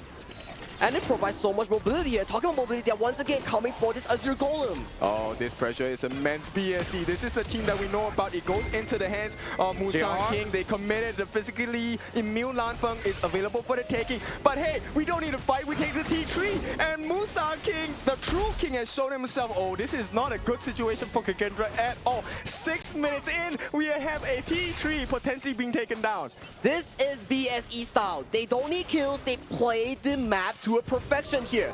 If you look at the Azure Golem too much, you're gonna be burning your side tower here. And right now, they're once again looking to attack the middle lane tower. Yeah, look, there was a hint of confidence coming in for KAGENDRA in game number 1, but game number 2, absolute silence. They have put reroll to the back ends of the room. There's nothing much they can do here. T1 is going to be gifted to the side of BSC. And right now here, the Musang King looks for what we want on the eye hands. Can he run away? No, Ehans, you have to run. The backup comes in. Musang King still gets the kill, and he will back up. Do they want to look for more? Senko gets caught out by the knockup at this point, but with 18,000 in the bank, 4,000 behind BSC, I don't think they want to take these fights. There's no fights that they can take at this point. And look at Musang King, he's just backdooring the tier 3 onto the bottom lane of KAGENDRA here. But the cavalry is here. Can he run away? Oh, what a save. A beautiful cannon blast from Dien. He points them in the right direction. Hey, you want to punish my jungler? Nah, no way. not today. No way. Yeah, and this is a beautiful performance by BSC.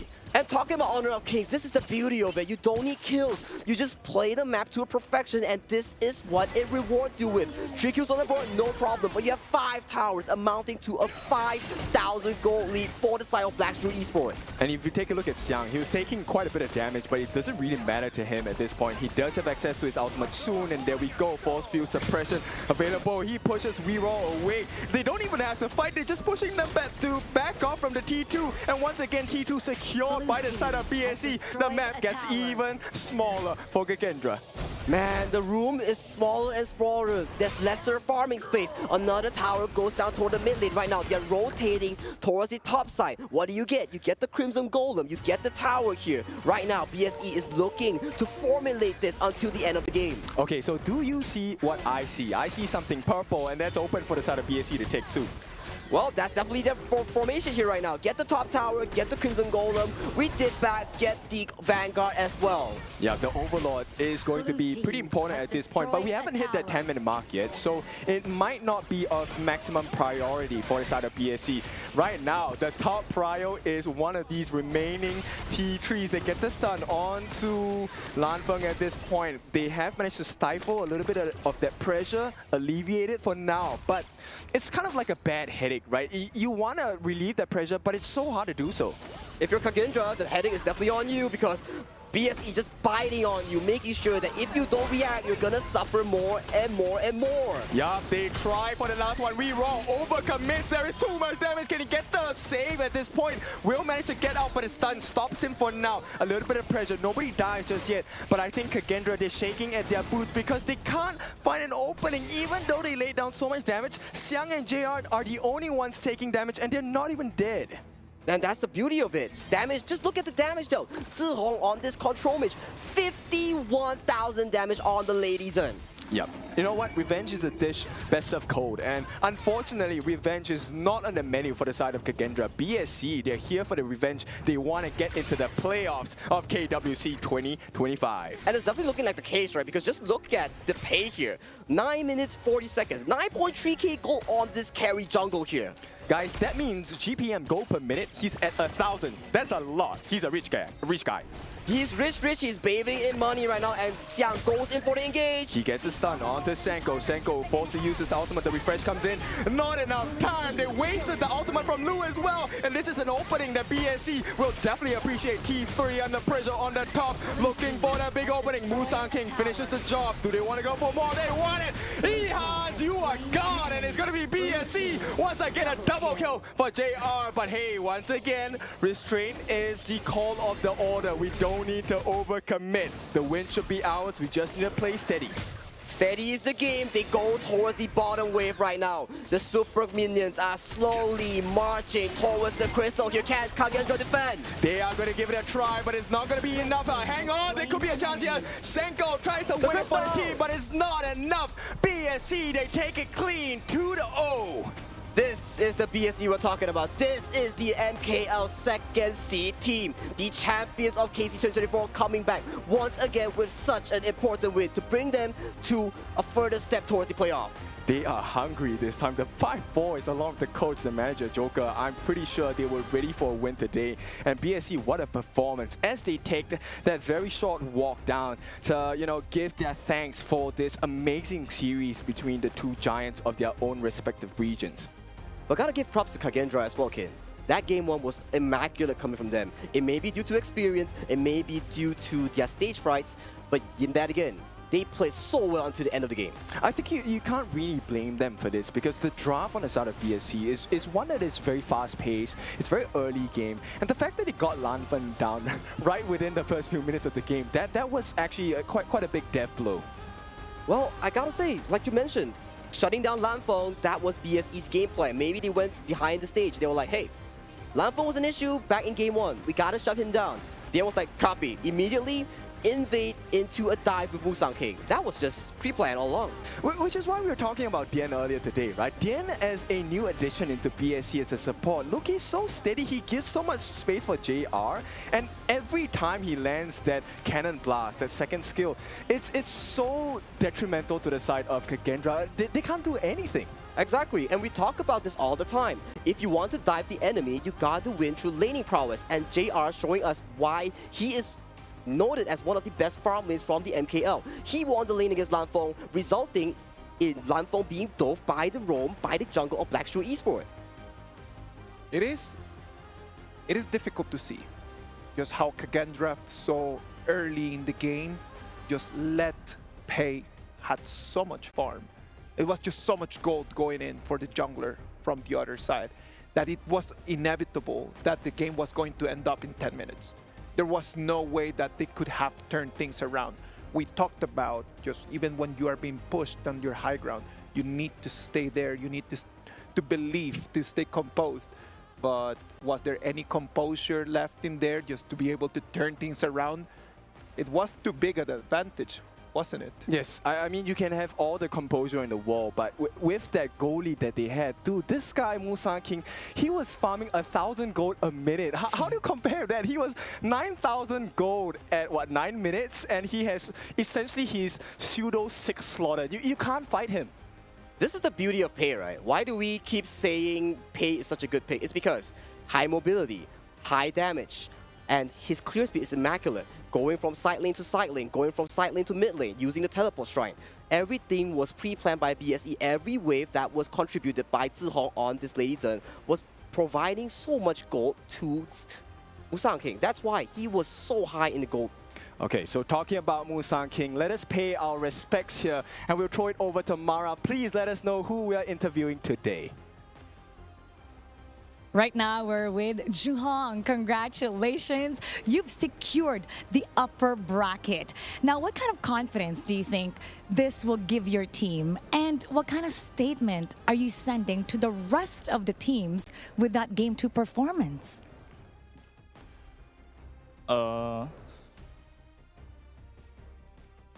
This winning gave our team confidence to revenge Nova, because last time NKL we lose Nova, so this winning give us confidence to beat them. Yeah. So for the statement that for our team to show other team is like this game show other team what is our teamwork, our confidence. Yeah. Great teamwork, by the way, especially with game number 2. Now, what's the mindset moving forward, knowing that you're one step closer going to the playoffs? Very excited because we got the opportunity to stand in the world stage to play with KPL, revenge our opponent Nova. Yeah. You did so amazing today. I'm sure you're going to have a great celebration once again. Congratulations. It's time to celebrate that win with something great to eat. Now we're going to head back to our casters. Lead the gorge. Revenge is the words from BSE. It's the one capital word that they want to put in everyone's mind right now. They're coming in here with a clear agenda. They want just to take back what they believe belongs to them. Yes, and I truly believe it does belong to them. But at the same time, you know what? Their other contenders are playing later on today, which is, of course, Nova, right? And I'm curious to see whether Nova is going to match that kind of performance today. But I think we need to kind of break down more of the stats, right? How well did BSC actually do against KAGENDRA in this second game?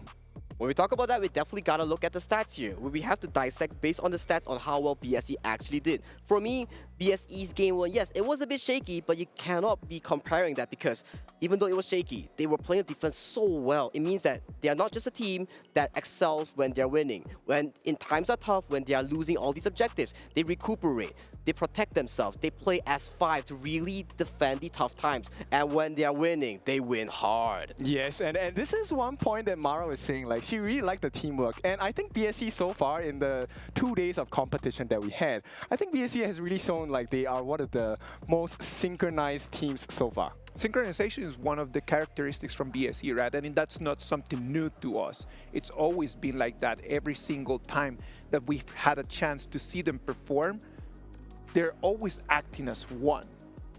And oneness is definitely important, right? So we take a look at Musang King. As we know, he is very strong, 3-0-2. He actually went a hybrid build, right? Rapacious Bite as a jungle item. This is an item that increases your physical attack. But at the same time, he does have the Frost Scar Embrace. This is the blue item you see in that 4th slot. This actually allows him to get the slow in after he uses a skill. So that was how he actually caught people like Ehans in that last ditch attempt for that tier 3. Oh yeah, that 1v1 Ehans, he was destroying him on the Musang King.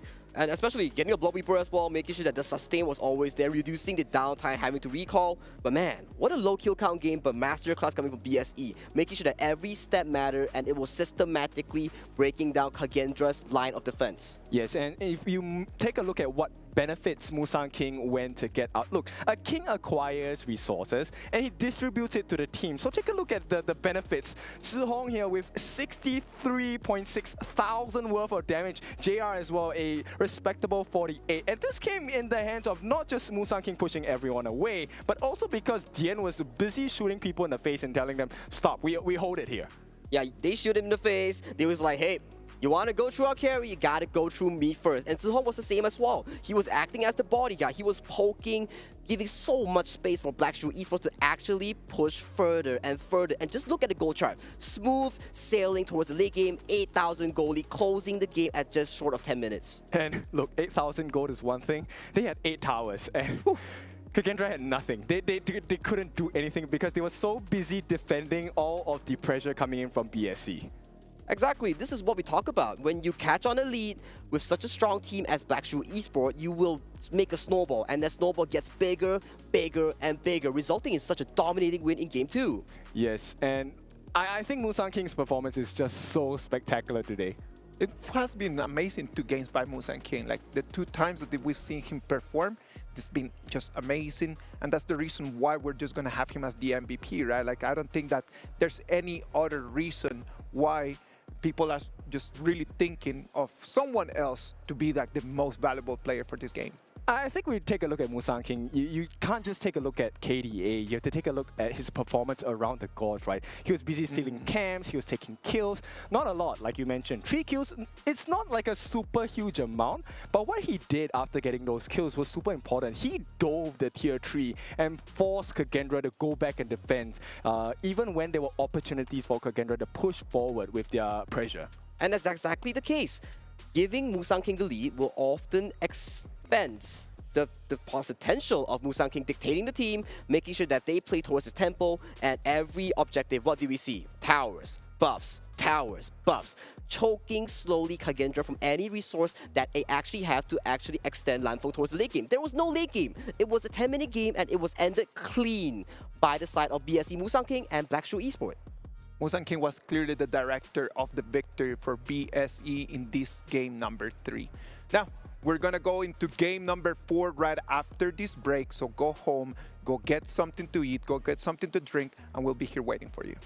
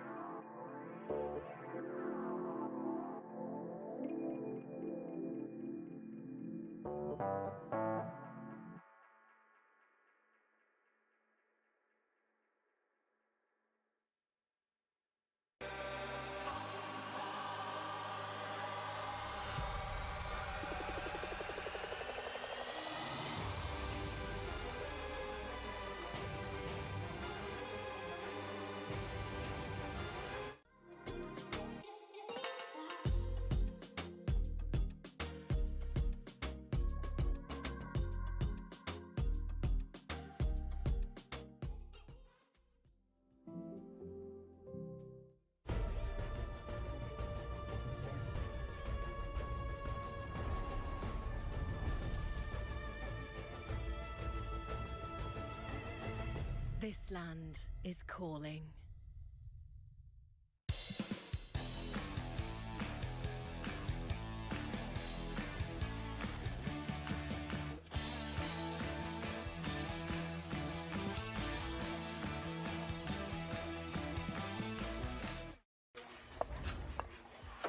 Come on, let's go. Rush mid now. Come on. Jungle combat. Rotate bot to low HP. Victory!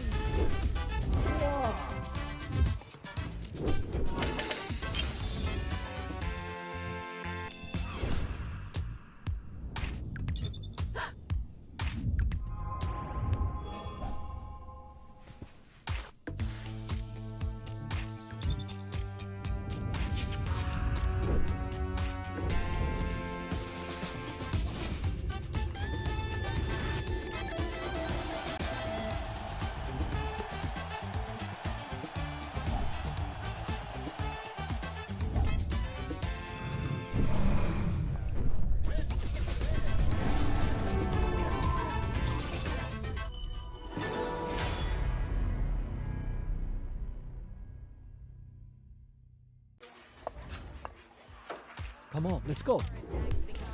Rush mid now. Come on. Jungle combat. Rotate bot to low HP. Victory!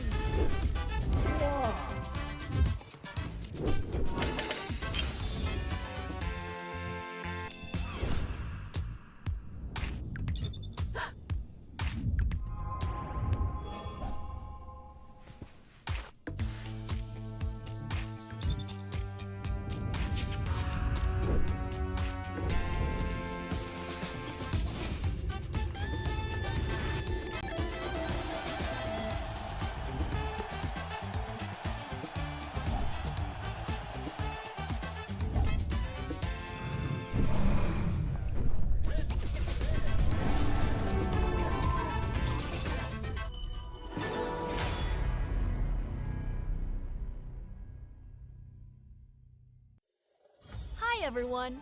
The Honor of Kings Flowborn Outfit Design Contest is officially underway. We've always wanted to make HOK more fun for players. We hope the highly customizable outfit feature of Flowborn becomes a way for players to express themselves. In this contest, we welcome all players to submit their ideas through original outfit designs. Create your own exclusive hero. Outstanding entries will win cash prizes and may even be implemented in-game. The submission period is from July 4th to July 25th, so don't miss out. Before submitting, please make sure to download the official template to keep your submission format correct. After completing your design, follow the steps to submit your work.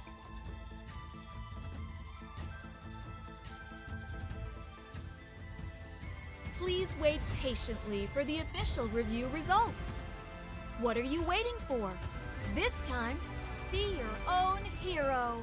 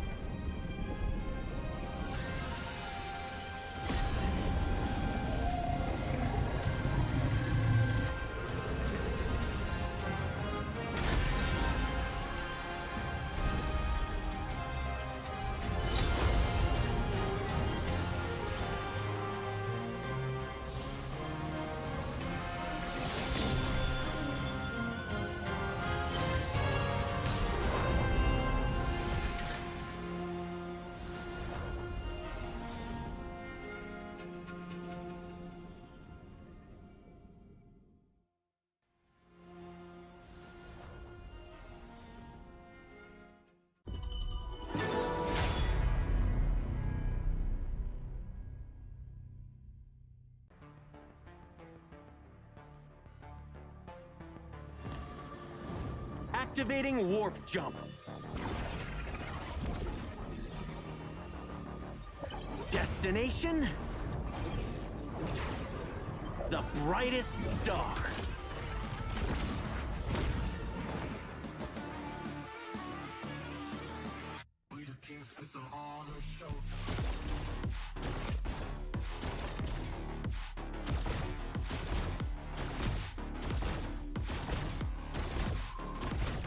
Pulse gun charged! Scope calibrated! It's a quantum party! Ignite the stars! Into the nebula! Cosmic shifts! Supernova pulse! Woo! Right in the core!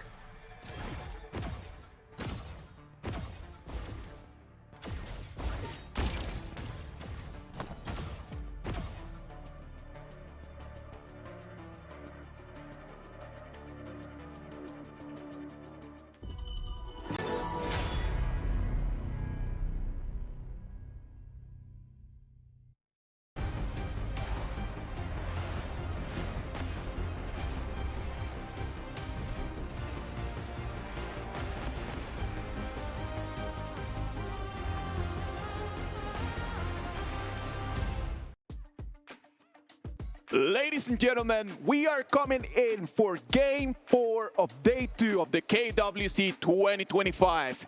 One of the highlights of the day, Twisted Minds against Nova Esports, is going to be our last game of Day 2. But you know what? It is gonna be an amazing feast. Yep, these are the number ones of their respective regions. We have the number one from MKL, Nova Esports. We also have the number one coming in from the major West, Twisted Minds. Sagi, what do you think about them? Both teams, historically, they have very high achievements here. And coming to this tournament, KWC, one of the biggest tournaments we have for Honor of Kings.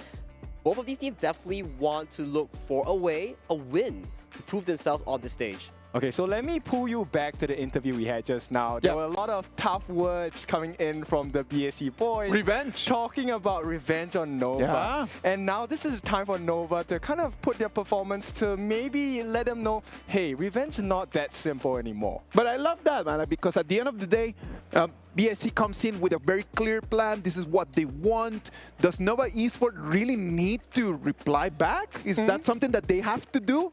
Because revenge is something that someone else wants to get from you. It's not something that you need to serve.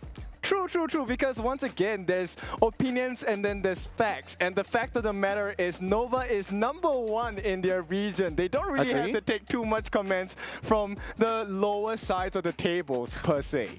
Lower side of the table. Ooh, spicy words in the mouth of Nova In a world of numbers, first place is higher than second place and higher than third place. I think it's just pure mathematics. That is pure mathematics. If you do put it like that, Nova Esports does seem to be at a higher realm compared to Black Shrew Esports. Although they do come from the same MKL region, but hey, it is up to them whether they want to take the words of Black Shrew Esports, right? Zihong did say, yeah, we want to take revenge on them, but first to take revenge, they gotta make it to our stage first. You know what? We're just getting ahead of what's going to happen. Nova Esports is not going to be playing against themselves. They're going to be playing against Twisted Minds, and they are first place of their own region as well. Twisted Minds are going to come in here. They come wanting to make it to the upper bracket. They do not want to make it to that lower bracket because that means that you're losing one extra life. That's right. I think that during their Pro League, there were a couple of comments that said, you know what, maybe Twisted Minds isn't that strong. And boy, did they prove every single person wrong. And right now, today, we're going to see if we put the #1s of their respective regions, who's going to play it out to be the best. That's the beauty of KWC. We get all the champions together. We get all the champions together, every single region. Today, we have KMW's first seed against MKL's first seed. It's gonna be a legendary battle. If you ask me, Sagi, who's gonna win? I can't tell you because it's such an interesting battle that we're gonna have. It could really swing any way, and that's the beauty of HOK, because look, you can be in a bad position at the start of the game, but if you keep calm, keep composed, and know exactly what to play for, you have a chance of winning the game. And Twisted Minds, they're going to be playing against Nova. And Nova Esports is one of those teams that we've been seeing through the whole Honor of Kings evolution. They've always been there. They're always competing in their own league, internationally. They always stay present, they always raise up their hand, and they always perform really well in any stage that you put them in. And the history of both of these teams are really quite cool, because I think you might relate to this. They have always been the lower parts of qualification. They didn't even make it past qualifiers sometimes. And for the first time now, both of them, they have learned really quick. So you at home, as a upcoming maybe community, grassroots teams, you can achieve this same result as well.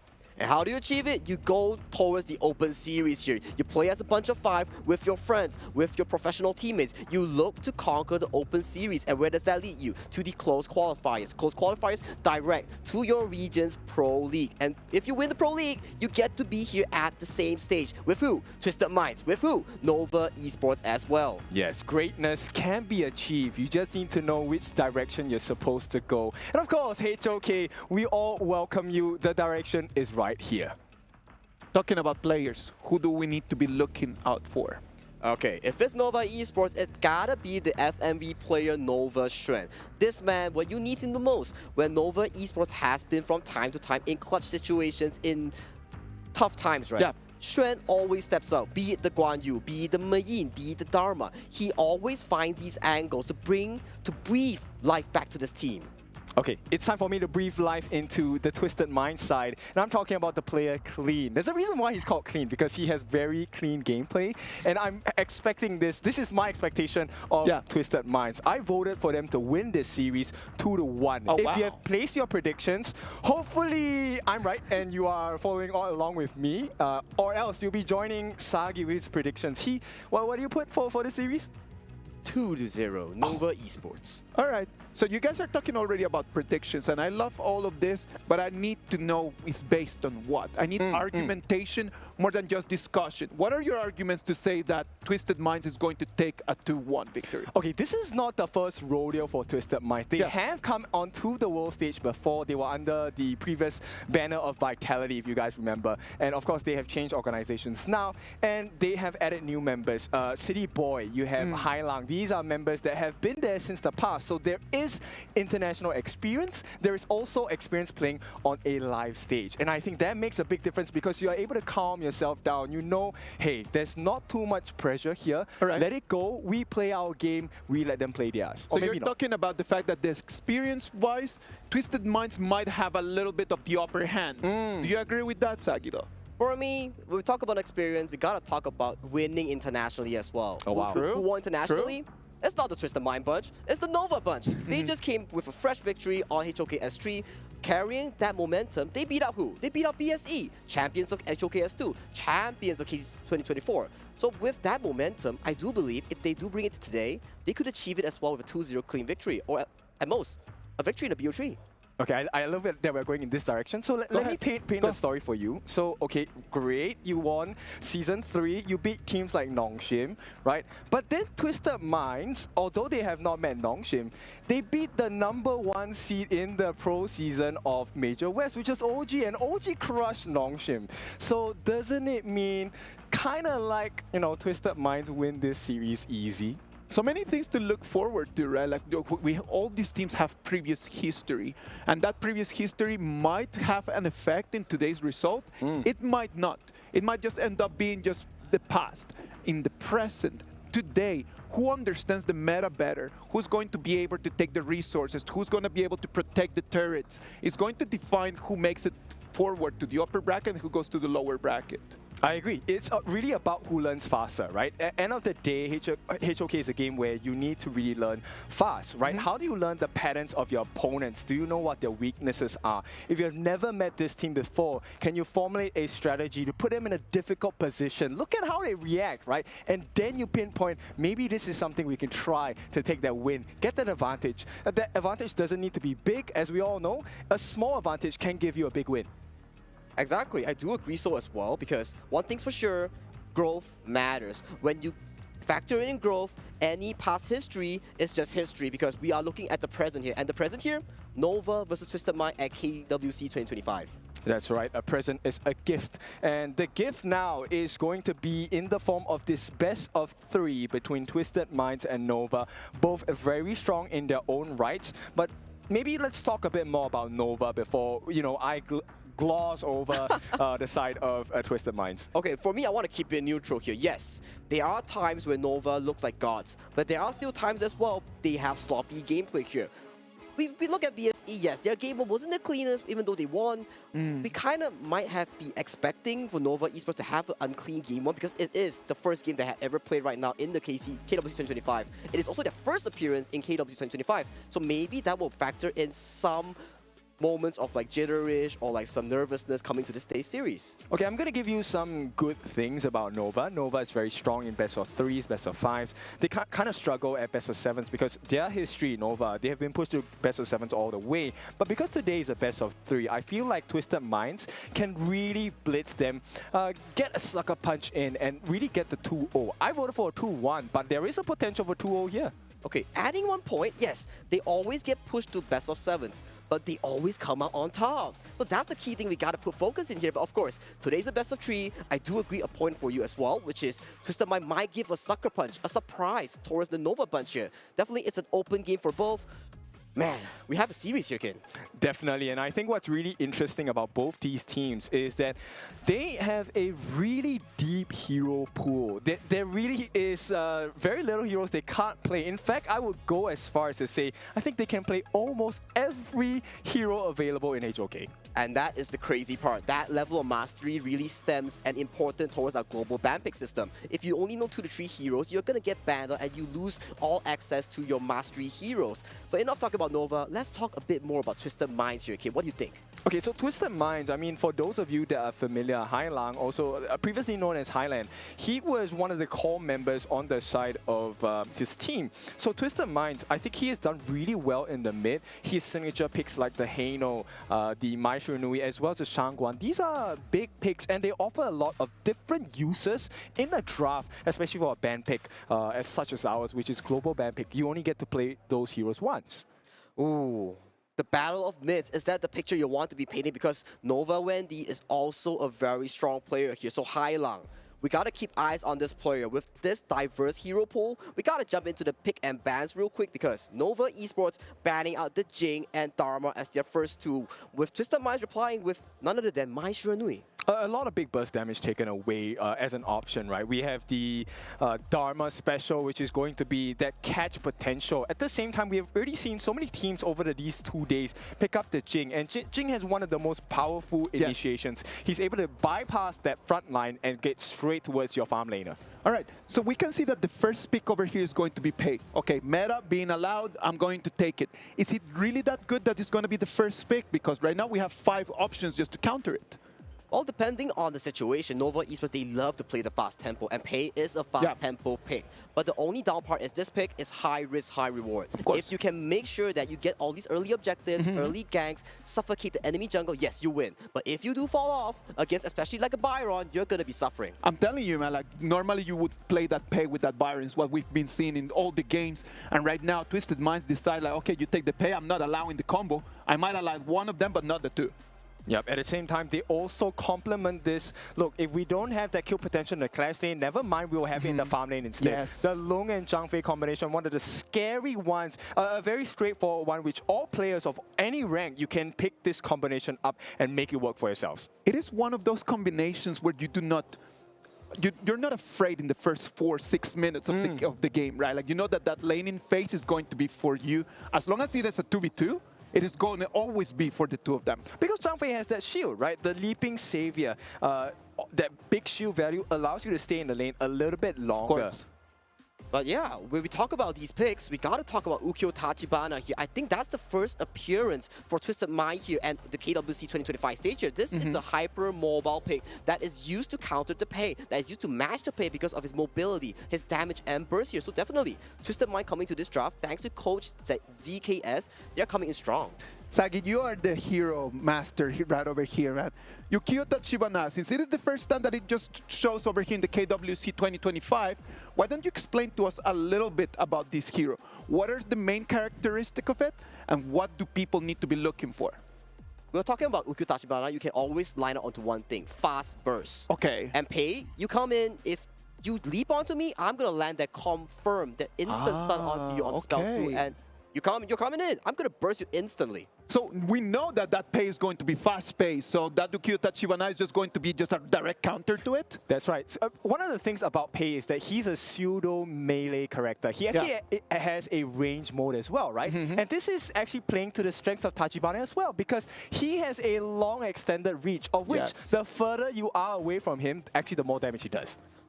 That is exactly true. With that spell kit alone, if the Pei does look to hop onto the front line or to the back line of Twisted Minds, he's going to be punished heavily here. So definitely a smart pickup coming from Twisted Minds. But look at the ban phase right here. For Twisted Minds, they are looking to ban out all these mid laners from the side of Wendy's pool. Yixing and Shi has been banned out for the side of Nova Esports here. Yi Renjie and Lady Sun, the counters for Long has been banned out as well. Okay, so we are looking at a farm laner that can survive the initial burst, right? Because you don't want to be put in a position where the Lung gets those flaming palms, there are 3 fire dragons coming at you and you're instantly dead. So Shanks needs to have someone tanky enough, but still be able to deal consistent damage against Nova. And I feel like the options are really cut down by a lot. That's really cut down. Like right now, if you start looking at the numbers, already like very few of them. We've already seen Concert Yu being the option against that Lung, and I do not know if that is going to be the best, because up until right now it hasn't been working. Yes, and the fact that, look, they might consider Consort E, which is also one of the reasons why Nova picks up this Kongming, right? Because, okay, you can have physical immunity, never mind, Kongming comes in with his winning strategy and you're dead. Yeah, coming with the winning strategy, the extended range we're talking about, the reach of Kongming is definitely longer than the Consort U here. So, the final question that we have for Twisted Minds draft, what is going to be filling for your farming pool? Is it going to be the Channel? Is it going to be the Marco Polo here? Time is ticking and they have to answer this question. And look at that, it's going to be Ho E. Ho E is going to be the option against that Lung.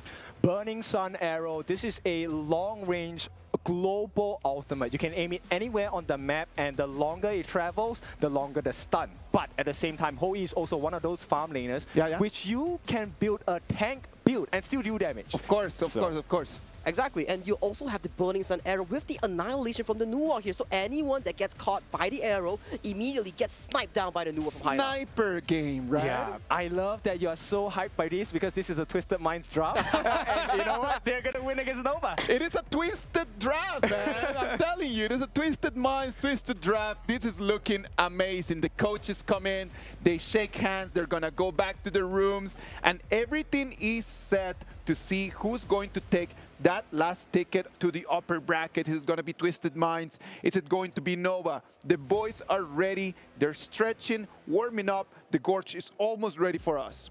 Okay, so I think we need to start discussing about how do we open this game on both sides, right?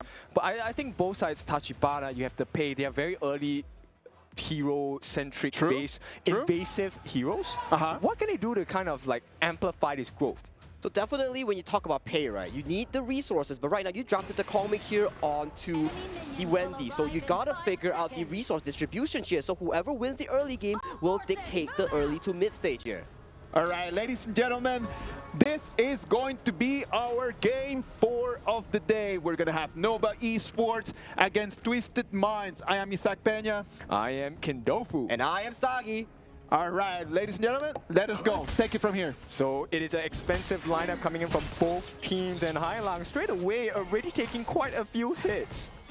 Well, the Season Honor Pass as well has arrived in the Gorge right now. Log in and claim it for free for anyone that loves Honor of Kings right here. But looking at the map right now, Kin, what are we looking at? We're looking at fast rotation, right? Both the junglers actually made the full commitment to not overdive, which I think is a very smart thing. Because if you make a mistake here, the other team immediately capitalizes on that gap.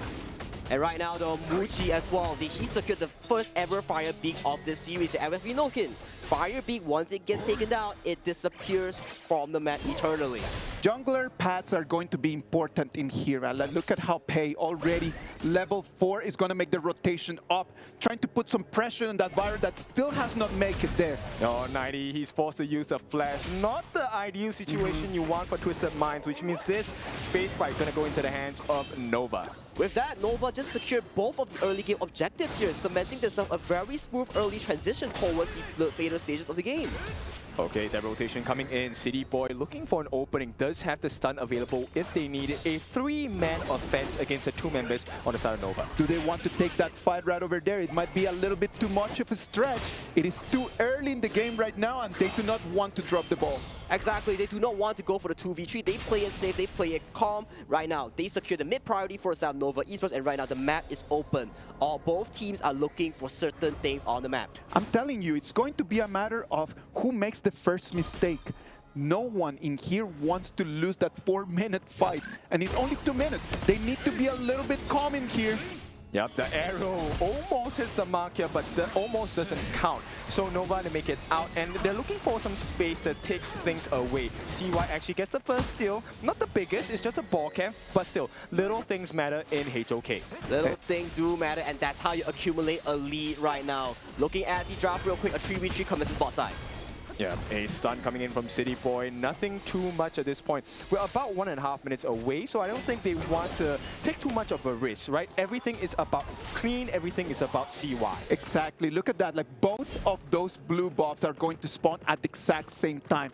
But right now, Yukio Tachibana is going to have the priority since his is going to spawn at about 5 seconds before Pace is going to do. For me right now, guys, I want to see the 4th minute fight here. We got Yeah. the signature pick coming in from Shrew on the Guan Yu here. If he can find these flanks onto the likes of Hai Lang, onto the likes of Shanks on these immobile carries, that's going to be opening up. But hold on though. Yep, Unbridled Outburst opening up City Boy. Forced to use the ultimate at this point. The support comes in 4 different members on the side of Nova. Nothing too big. They don't want to overcommit. There's still about less than 60 seconds to go. It is so scary when you see that Guan Yu jumping in on you. You don't know what to do. Just sprung your ulti and then just get out of there.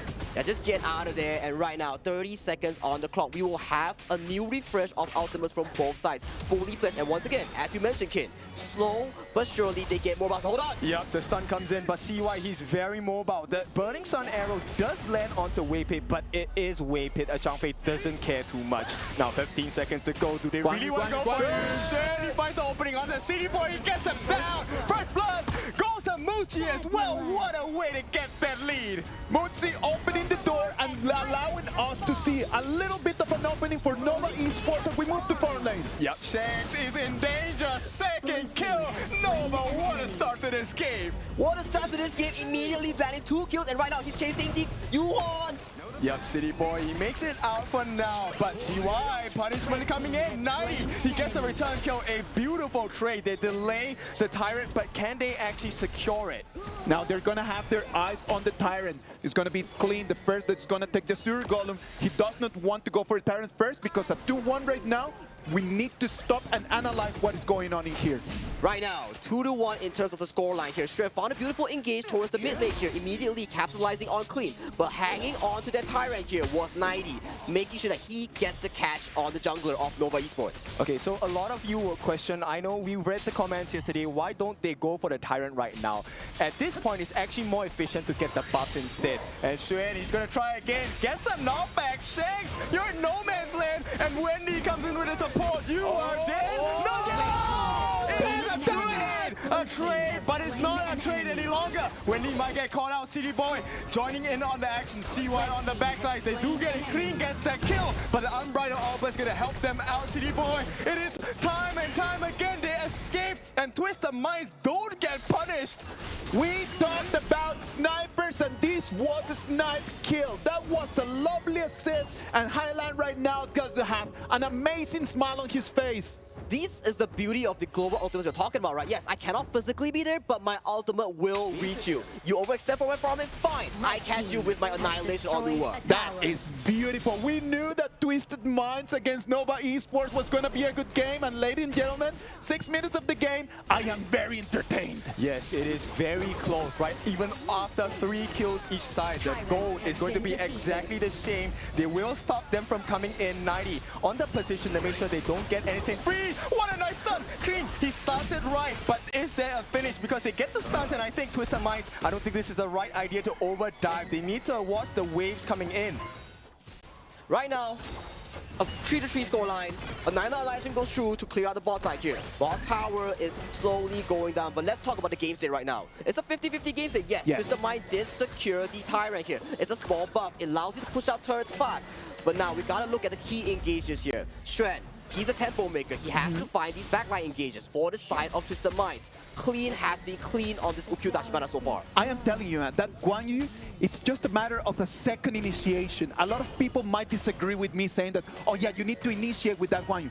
When Twisted Minds starts the fight, if they don't have eyes on the Guan Yu, that's gonna be the worst mistake. Yeah, they actually wasted that Unbridled Outburst, and Clean, he takes advantage of the chaos. He gets that T1 on that top. Ultimate forced out on the support by City Boy. CY is falling a bit low. The opening for Shrew, can he get it? They're looking for more. The wraparound by Clean, he's coming in for the back. He's waiting for the open target. CY is the item of choice. He doesn't really want to go for Waypit. That is the last target he wants. But the flash and Clean cleans them up as the T2 is going to be open for the taking. Nova getting destroyed by Twisted Minds, and they're going to continue as well. A killing spree. Clean, he is doing so well. T3 going to be opened up. Twisted Minds, wait, can they actually end this game? It's 7.5 minutes. Boys and girls, Wendy's falling low as well. This could be the opening. What a beautiful finish. They are going for it, but here comes the save. Shrew comes in, pushes them away. He doesn't have to die. He doesn't want to die, and they survive for the moment. That was a beautiful chain of events coming from Twisted Minds. They got the Tyrant, they want to pressure the tower. Yes, all the ultimates expended from Nova immediately. Punished by Clean's wraparound, like you mentioned. 90 was so timely with that flash engage right now. Twisted Mind is in full control. I'm telling you, it was just a one push right over there. They saw the opportunity and they saw how their opponents fell on the ground. And as they fell, they just hit and hit and hit, and they do not let them breathe. All right, for the three of us and our audiences, can you agree with me that we have never seen Nova in this state before? It is rare. It is rare to see Nova like this. I wouldn't dare to say that we have never seen it, but it is really not the way that we are used to see them, isn't it, Zach? For me, from the MKO region, this is definitely some form of stressor that they have to tackle right now. It is the international stage, the jitters, the nerve, playing on a stage, it may be getting to them right now, but that is not the worry right now. They have to worry about the current game as of this point. Rotation to farm lane right now, look at that. It's a clean rotation, right? Xuan has heard the calls of the teammates. We can hear them screaming behind us. They need to look for an opening. The wraparound is so important that positioning is the only way they're going to win this fight against Twisted Minds, because the goal lead is pretty big. It's about 3,000 in advantage to TM. 3,000 is a big goal lead coming 9 minutes strong, and right now 10 minutes, 44 seconds on the clock. We will be seeing the Shadow Tyrant being spawned onto the map. We gotta see who is the key engager here from Nova Esports. Xuan on the Guan Yu, Wei Pit on the Zhang Fei here. If these two don't find an angle, the firepower coming in from Twisted Mind will just be so darn heavy. Let's take a step back and analyze what is happening right now.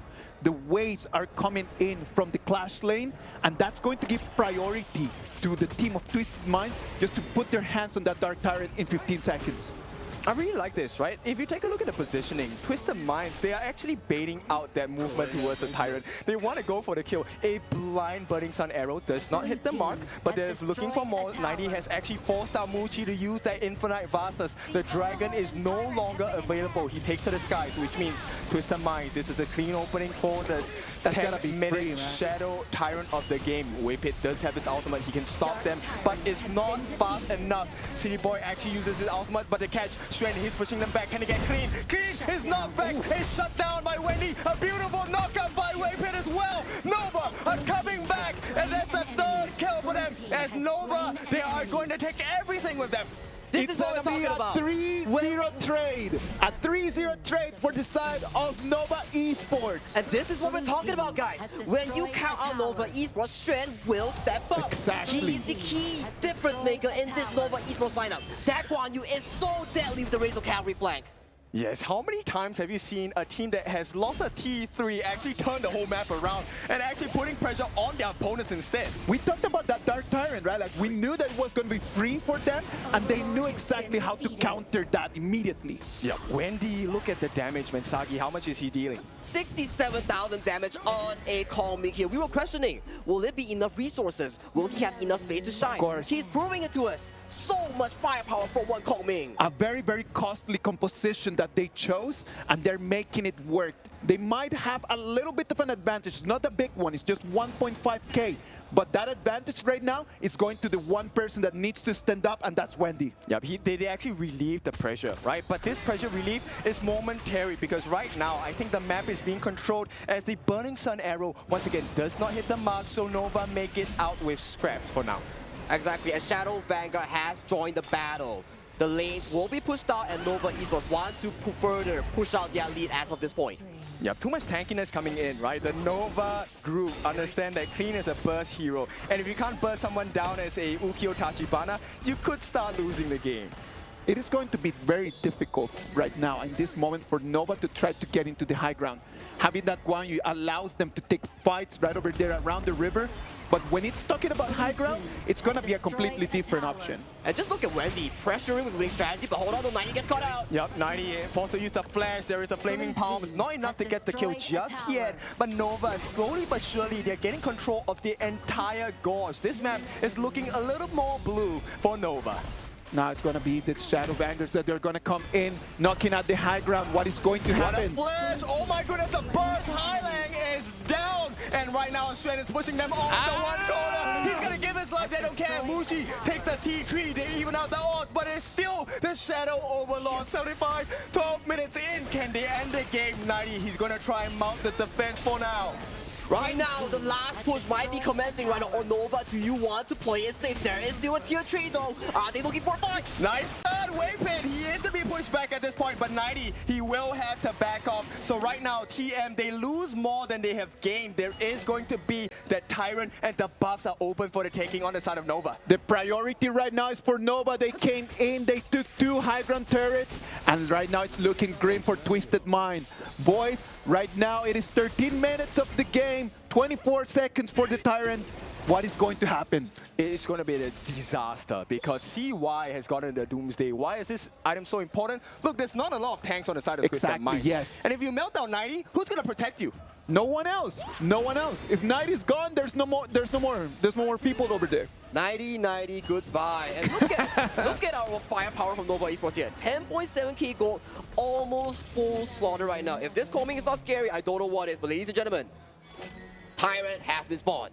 Okay, look, they have been put in a similar situation. Nova has recovered. They get 2 T3s off on the side of Twisted Minds. Can Twisted Minds return the favor? Let's wait and see. It's all gonna come down to Guan Yu, man. If Shrew can find a good opening and come in from behind, that's gonna be the end of the game. For sure, and you also have to pay attention on the top side, right? It's actually in advantage to Nova. So right now, everything going in the strides of Nova. They get that steal. No, they don't. They didn't. See why he secures it, and they have been called out clean. Highlang, 90, they're all gone. City Boy has blown the next one to fall, and then Shanks, the Lord Ranger. What can you do? He's running away. Man, Twisted Minds, you are gone as Nova are coming in for the kill.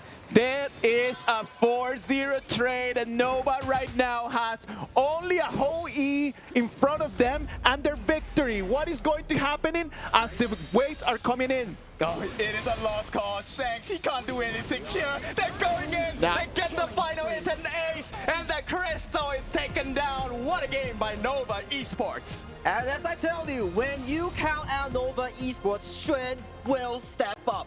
Razor Cavalries after Razor Cavalries, pulling the team back from deficit and solidifying the first win push for Nova Esports. Yeah, you need to have so much confidence, so much competence to play a Guan Yu. And if there's any play you need to watch to learn how to play Guan Yu, Shrew is the man.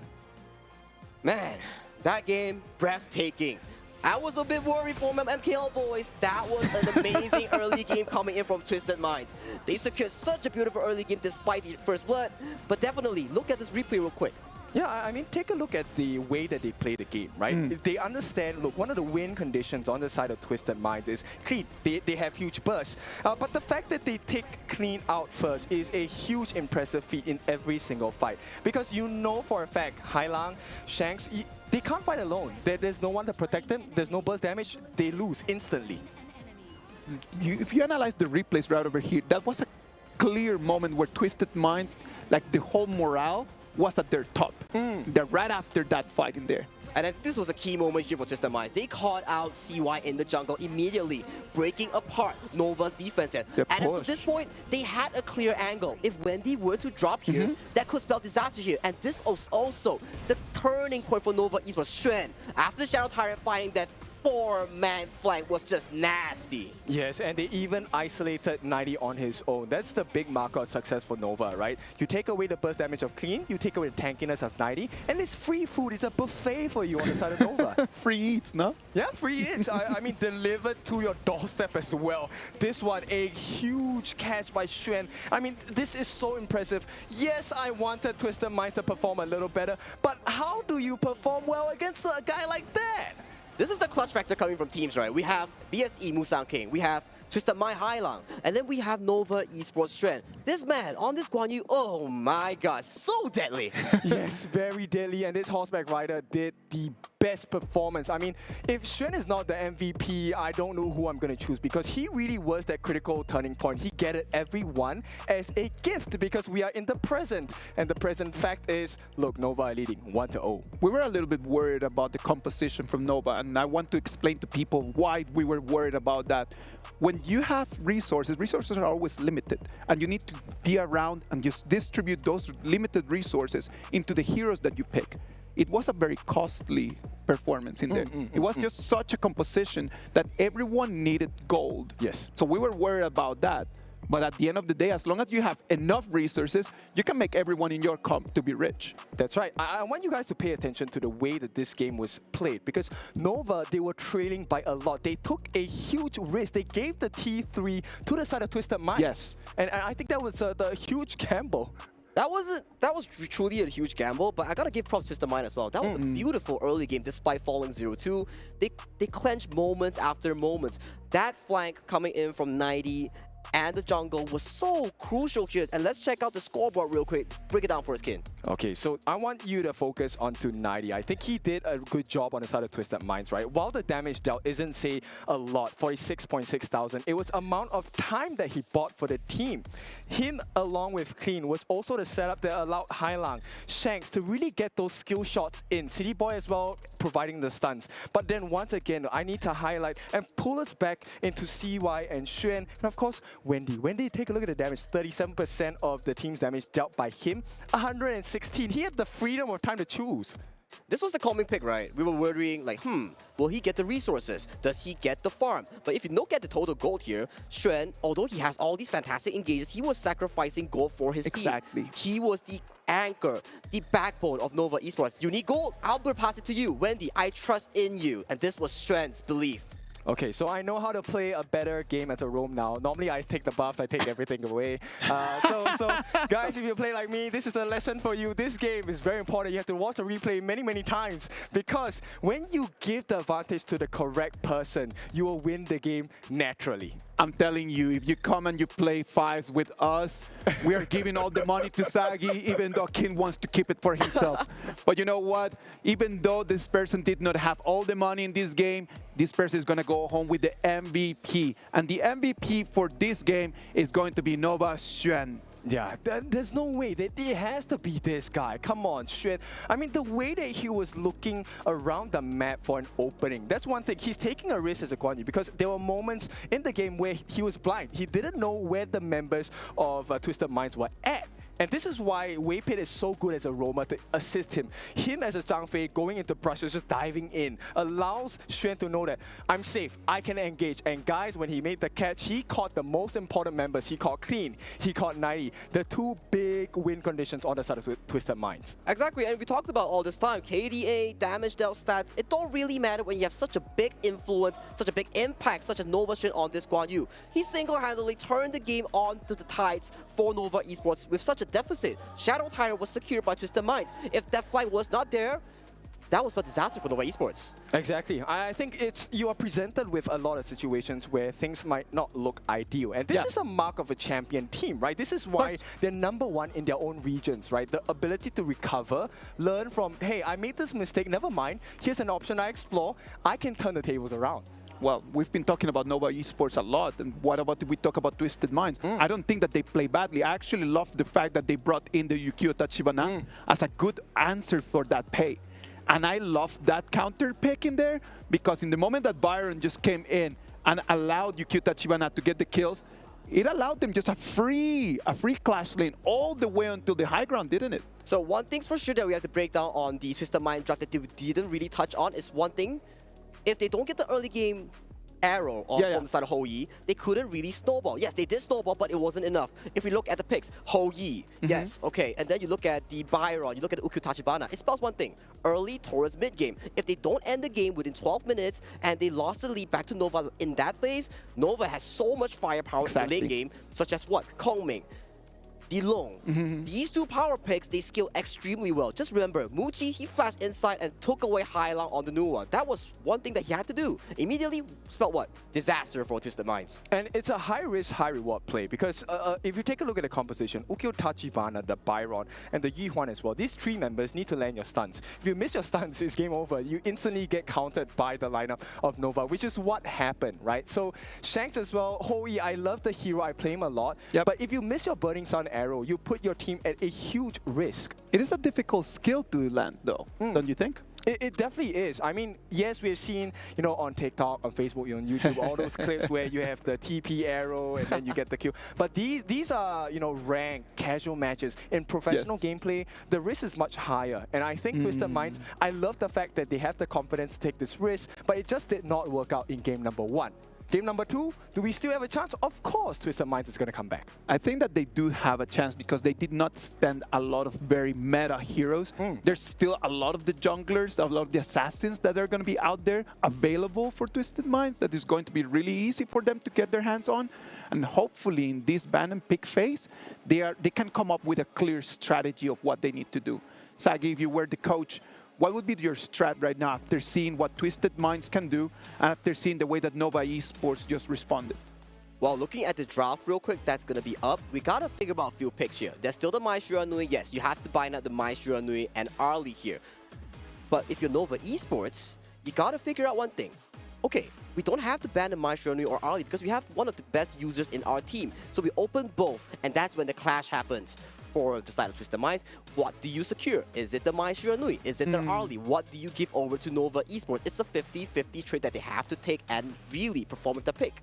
Let me add on to that. I think, game 1 was really won by the clash laners of each team. Right? Yes. So why not take it in a perspective that let's focus on the clash laners. Let's give them what they really can shine with. And I think, based on the ban so far, Dharma is open. Dharma would be a good option, and it's going to be Nova Esports, the ones that they could get their hands on it. I would go for the Dharma because it's just such a flexible pick. You can pair that Dharma with anything else, and they decide just to go the other way and just go with the Arlie. Well, I'll take that as well. It's a signature pick, right, Sagi? I know you're so happy. Your MKL representative number 1, Muchi, this is his signature hero, the Arlie.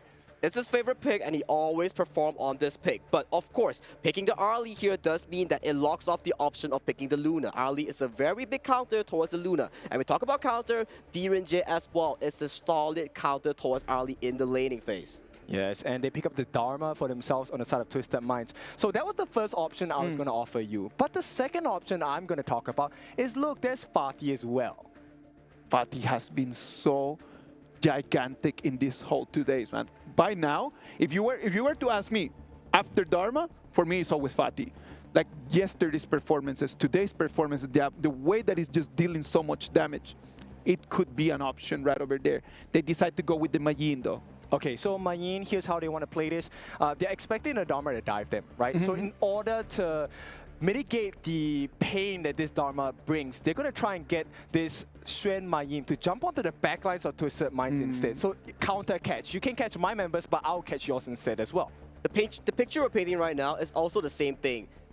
Whoever's Clash lane performs better will secure your team a lead. The first game, yes, it was Nova Esports. Second game, we might see Twisted Minds. Yeah, Clash lane come on top. Okay, but Hailang, he locks in the Yixing for himself. Hailang, in my opinion, is one of the most respected mid laners out there. And I think you cannot underestimate his Yixing. I think at this point, Twisted Minds, they have a pretty strong draft. And it works in great synergy. Imagine having a small box, walls all around you. You have your free truth mantra for the Dharma. All right, you've been talking about Yixing, and I know that you play Yixing. Do you want to explain that hero to the audience right now? What are some things that they need to know whenever that they choose that hero, Yixing? Okay, so Yixing is actually a very good team fighting hero when he's safe. The first skill, he throws stones on the floor, those sliding stones. It can pass through people when you activate your second skill as well. And for every 4 stacks, you do damage, continual damage to your opponents. So if Hailang is able to get them in his ultimate, which is the board, lock them in, S1, S2, S1, S2, gone case, you are going to win the team fight. All right, but that board could be a big board, it could be a small board. How does that work? The bigger the board, the longer your cooldown. So ideally, you want to have a small box, right? That's the ideal situation. But you don't always get what you want in life. It's gonna be so difficult to land just a small box in there, isn't it? Exactly, because it's based on your positioning. Wherever you stand, that's where the corner of the box is going to be. So you have to put yourself in a risky position. And when you're placing yourself in a risky position, you're offering yourself up for grabs for 3 different members, the Yuan, the Arlie, the Mayin, 3 of which are happy to oblige. Okay, that's definitely a very fair point coming in from the side of the Yixing pick. But I gotta give props to Nova Esports. They're still leaving Yuhuan mid an option here, as there's still the Dahlia up for grabs for the side of Nova Esports here. We might see a signature Yuhuan coming in from Wendy, thanks to Wave Pit's Dahlia pick here. It might be a potential here. Yes, definitely a potential. Twisted Minds, they're going to play the cards first. It's a Zhang Fei as well. Zhang Fei works in perfect synergy with the Yixing, the Dharma combination. Also provides a lot of value for Direnjie in the lane. Now, we're talking about like setting it up in a way where Dharma or Zhang Fei can get the initiation, Yixing can get the board in, and then Direnjie can deal all the damage left. That sounds like an amazing control CC. Yes, it sounds amazing, but it's not as easy to pull off, right? Of course. At the end of the day, you're playing against professionals, and of all the professionals to play, you're playing against the #1 seed in MKL. So are they going to be able to do it? I don't know, because it's Nova we're talking about. And Nova, they are putting disruption galore. They have the Mozi coming in, they have the Agudo as well. Furball dropping down, Cannon Blast from the Mozi, a lot of stuns on the side of Nova. But oh, this last pick, talk about it, man. Hanxing, so much mobility. The icon, the jungle that provides the solo carry style coming in for Twisted Minds. If you want to bank on the late game carry, yes, Twisted Minds. The first 4 picks, yeah, very strong early to mid game, but when you talk about late game, it gotta be Hanxing, one of the strongest late game jungles. I love Hanxing because there's so much history behind that hero, man. Like, Hanxing is just such an amazing hero in terms of that. It can just go, roam around, get the jungle, run away, deal damage. Very, very mobile. What is the down part to it, though? The down part to it, we gotta talk about the amount of gold that he needs. If he loses the Azure Golem, that's gonna be the crucial part where he falls off. By spamming so much spells, you gotta use the Azure Golem. That's gotta be the part that we need to be looking at as we move into the next game. It's going to be Nova Esports on the left side to Twisted Minds on the right side. Okay, no bias. I'm just going to add one more point for the Hanxing. You cannot ignore him. He has to be taken care of. So if you can't deal with the distractions, Twisted Minds might be able to come in, but oh, Wendy actually gets the steal. Nice steal. So clean, maybe not of too much of a clean start here. And a 2v2 comes through the bot side. Both teams want to secure this fire beat. Does Zhang Fei on Choi has the smite. Okay, it's an important marker, right? And getting the stuns in, getting the disruptions in, like you said, there's only one chance to get this neutral objective at the bottom, and it goes into the hands of Twisted Minds. They're 1v1, what is 90 doing? 90 is going to have to run away, go and get the HP back because Xuan just kind of caught him over there in the bush. Okay, the multiple punches coming out does provide you some healing factor, health recovery on the side of 90, but I don't think it's enough because CY has joined the party here. Yeah, CY has joined the party here. If 90 does not choose to recall, he might be a bit of a danger, but he respects the fact, and top lane priority has been given over to Nova Esports here. And right now, a 2v2 comes towards the mid side. Yep, and gold advantage slightly in favor of Nova. They've taken that space right on the top side. City Boy able to get that shield down, and you can start to see those shades, right? Clean. Yes. Like you mentioned, Isaac, T just comes in. He doesn't have to have the full combination. Slaps you a couple of times and gets out. And that's it. It's just moving around. And that's the thing. That's one of the beautiful things about Hanxing, that he's just so mobile that he just can just move and rotate around so quickly. Stunt is going to be down by Shanks. Yeah, they wanted it to open up the space for Shanks to really get some damage in against Waypit, but it's a mod, so he has many stuns to deal against you. Exactly, and right now we're looking so much pressure from both sides putting their priority onto the front, and Moses once again with another Cannon Blast securing this lane for the side of Nova Esports here. That's so much pressure on this Direnjie. Yeah, Waypit has not missed a single time, and I think this is a cause of concern for Twisted Mind fans here. On the top side though, Clean is making a little push and pressure to help his Clash Luna out. And once again, another Cannon Blast. I feel like Waypit has a vendetta to make sure that he gets 100% skill shots on the goal. He's just having an amazing day, man. Like, look at that, like the ability just to be able to just land that every single time. It is not an easy skill. Yeah, and you know what it means? It means he's locked in. He is locked in indeed, and it's the second D of this series. Winner goes to the upper bracket, loser goes to the lower bracket, and 1v1 goes to top side. Yep, 90, he will commit, but it's nothing too much at this point, right? It's CY is here. I don't think you can do anything. Maybe they want to delay this movement from that rotation on the space, right? So they do open up the ultimate on the side of Highland. The board has been laid down, but they can't do much with it because support is coming. Support is coming, and immediate flash away coming in from Nova, respecting the board, but hold on a minute, 90 want to catch on the side of CY, but here comes Clean. They get the first blood. Goes in the hands of Highland. CY is very low. Highland, he does have his passive. He doesn't care. It's a trade, but it's a 2-for-1. Wendy gets taken down, and no, CY gets taken down. A double kill for Clean. We talked about the fact that that Hansi was mobile. He comes in, says double kill for free. Give me that. And Clean is his name. That was clean stuff coming in from the Nongshim. And once again, Wendy, we've been not really happy about that play, immediately punishing him with another cannon blast. Okay, so it's about close to 4 minutes now. Whippet has not missed. So let's see how long it takes for him to miss, because he is definitely locked in. And once Whippet is locked in, you know Nova always have that comeback potential.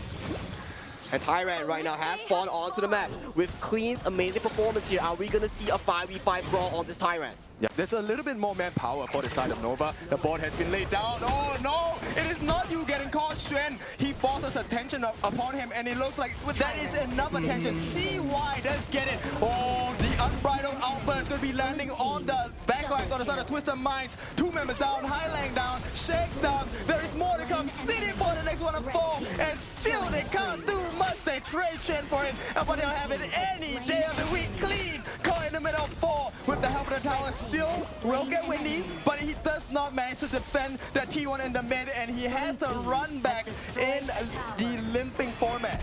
And once again, in a losing situation for Nova Esports. Yes, they just lost the top lane fight, but immediately they came by recuperating, getting their Tyrant, and getting such a beautiful team fight, resulting in Tyrant and a mid tower.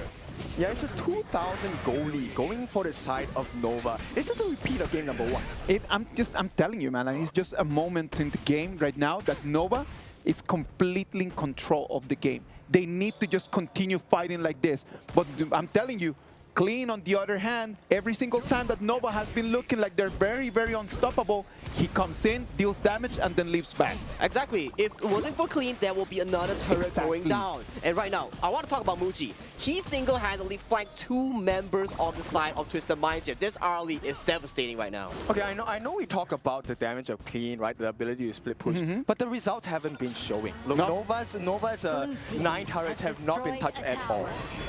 And just look at the build coming in from Muji. It's not the traditional Doomsday. He's going for the Spark Force Dagger, speeding up his spark, but 1v1 going to the top side. Yep, Clean, he works onto Shrew, but this is a pillow fight if I've ever seen one. There's no finishing count here, but the rotations are coming in. Muji, he's looking for some food. He's pretty hungry. I can see that Nova Esports, they're not thinking that much about the fights. They just want to quickly control the vision over the map, and they're just focusing a lot more on the turrets.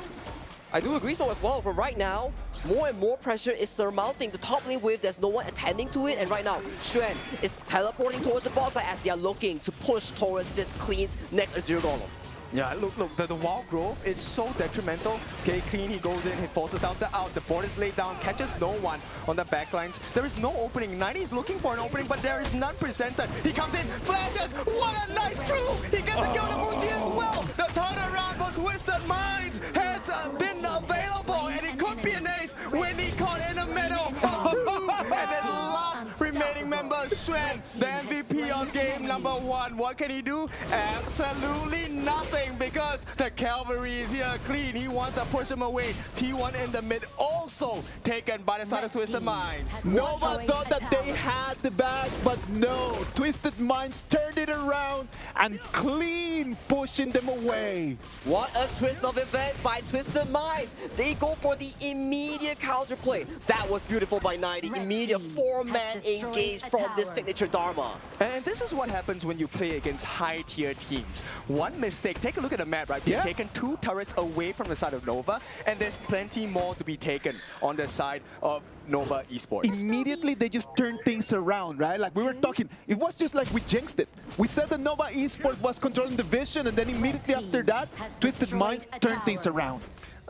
Is it really a jinx? I mean, Twisted Minds coming back?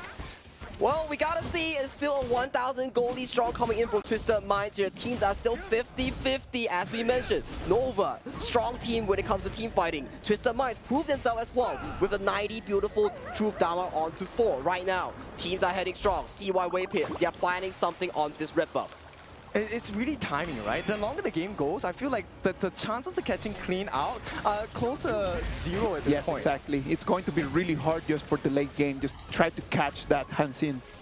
It's a tough situation. Waypit now has eyes. Shrew gonna be forced to move away from the back of the fight. 90, he is primed for that perfect truth mantra as Clean provides the vision. But the stuns do come in, so Waypit, he knows that, hey, guys, it's unsafe. Let's not try to traverse without the help of the others. It is going to be such a difficult momentum right now because they want to go for that Tyrant, but they do not want to engage and lose.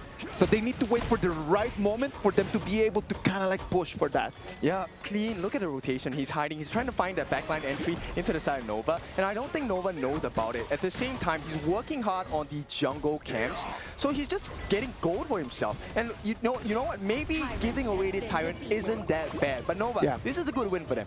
This is indeed a good win for them, and right now the side lane pressure is amounting right now. As we talk about in the draft, Clean on this Hanxing, you give him enough time, he's gonna scale even better towards the late game here. And right now, he's amounting 8.2k gold lead. He's the richest in the game right now. Of course, that's already a very big gap, right? It's already a very big gap to the closest from his opponents. That is going to be 6.8k. That's already a 2,000 gold gap. Okay, I have a concern I need to say out. Wendy actually has went for the magic build. He's not going for tank build, and I feel like this might be a mistake.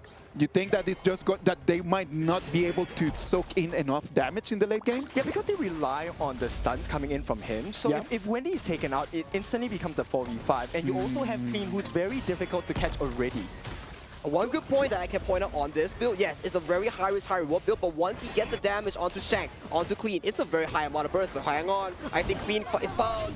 Yep, Clean will push them away. It's a prime position, actually a good one for the side of Twisted Minds, because Wendy, this is what I'm talking about. He's so low, the board is landed, but nobody gets caught out. That's a saving grace, but at the same time, Clean, oh, what a nice catch on the backline. Shred, it has to be him. He catches out 4, but there's no follow-up because everyone on the side of Nova is still far behind. They're looking for more openings. Shanks consistently being stunned by Waypit. He has a target on his back. I love the positioning from Waypit, man, because he was there to shield Clean coming from the back lane. He wanted to come in from behind, but it was Waypit the one that kept eyes on him.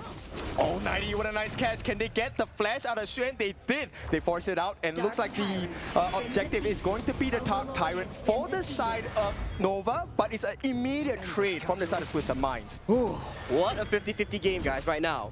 Both teams secured themselves a shadow variant of the objective here. The game is back to square one. Whoever stands up finds the opportunity. It may be 90, it may be Clean, or it may be Shrew or Muji. This is the moment where you need to turn the tides around. All right, Sagi, it's 11 minutes. What do we need to be looking for right now? Because right now the game is so close to each other. Like, what is going to tilt it to one side? For me, it gotta be on Muji. Right now, he's slowly finishing the Daybreaker. Once he finishes it, Clean or 90 can no longer tank this Arlie's DPS. For the side of Twisted Minds, you gotta find a crucial engage onto Muji, especially once he's out, Nova is dispersed. Yeah, and look, once again, I'll remind you, it's 11.5 minutes, right? Waypit has not missed a single shot just yet. Another one landed. And so far, I think if Nova has a successful fight, it's really because, oh, hang on, 90, he gets caught out the bot lane. Now, once again, Highland doesn't manage to catch anyone. They do get that pressure in. Wendy's falling low, but Clean, he's waiting for that opening. He does catch his eyes onto 3 different members on the side of Nova. The rotations from Nova are just perfect. Everyone knows that Muzi cannot fall. And if it is not Waypit, it's going to be Shrew, the ones that are always walking in front, so they never catch it. Yeah, I have to highlight Shanks now though. He does have the Crimson Golem. He's almost 6 slotted, right? He already has the Daybreaker as well, so he does have the Armor Pierce. Yeah, Armor Pierce is exceptionally important right now. Burning down CY on this Ivodo is Shanks' main task. Both these marksmen, they cannot be victims of the backline access for both these teams. Right now though, the Overlord marching down top side. Will this be an attempt for a push from Twisted Minds? I think they have to commit, right? Oh, 90, actually he's the one getting caught out. The board once again does not hit anybody, and it is time for Nova. He jumps in, but the Unbridled Outburst pushes Shrew away on the backlines. 90 trying to keep CY busy. CY activates the Blood Rage, has to run away, but Shanks gets the kill on the Muji, and it is a shutdown on the Clean, but there is so much damage coming up from Shanks. This marksman is on fire! Nova, they are suffering at the hands of Twisted Minds. It's a 3-2 trade for Twisted Minds, and right now they want to come in and take some more resources. This is the very good fight coming from Twisted Minds. They played it systematically well. Shanks was untouched the whole fight. He was playing so well and he was doing so much damage, out-damaging Muji on this Arlie. And it's an opening. T3 with the next minion wave. This is opening for the side of Twisted Minds. And it's not going to be the end of the game yet because everyone is respawning. But this is a huge advantage for Twisted Minds. I love just the way how they're so decisive. 90 got caught right over there in the mid lane. He runs into the jungle just for the whole Twisted Minds team to come in to save him.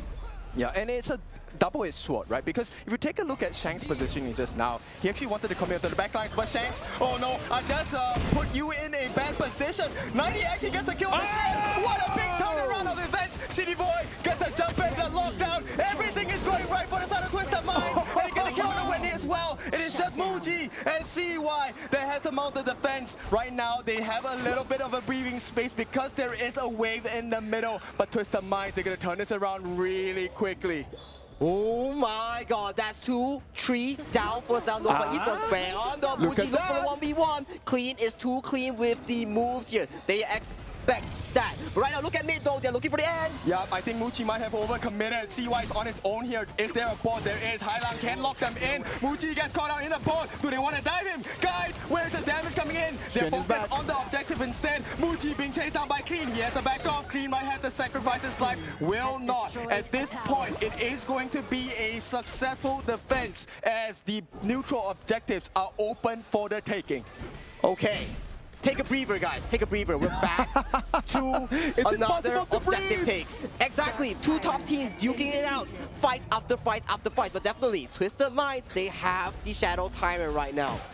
Nova Esports have to play it safe and settle the waves first. Okay, so a lot of people are asking, why do you take the Tyrant? Why don't go for the Overlord? Now with the extra fighting prowess, you can actually stop Nova from taking that Shadow Overlord. You can also pick a fight with Nova as well. And if you win the fight now, you win the game. Exactly, they're literally zoning them away from the Shadow Vanguard, making sure that Nova has no way of taking this. And right now, under the influence of Primal Bond, they want to take this as well. They can. They have it a lot of damage. Clean and Shanks, the two of them can actually melt this Shadow Overlord down, even though they have 50 seconds worth of Primal Bond. It's taking them too long time, but there's too many things for Nova Esports to think about before coming and contest this. Ooh, spicy, spicy. Shadow Vanguard has been spawned onto the map. Twisted Minds are setting up themselves for a clean base from the side of Nova Esports. They want to clean them with the Shadow Overlord. Waves are coming in strong. Okay, both teams have equipped themselves with whatever buffs they want. Shanks as an MM, Muji as an MM, they both have the Crimson buff. They have true damage, they have burning damage. Clean and Wendy, they have the Azure Golden buff as well. They have cooldown reduction, they have mana regeneration. The board is laid down. Clean on the backside, he's going to be farming creeps at this moment, but at the same time, they take the T3 on the top. There's a little bit more pressure coming in from this other TM. It is going to come down to controlling those Vanguards. As they come in at the same time, that's going to be your cue to cast this fight. Yep, Waypit, this is the first time. 16.5 minutes, he missed his first cannon blast. Will recover, but this T3 is no longer available. It's a barren base. It is the Vanguards coming in. Saggy, what do you think? What do I think? A fight's about to break out! Yep, they go in the backlines. Clean tries to go onto the Mayin. Shen pushes him back, but there's a lot of damage.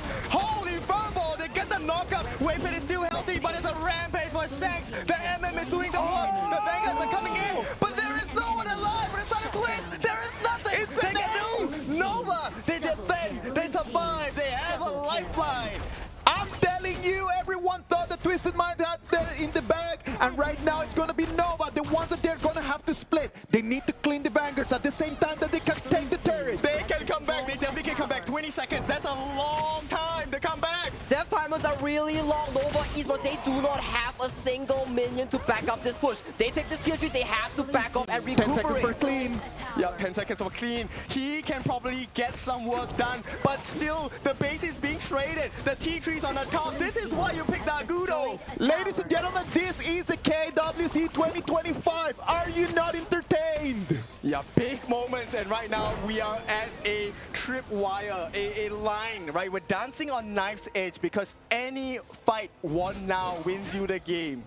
Oh my god, so many of the towers being dropped down right now. Both teams are on knife's edge. Whoever pulls off the perfect fight right now, Tyrant is not even important anymore. Shadow Vanguard, whoever gets that will control the waves. They can control the map even better with that. Where are your Sage's Sanctuaries, guys? Where are your second lives? Nobody has it. They're all gone. They're all gone, right? So it's all about this final fight. Your positioning must be clean.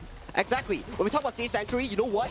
They want to bank on their APM. They swap their items last minute to enjoy any items that they can get. This is the top league we're talking about. They are testing themselves in this moment. Okay, the difference is in inches at this point. The knockback, that right off, but the board. Finally, they lock CY though. That's a big moment. 90 at the backlines. He's trying to handle Shen as well. It is going to be CD Boy. Oh no, that's not enough damage, not enough life. Clean and Ilang, they fall back. Nova, they're looking for the win. There is a wave in the middle as well.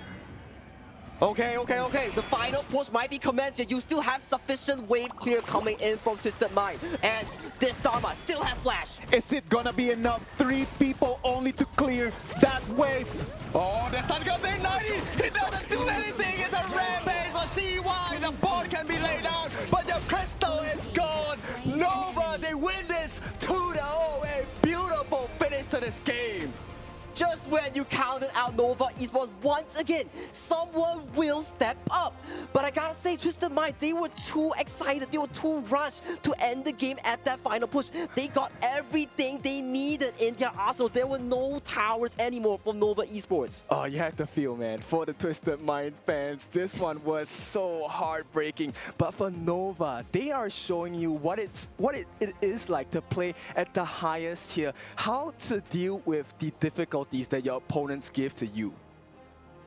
For me, definitely MKL teams back-to-back from KAGENDRA's case to towards Twisted Mind's case. Even though you lose all the towers, comeback potentials are still potent. This is the beauty of Honor of Kings. You always have potential to make a comeback.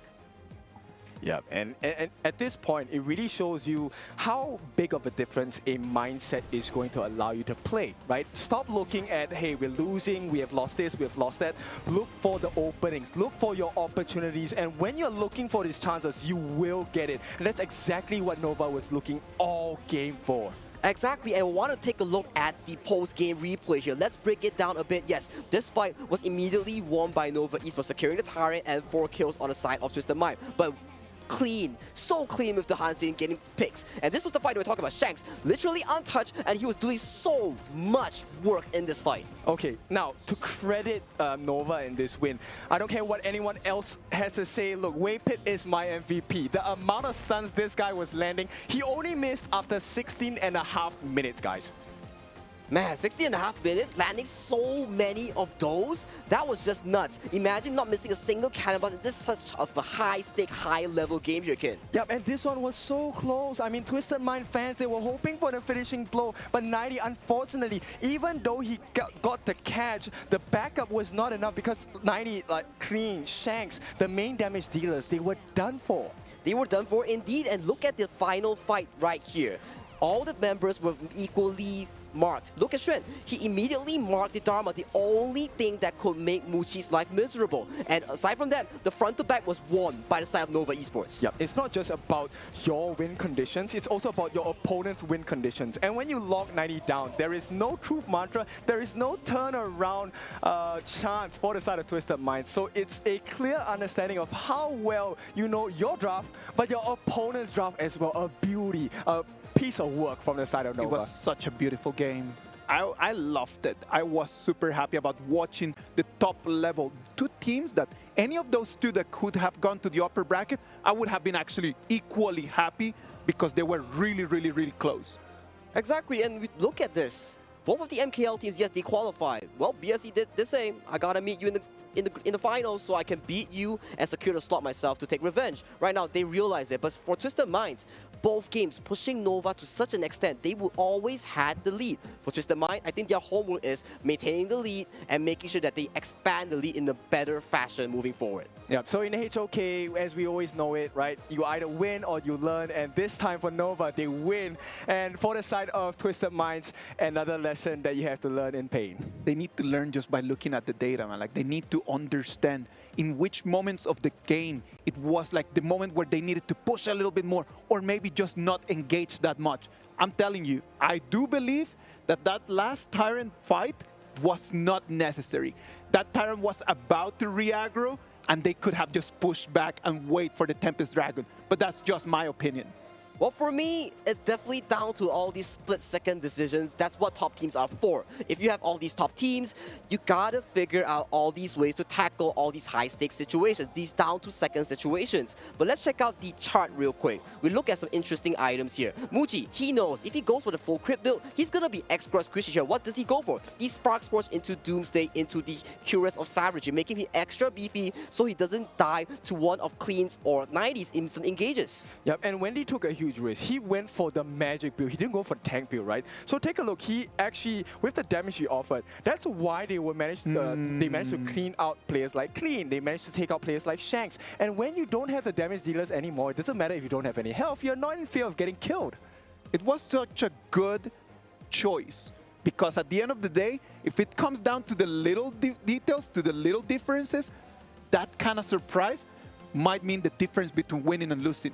Yes, so guys, if I build magic build on my Yuhuan, do not blame me. Please, I'm learning from Wendy. No. Let Wendy do his own, and you can just keep doing your own, Ken. It's totally fine. It's totally fine. Okay, but of course, this one was fun as well. That gold swing, my goodness, this game, I mean, if there's any team you want to look at to learn how to be calm, composed, and really just concentrated on how to win the game, Nova is the team for you to look at. The way they played this, look, it was a very difficult position. Did they have an easy time at all? No, they did not. All three turrets, inner turrets were down. There was no turrets at all for Nova Esports. The final fight, all three lanes, Vanguards, Overlords, were just marching down. And in the end, Nova still came out on top with a beautiful and composed team fight. Yeah, oh my goodness. I mean, there were so many things that could have gone wrong.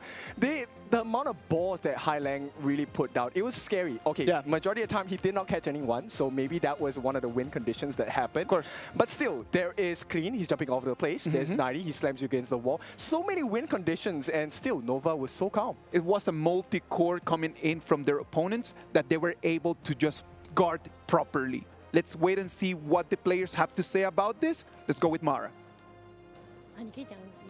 From Nova Esports, here with me is Shrew. Congratulations. That was a very exciting match. Now, coming into this match, a lot of people expected your team to dominate, given your reputation.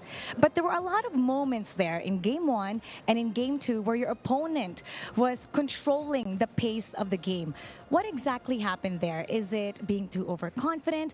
Was it the communication?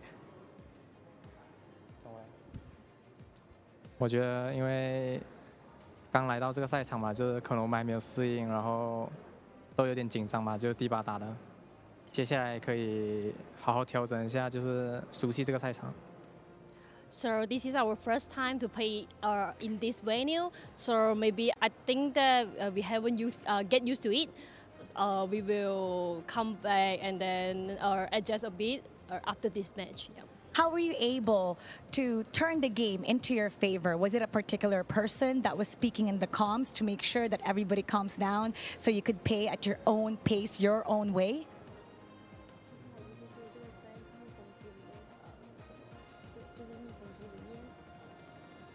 他的意思就是说，就是在逆风局当中，是不是有谁就是负责就是操控这一个局面，就可能在沟通上面，或者是在什么上面去稳定军心这样。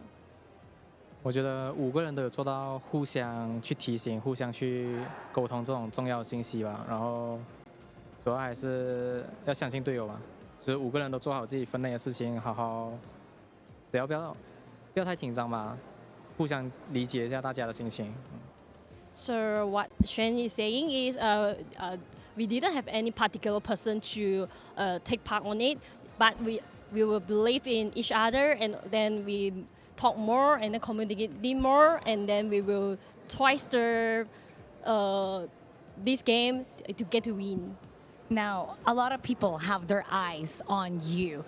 You seem to be the team to beat in this group stage. What do you have to say to all the other teams that want to bring you down, that's preparing to bring Nova down? 就大家都觉得我们会是拿小组第1的，每一个队伍都就是视我们是一个劲敌，想要把我们就是拉下来。那对于这样子，你跟其他的战队有什么话要说的吗？我觉得我们自己也不敢保证吧，就是我们还是觉得最大的对手是自己吧，就是我们只要做好自己该做的，成绩应该都不会算太差，所以我们也不会在乎外界怎么看啊什么的。So we will try our best, and then we think that our biggest opponent is ourselves. It's not any other teams. So we will try our best to dominate the game and also keep improving, and also and then we will not nervous in the next game. So I think we can do better. And we can't wait to see Nova Esports in their best form. It's going to be very exciting. Thank you so much. Once again, congratulations. And now we're going to head back to our casters. Lead the gorge. Thank you very much. Nova Esports is going to move into the upper bracket, but let's talk about Twisted Minds before we just keep the spotlight over there. You know what? Twisted Minds played such a well-designed game. They came in, they were really, really close, but they were just stopped right over there on their breaks by the MVP of the day. The MVP for this match is going to be Wendy on that Yuhuan. You guys were talking about it. That Yuhuan with that gamble over there, not going for the defense, but actually going for the attack, completely different. This is the style of Nova Esports. Wendy was never known as a utility mage player. He's always the secondary damage or primary damage coming into the draft. Yes. So him building the full magic build onto Yuhuan perfectly makes sense because he trusted his mechanics. He trusted his capability to dish out damage when needed. So that is the full game plan here. Look at the damage now. 31.2% damage now on this Yuhuan. There's a lot of confidence, a lot of damage as well. Wendy, I think, you know what, end of the day, we need to trust the professionals as well. And as Nova has already said just now, as a team, they trust each other. Even though, look, the KDA may not be beautiful, but it's really less about the KDA. It's about your efficiency and how effective is your play in that particular moment. And with Wendy's performance in this game, I think I have to say, number one, I'm very impressed. Number two, I'm so inspired. I'm going to play more Yuhuan in mid. You're going to start playing Yuhuan a lot more? With mid, with full damage items, guys. Do not blame me. Is that what we're going to expect when we go back to the hotel and we have our 5 casters rank of the day? You know it. And we're going to win our ranked games. Trust. We'll come back with that and we'll tell you tomorrow how did that go. So please, Sagi, help us out with that. Well, if I have to carry that, I have to carry it, right? Just like any other MPL teams, we gotta carry, we gotta carry. I love it. It was so nice. We had so many amazing matches today. It was a great day.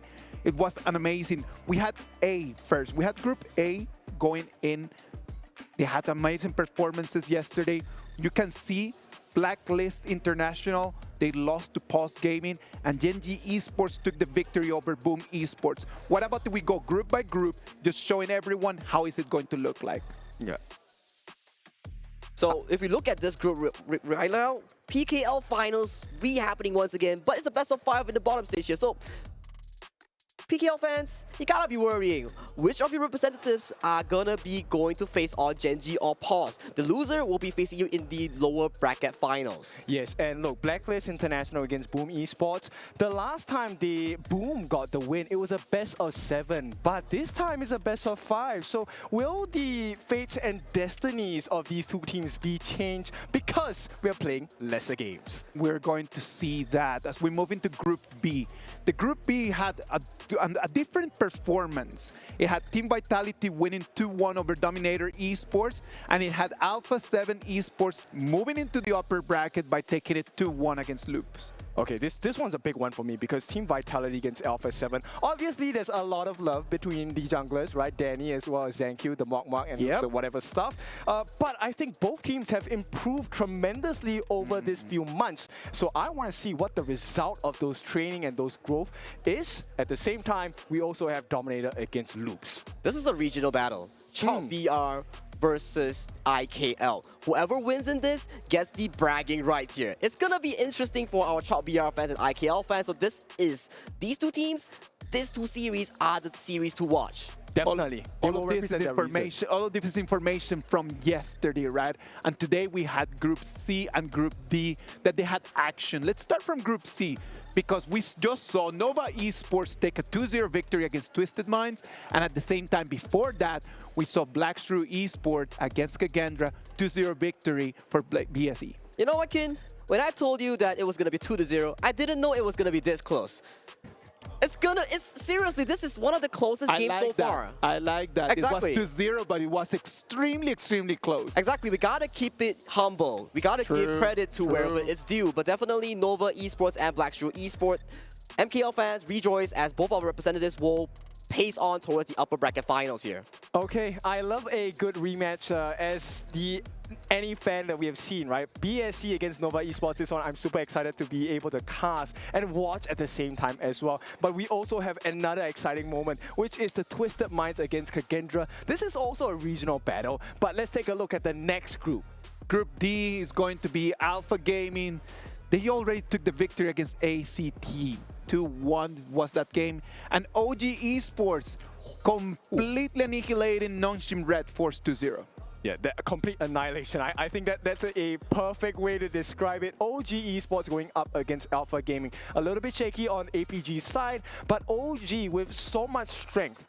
Can Alpha Gaming manage any fight against this OG team? We gotta find out tomorrow or the day after, right? But definitely, I want to put some spotlight onto ACT Esports Club. This team came out really surprising to me today. Lucayo was insane. Yes. A lot of people thought that was going to be a complete stump, right? But it was not. ACT really came in and they showed why they made it all the way until Saudi Arabia. They were not here invited just for free, just for them to travel. They came here to compete. Tomorrow we're going to come back with a lot of action. We're going to start at the exact same time and we're going to have 4 amazing games. Yep, it's going to be Blacklist against Boom. There's no other way to start this series of the day. This is the one that we want to watch. After that, we're going to have Pause Gaming going up against Gen G. And of course, we have our Vitality against Alpha 7. And our last series of the day, Dominator against Loops. Another regional battle. All of the things are coming to start to piece this puzzle as we look for that #1 champion in KWC 2025. It is going to be an amazing day because we know that tomorrow, after tomorrow, in 24 hours, we're going to have 2 teams that they're going to be qualified directly to the Kings Group, and there's going to be other 2 teams that they're going to have to say goodbye to the KWC 2025. Yeah, all of the difficult moments are going to present themselves. This is where you have the chance to struggle to be the top, and you have to be happy with struggle because now you're given that chance to get stronger, to learn, to adapt, to get power, because it's not given to you, it is taken by force. Taken by force, well said. Stakes are high. Whichever team performs tomorrow, it is the time to perform indeed. It's going to be do or die. We're coming to the next part of our whole story.